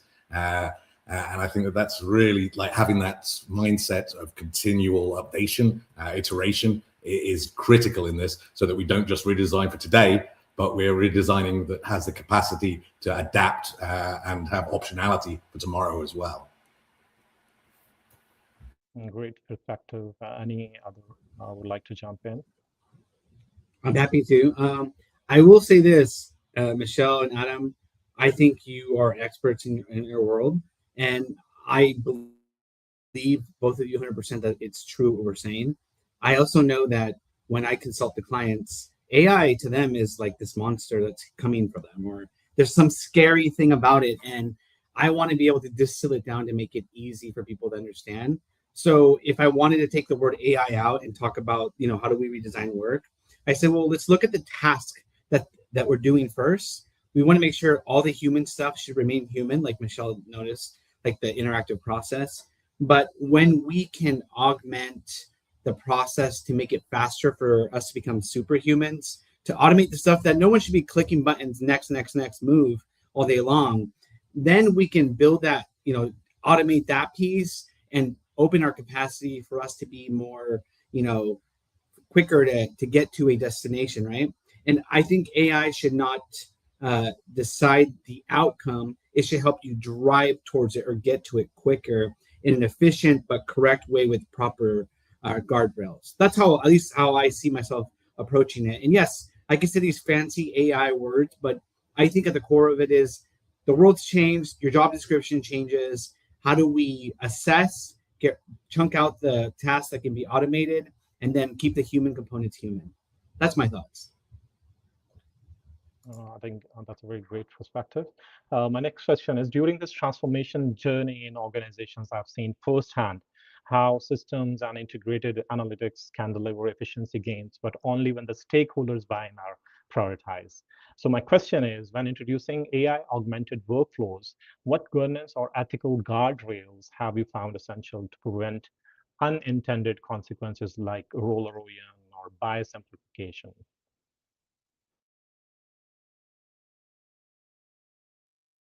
I'm happy to jump in here. When it comes to governance, particularly in AI and augmented workforces, it's really important to have a diversity of perspectives in the room. So being able to see those unintended impacts when you're creating those processes, creating those workflows from a differing perspective or differing worldview really helps you to come to a better process or better solution. Additionally, making sure that level of human oversight and accountability are absolutely there. We talk about humans in the loop and where should a decision be made that is human in nature. So those governance aspects are incredibly important when bringing AI into an organization. Yeah, I'd follow on with that. I think you can cluster, or you could at least attempt to cluster originally these around 3 guardrails potentially. I'd say the ones that I typically utilize in organizational work is ethical clarity, experiential quality, and effectiveness calibration. So really looking at ethical quality being the ensuring that AI use is transparent, consented, brand safe, and humans remain accountable for meaning, tone, and intent primarily. On the experiential quality, maintain a human touch in the experience. Does the output feel authentic? Does it feel empathetic? Does it feel alive? Does it come from lived experience? Where does lived experience add its most value from an output perspective as well? And thirdly, on effectiveness calibration, regularly measuring the outcomes, measuring bias, measuring quality drift, and adjusting the human intelligence to digital intelligence mix. If creativity or trust, and trust is one I massively double down on here. I created an entire trust operating system for organizations. When those begin to erode, how do we step in and take concrete action under the governance principles established? Thanks, Adam. That's really valuable. Anyone else who wants to jump in? I will say this. I think this is an important conversation that my co-founder reminds me every single day. He's like, hey, what about the guardrails? I said, that's an excellent question. And I don't need to be an expert in this, but I love hearing other points of view. And this is where the AI can't contribute to the conversation. Because if you were to ask the AI about guardrails, it'll say, just trust me, bro. I'll just unlock everything. I got this. And that's where I think it should be 100% human conversation and adding in those layers, talking about what's important to us. Because if we let the AI drive the conversation, I promise you, I'll say, I got this. Don't you worry about that one moment. So that's my thought, at least. Great insight. Okay, so if we look at my current role, we foster innovation cultures by redesigning processes around employee experience rather than just efficiency. So my question is, as automation augment roles, how do you ensure the redesign strengthen the psychological safety, trust, and intrinsic motivation rather than just instilling fear of becoming obsolete? I think there are a couple components to that are really important. And one is always being mindful of your company. Oh, sorry. Can everyone else hear me? Okay. Just being really mindful of your company culture, not only your culture now, but what do you want that culture to be? And so, how are you thinking about what the employee experience is going to be after AI? And part of that is involving the people who are closest to the work in the changes, right? So not only will you get a better outcome because they understand what needs to be done more closely than someone who's at a higher level or a few levels removed from it, but also that helps them to have more trust and less fear if they feel like they're a part of the decision rather than just being told this is what your new job's going to be. So those are a couple approaches that come to mind for me. Yeah, I would absolutely agree with Michelle on this, on putting the individuals really at the core and co-creating and consulting with them around what that change may look like and how it is going to impact them. We know that is deeply important from a psychological safety perspective. And something that we do when we approach role design and change is look to our people to really understand how this change might impact their role. What does it mean for them and what does it mean for the future? And ensuring that we have that ability to co-create on things like role design. Not only is that a legal requirement in New Zealand, but it's also a phenomenal practice to get the best outcome and see the things that we may not see as an HR team. To follow on both those points, which I think were very nicely made, I think essentially we got to stop treating AI as an overlay, technological overlay for 20th century workflows. Like, let's look a little bit at some recent data on this. Current Deloitte research, for example, shows that whilst the C-suite is pretty much all in on AI, and I don't know about the rest of you, but my work with C-suite and boards says that that's the case. Like approximately only 12% of HR leaders are actually leading the fundamental redesign of the work. Because we're bolting on tools rather than redesigning roles and starting with business outputs and then deconstructing in Stephen Covey style manner, starting with the end in mind and then deconstructing. We're just kind of trying to there's too many people trying just to overlay how things were done onto how things will be done. So we're seeing the rise of work slop. I saw a really interesting article from Workday recently saying that 40% of workers are already spending significant time fixing low quality AI outputs. We're creating almost a new form of work-life drudgery in that. And this is about the dynamic that we're involved in. This changes so rapidly. But to move right from this trap to true outcomes, like using something like a BCG 2010-2070 model with 10% focusing on the AI model you're using. There is a difference, and I love my Gemini compared to my ChatGPT for various tasks and such like, but 10% on the model, 20% on the tech. 70% of the emphasis really has to be on the people and process transformation. Otherwise, we're just kind of putting a jet engine on a horse and carriage. And that's not what we want to be doing at this point. I think you're, if I can add to that. Yes, John, please. If I can add to that, Adam, I think you're right. I see, but at least from my perspective, the executive team wants to do AI because, oh, great, I can make my employees 5 times faster. I'll make sure they can figure it out. I trust that it just gets done right, and they'll use buzzwords around synergy or whatever they need to make it happen for shareholder return. But I think it's missing that when they say the word AI, they just hear at the end result more money without building that psychological safety that, hey, we're as a team, we're going to use these tools. We have to understand here are the rules. One, whoever uses the AI has the final responsibility for what happens with that AI. So if you let it run and it's all wrong, you're wrong, right? Second, it's okay to experiment, but don't use it on client-facing collateral. If it's built out and you didn't check it, it's 100% your fault. And I think third, use AI with small tasks, grow that muscle, build it up, and then go from there and then ideate as a team.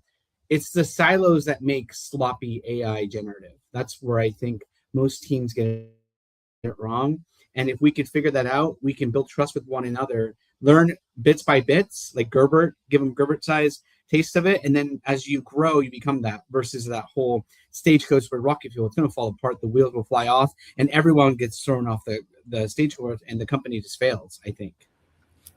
John, it sounds like you've got some nice practical experience on this as well. And I tell you, one of the things I'm finding as rubber hits road, so to speak, is that as the administrative work is offloaded into automation into basic AI systems as well, we are elevating the quality of work that's being done by various individuals across an organization.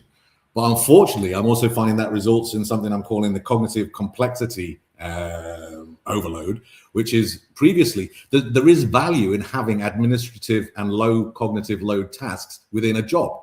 Like if all your tasks are highly strategic, all your activity and input is at a high strategic level, I'm seeing more and more managers and individual contributors who are burning out very rapidly because all of the work where they used to be able to go down tempo, this is a marathon. Like you can't be sprinting all the time. And yet what happens as we implement more of the automation around day-to-day, everyday tasks is that we're moving that into a marathon that you're expected to sprint through.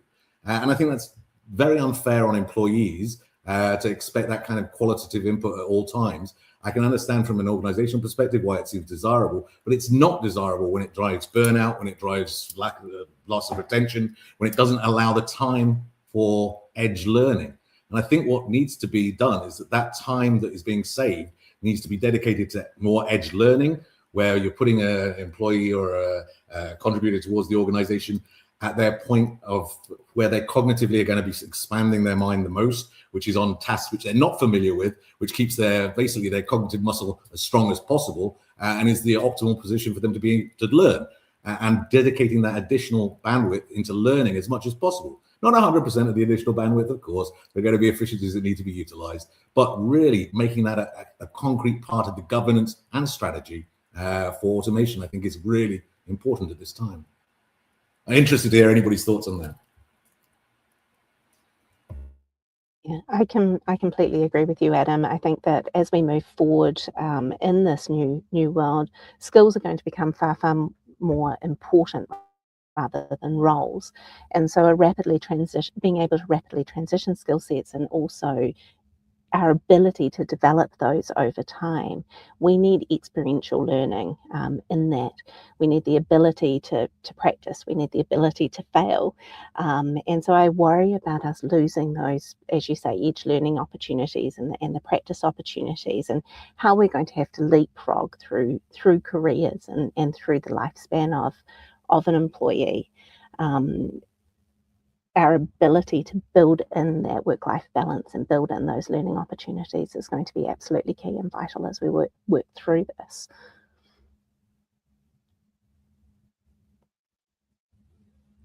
All right. So we are also getting some questions in the comment section regarding the change management. So in our transformation projects that we have been through, the change management phase remained very critical, and we enable that through training, communication, cross-functional collaboration. So my question is, as organization redesigns roles for augmentation, what leadership capabilities and adoption strategies do you see non-negotiable to turn the potential resistance into a sustained enthusiasm? I can jump in on this one. So, I think change management is so important, and I'm glad that you brought this up. I like to say that technology enables behavior, but it doesn't change behavior. So, to my earlier point, involving people early, I think, is always going to help them embrace the change. It also builds champions, and so you've got more and more people then who are excited about the change. I think additionally, providing aligned messaging from leadership about the fact that it's okay to be curious. We want you to experiment. Amy mentioned earlier, it's fine to fail, right? We expect that. Encouraging them to get to that edge learning that Adam had mentioned. So I think trying to create a lot of messaging and communication from the top about the alignment behind the change and where you're trying to go and what it's okay for employees to do and what you're expecting from them, I think will always help people feel more comfortable.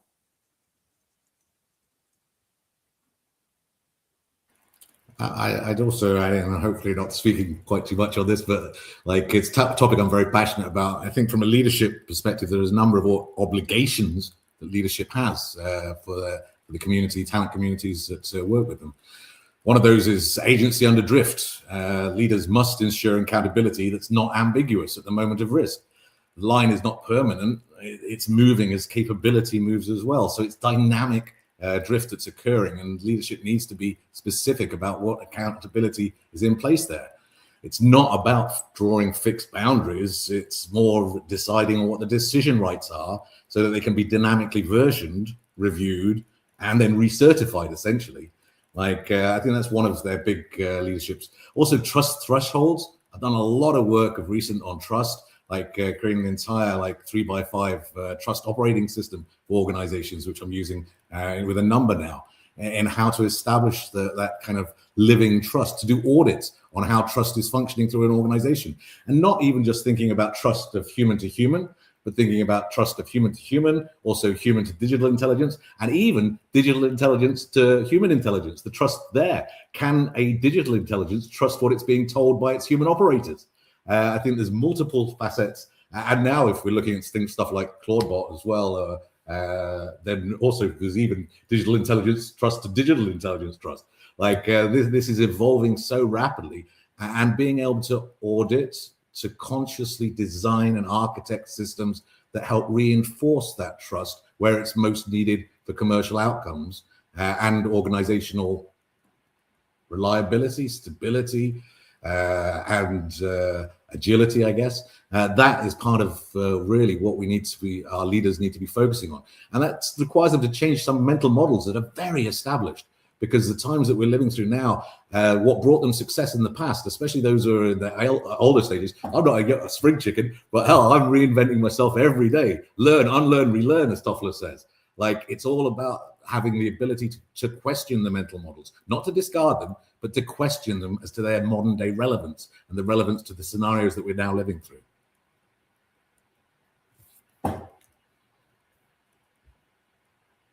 I think a very great perspective. Anyone like to jump into that?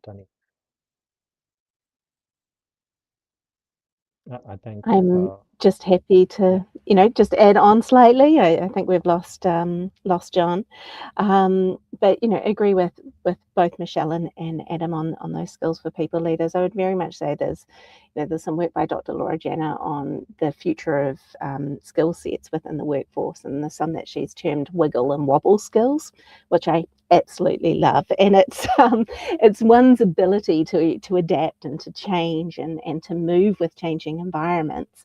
So I do think people leaders are going to need to be better at those skill sets, but also at fostering those in their people, and supporting their people through ambiguity.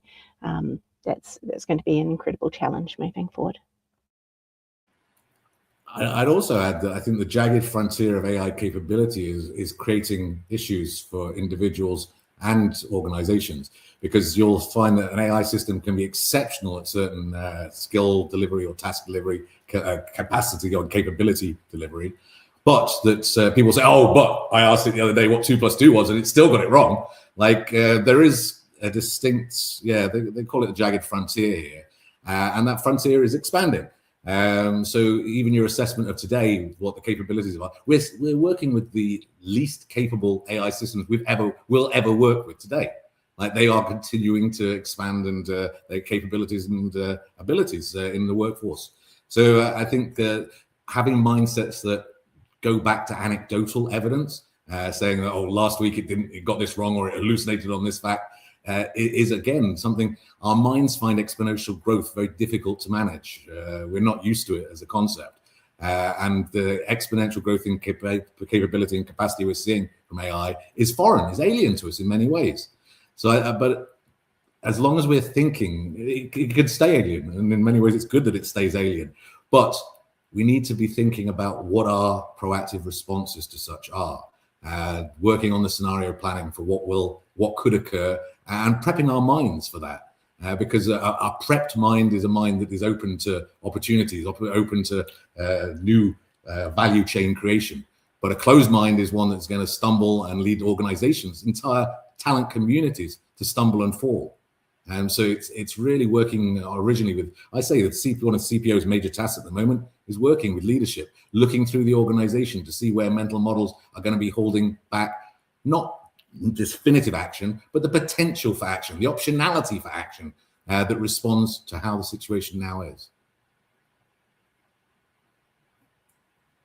Thank you, Adam. I think that's helpful for our listeners. Before we jump into the core questions, I would like to put this question to you, Adam. We have seen that automation moves from transactional tasks to cognitive augmentation.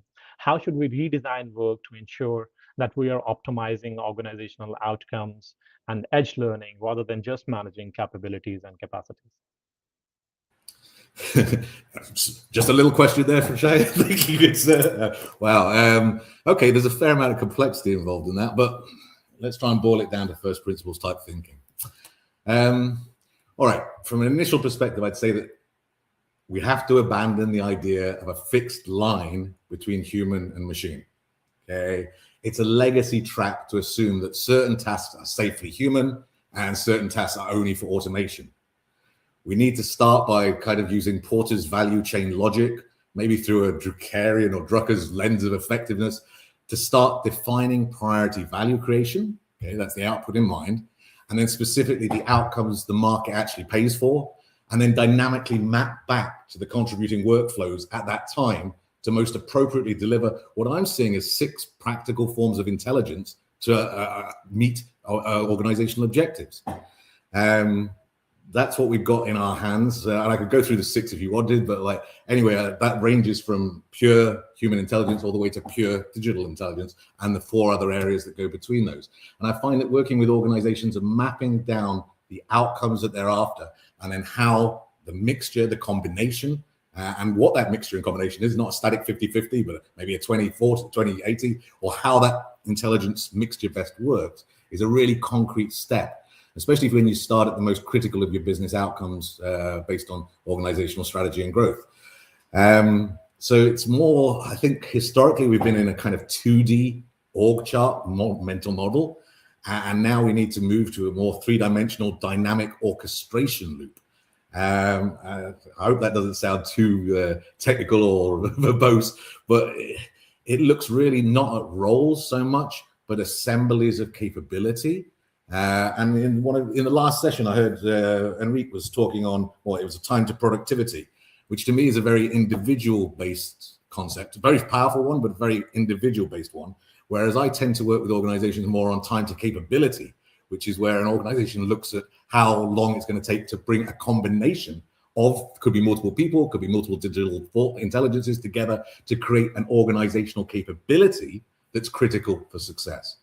So like big question of chat, but hopefully that nibbles a little bit at some of the edges of that. No, thank you. That's very insightful. Does anyone any comments on what Adam has just shared?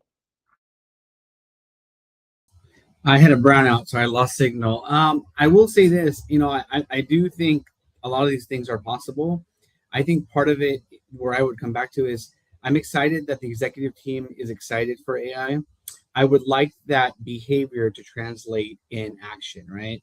So I tell people, to me, behavior is a language. If you're excited about AI to bring in more revenue, you as an executive should sponsor specific AI, learnings, work, be part of it, and learn with the team to build that trust.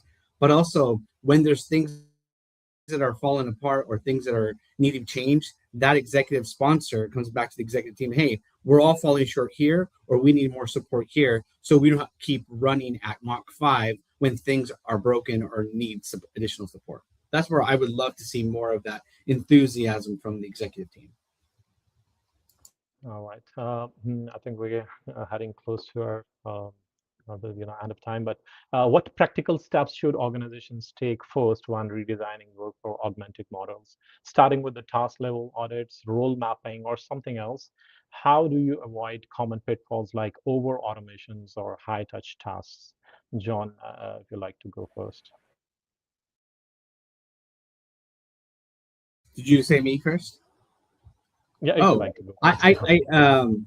Can I take a moment to just come back to me. Skip me for a second. Sorry, I had my notes and just turned off. So all right, I'm passionate on this one. Yeah. Don't start with the task breakdowns, because the task breakdowns are based on your previous workflows.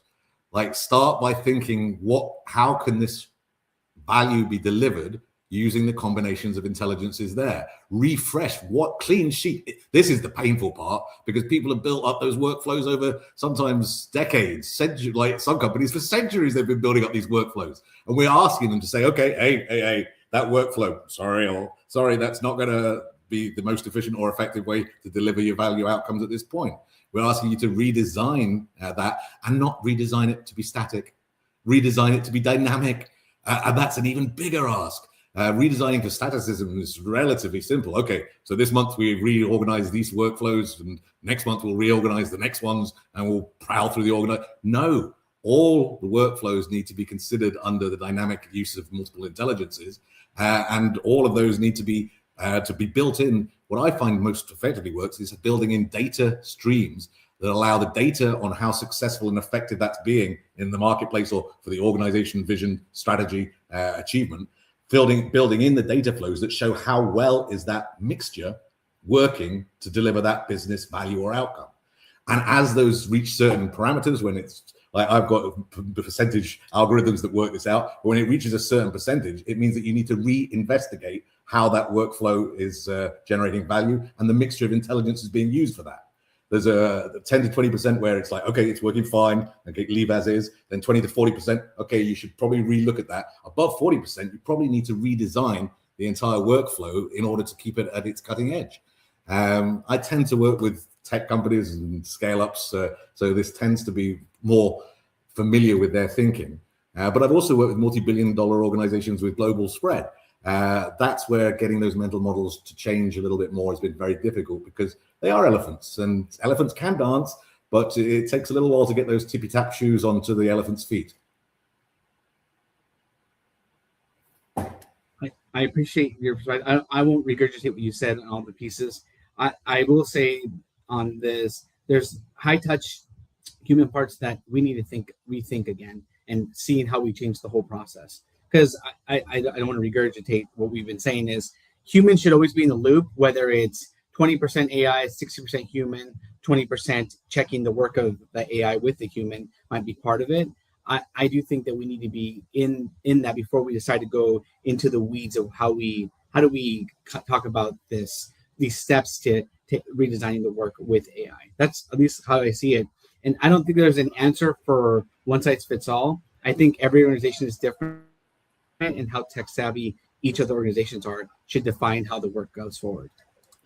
John, one of the framings I found particularly useful in this is that essentially human intelligence was really the execution engine previously.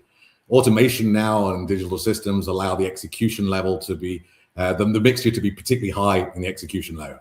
So human intelligence has tended to move towards now more verification layer. So execution is first layer, then the second layer is verification. So you're verifying, does it meet various criteria, the quality of output of work that's needed. And after that, it basically is going to go into like governance and what I would call value custodianship is where human capabilities will most add to the scenario at a certain point. That's where basically the execution and the verification is mostly controlled or is mostly run essentially by the digital intelligences.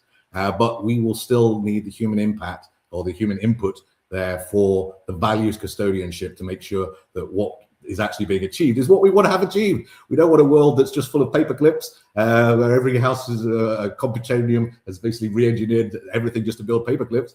We need to make sure that such impulses, which very are admirable in certain ways, the single-mindedness of digital intelligence, but that human intelligence maintains that values custodianship to make sure the ship is being steered in the right direction towards an objective or a destination, if there is a destination, that we want to reach.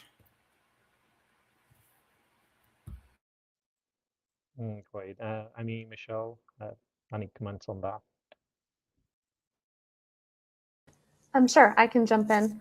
To kind of build on what Adam and John have shared and bring it back to something that my other fellow panelists had mentioned earlier. I think first and foremost, when you're thinking about automation and where it makes sense and not to over automate, is keeping your eye on the prize. So what business problem are you trying to solve? What outcome are you after, right?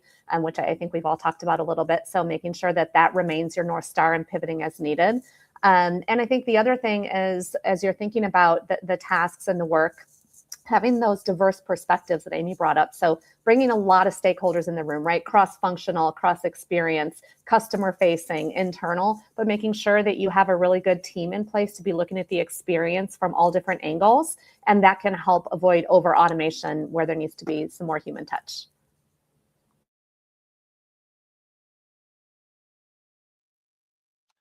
Yeah, I think the group has covered this off really nicely.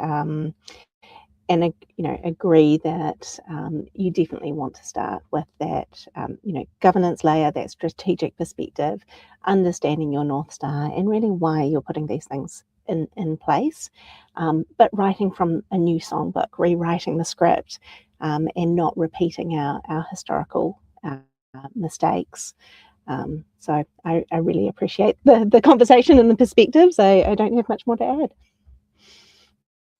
Great. So before we concluding today's session, my final question to the panel is if you could give one piece of advice to these HR leaders who are listening to us today to begin their augmented work journey, what it would be.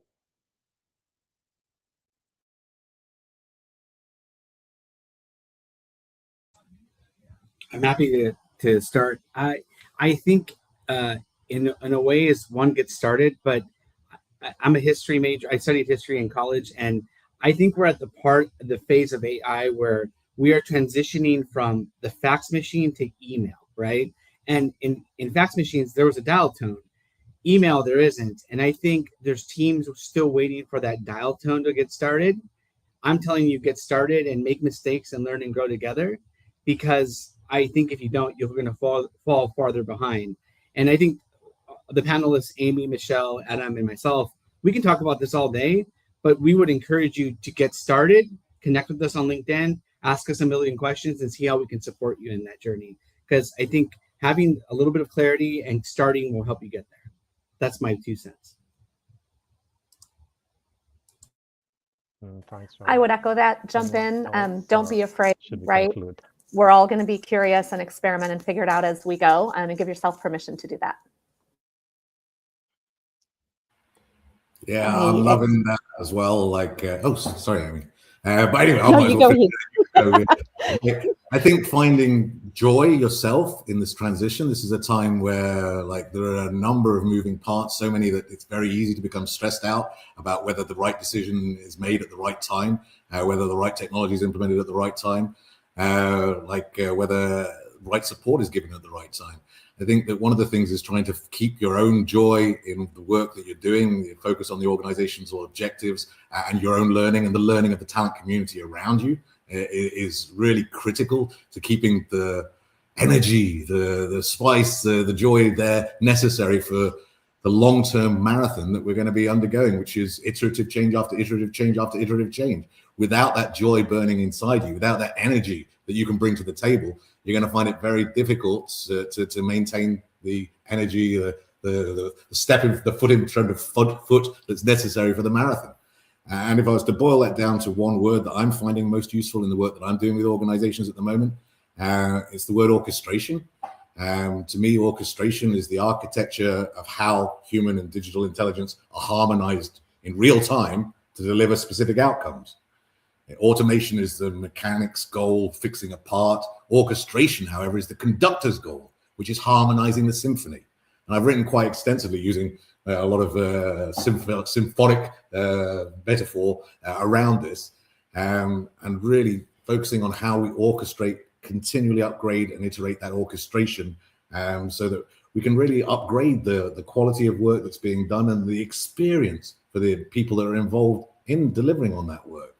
And learning is one of the keys to that, which is one of the reasons I love being on these Hacking HR forums, because Hacking HR is all about, its cause is about learning, and Enrique is dedicated to it in a way, like, I think very similar to my own. And so I love being on these forums to help with that learning. Open your mind and try and keep that joy alive as best you can, even in times of tumultuous change. I'm going to lean into Adam's one word and go with wiggle. I think for me, one of the biggest things that, or the one piece of advice I get, for HR professionals is particularly get out of your own way. Look at governance, get in there, start playing, but don't let the enormity around strategy and governance stop you from acting. Make HR a safe place to play, and learn about AI and how it can help. So to John's point, I think we can talk about this all day and would love to, but yeah. Time is limited. unfortunately, and this went by so quickly. But I appreciate you all so much, John, Adam, Michelle, Amy, and Shahid, for leading this incredible conversation. Thank you so much. I know we are right on time right now, so I appreciate that you spent all of this time with us here and our community, sharing your phenomenal insights. For now, I'm going to let you go to continue on with your day. So just please help me with that. Shahid, Amy, Michelle, Adam, John, thank you so much. Have a wonderful rest of your day. And for everybody tuning in today, thank you so much for being here. This is the last panel of the first day.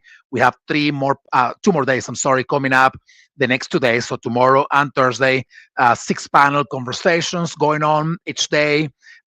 Great conversations that you've experienced, that you have, as you've seen. And tomorrow, more great conversations, same with Thursday.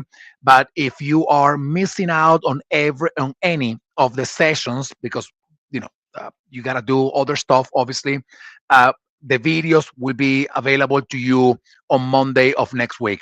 So please join us tomorrow. For those of you joining us tomorrow, there will be a different link tomorrow, which you will be getting 1 hour before the event tomorrow. If you don't get it, please reach out to us. We will be happy to share that link with you, but you should be getting it on your email 1 hour before the event. If you are registered in the event, you actually have to go to the Hacking HR Lab and officially register to be able to get that email. So thank you so much, everybody. Have a beautiful rest of your day, and I'll see you all tomorrow. Thank you so much. Thank you, Jessa, for managing all the background, and see you all tomorrow on day number 2 of our People and Culture Strategy Summit. Thank you so much, everybody.